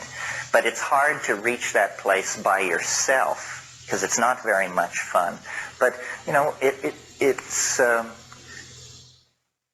there is a problem in that we are manipulated and we are not empowered, and those who are empowered, it wouldn't be so bad if they had a plan, but their plan is, you know, another house, another Mercedes, a deeper swimming pool. This is no plan.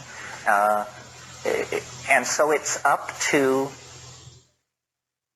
the creativity of ordinary people, and the strongest weapon to support and augment the creativity of ordinary people is the psychedelic experience, because it allows you to put information together in new and exciting ways. And this is to be then the basis of a new political order. It has to be. And if we don't react, then, you know, the mushroom said to me once, it said, if you don't have a plan, you become part of somebody else's plan. because there are only planners and plannees, you know. So what do you want to do? You want to be part of somebody else's plan or get your own agenda together? Yeah. How does your psychedelic experience Well, you stop lying about it for openers. I mean, I deal with this with my children, you know. I mean, we live in an area where half the population grows dope, and once a month they have anti-drug day at school, and it's just the level of cultural schizophrenia is just awesome, you know. So I just tell my kids the truth. And I say, here's what it is. There are good drugs and bad drugs, but mostly it's the monkey doing the drugs. And, you know, inform yourself. Ask me. If you don't believe me, you know all these other people, shrinks, chemists. Avail yourself. And I'm very pleased with how my kids are turning out. I mean, other people may look upon them with horror. I mean, because they don't take a lot of crap from anybody, but they are of good heart, and they trust themselves. Yeah.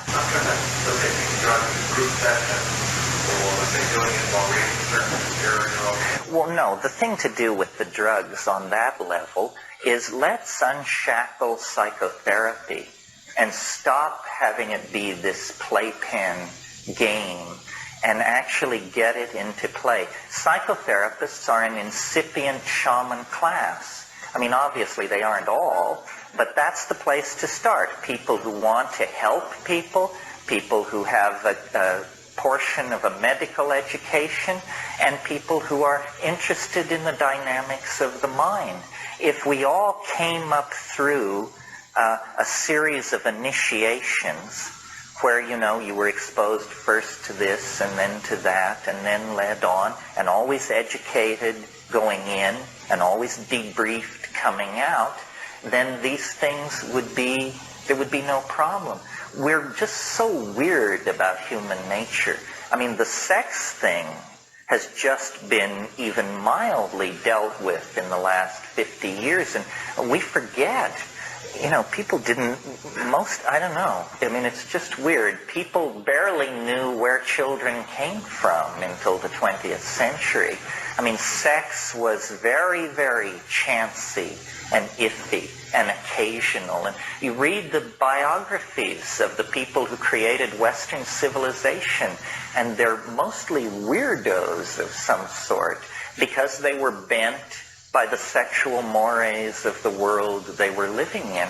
We have to, you know, the problem which haunted Marxism and which destroyed it ultimately was that they had the wrong version of what a human being is. They used to talk about what was called Marxist man. Well, Marxist man is such a limited concept of what people really are that it collapsed under its own weight. On the other hand, Western man, this concept, is also a tremendously limited idea.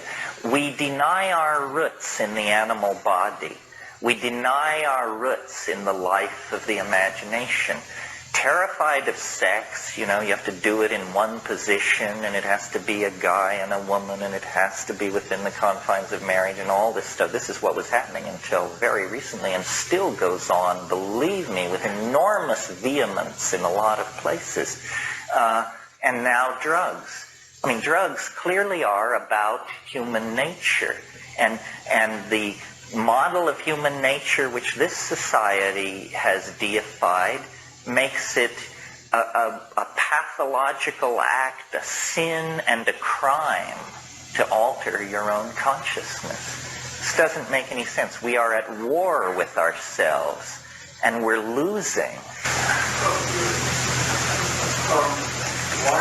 Why then not call psychedelic drugs? I mean, if you're saying that these drugs are bad drugs, why don't you still call something calling it drugs rather than Well, because I think the word drug has been pretty thoroughly corrupted by the dominator. The way you corrupt a word is you define it so broadly that it means nothing. And, you know, drug, we're talking about everything from DMT through heroin and on to penicillin and aspirin. These are all drugs. So if we were, that's why I try to say psychedelics and insist, that these are not drugs. There's something else, yeah. So I also see in the book sometimes you introduce intoxication, and I wonder if that's those terms sometimes confuse people as to the benevolent nature of humanity. Yeah, you may be right. I've been in this business so long that the word intoxication doesn't have that connotation for me, but one can never be too careful about the words one uses because they become realities. I'm not entirely happy with that book. And of course, once you write a book, then people come to you not only with criticisms, but with suggestions, and you see how it could have been a much, much better book. But on the other hand, it was right for that moment, or it was as right as I could make it for that moment. Yeah. Did you want to? Nope. Anybody? Yeah, back here.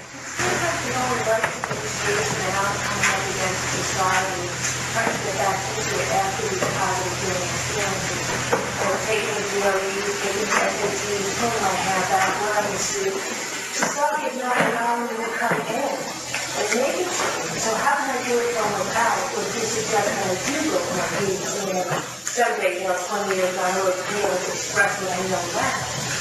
And I have a really hard time with the older generation when people in their 20s come back in and express what they're expecting here. Well, there's real youth phobia. Youth is regarded as subversive. It's almost regarded as a standing army within society that belongs to a foreign power. The generational gap is not driven by the young, it's driven by the old who are nervous about giving up power. Their attitude is, we can't trust you with the keys to the car. But the problem is, they're driving the car over the cliff at 200 miles an hour. So I don't really have an answer for this. I feel very, very fortunate in that I have very rarely and only for brief periods of time ever had to take orders from anybody. Now, in order to achieve that, I had to do a number of things that prudence dictates I not even mention here. But you have to be very suspicious. You have to keep clear. They're always trying to get you down into the hole that they're in, And, yeah. There's a concept of belief that you're actually in something. Everybody says, well, how do we function in society? Well, the fact that we're actually in society is a kind of I'm saying it's a construct. It's not really it's not a natural reality. You're right, it's a myth. It's a myth. And all the things that go on, it's really just a collection of tales and functions and rules. Which if you try to get people to define, really, once you have to get somebody on their effect, you wouldn't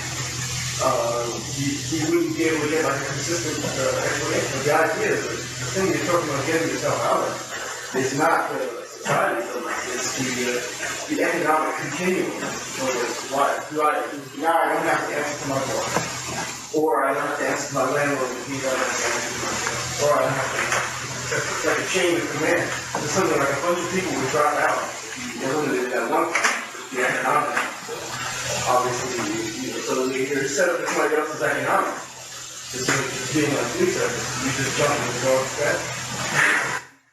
The other thing is, we always talk about the future and the past, but if you will analyze it for a moment, there are many pasts. Very few of us were probably in the same place last night. But we're all here now. So that means that many pasts lead into this nexus of the present. And 3 weeks from now, very few of us will be together. I mean, some who came as couples, if they're lucky, will still be together. But so there are many futures and there are many pasts. And the thing to do is to realize that you're not being borne along on the current of some kind of inevitable thing where you're embedded in it like a raisin in bread. You're able to steer.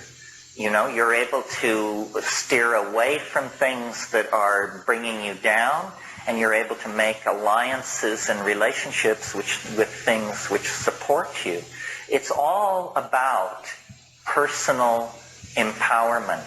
And personal empowerment means deconditioning yourself from the values and the programs of the society and putting your own values and programs in place. As long as you define yourself as a citizen, as long as you wait to be informed by NPR as to what the real nature of the world is, you're not going, and I listen to NPR, I'm not, they're the best of the lot, because the rest is such garbage you can't even get near it.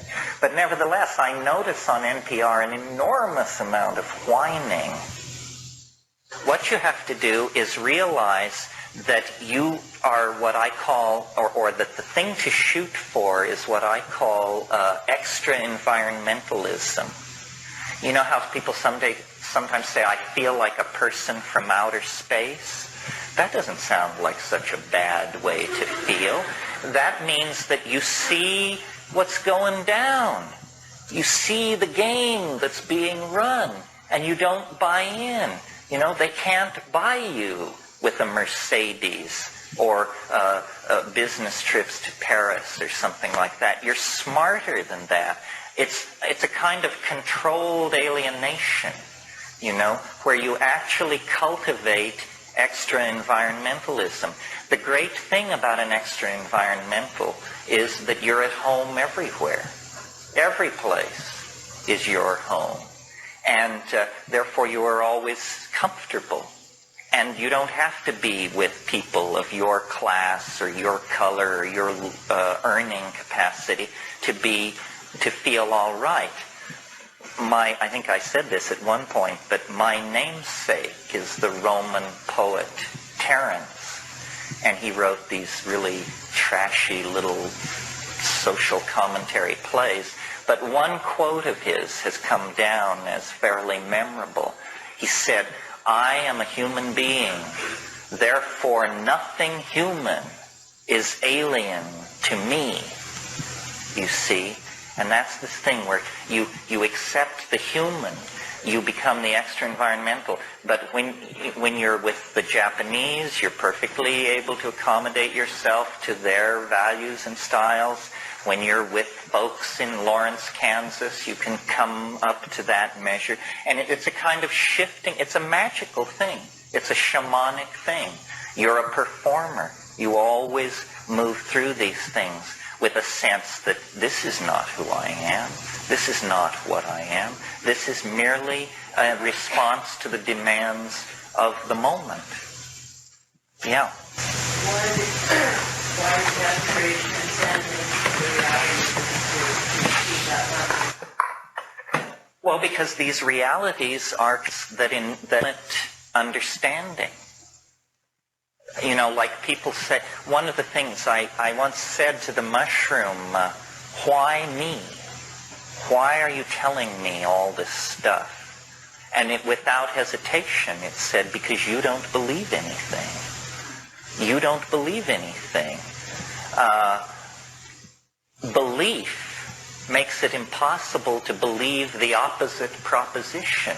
And that means you've just truncated your freedom. No matter how noble the belief you have taken on, you have just rejected and limited your ability to believe other things. My favorite story shows you how proud I am. My favorite story in the Gospels is the story of the Apostle Thomas. Because you will recall that after the crucifixion, this is a good place to end. This is an alchemical story. After the crucifixion, Christ appeared to the apostles in the upper room in Jerusalem 40 days after, and Thomas was not there. I don't know where he was, somewhere. They'd sent him out for sandwiches or something. Anyway, he came back, and they said, the Master was with us. And he said, come on, you guys. He said, you've been smoking too much Red Lab we brought in 3 weeks ago. And they said, no, the Master was with us. And he said, unless I put my hand into the wound, I will not believe it. So then time passed. And then Christ came again to the apostles. And Thomas was among them on this second get-go. And Christ walked in and kicked off his overshoes and looked around the room. And he said, Thomas, come forward. Put your hand into the wound. Which he did. Now, people have different interpretations of this story. My interpretation of it, which is what I leave you with, is that alone among all human beings, in all of human history, only one person was ever so privileged as to be allowed to touch the resurrection body. It was Thomas the Doubter who was allowed to touch the resurrection body because he didn't believe. And so if you want to touch the resurrection body, be very careful with where you commit your belief. Keep your eyes open, stay smart, take it easy.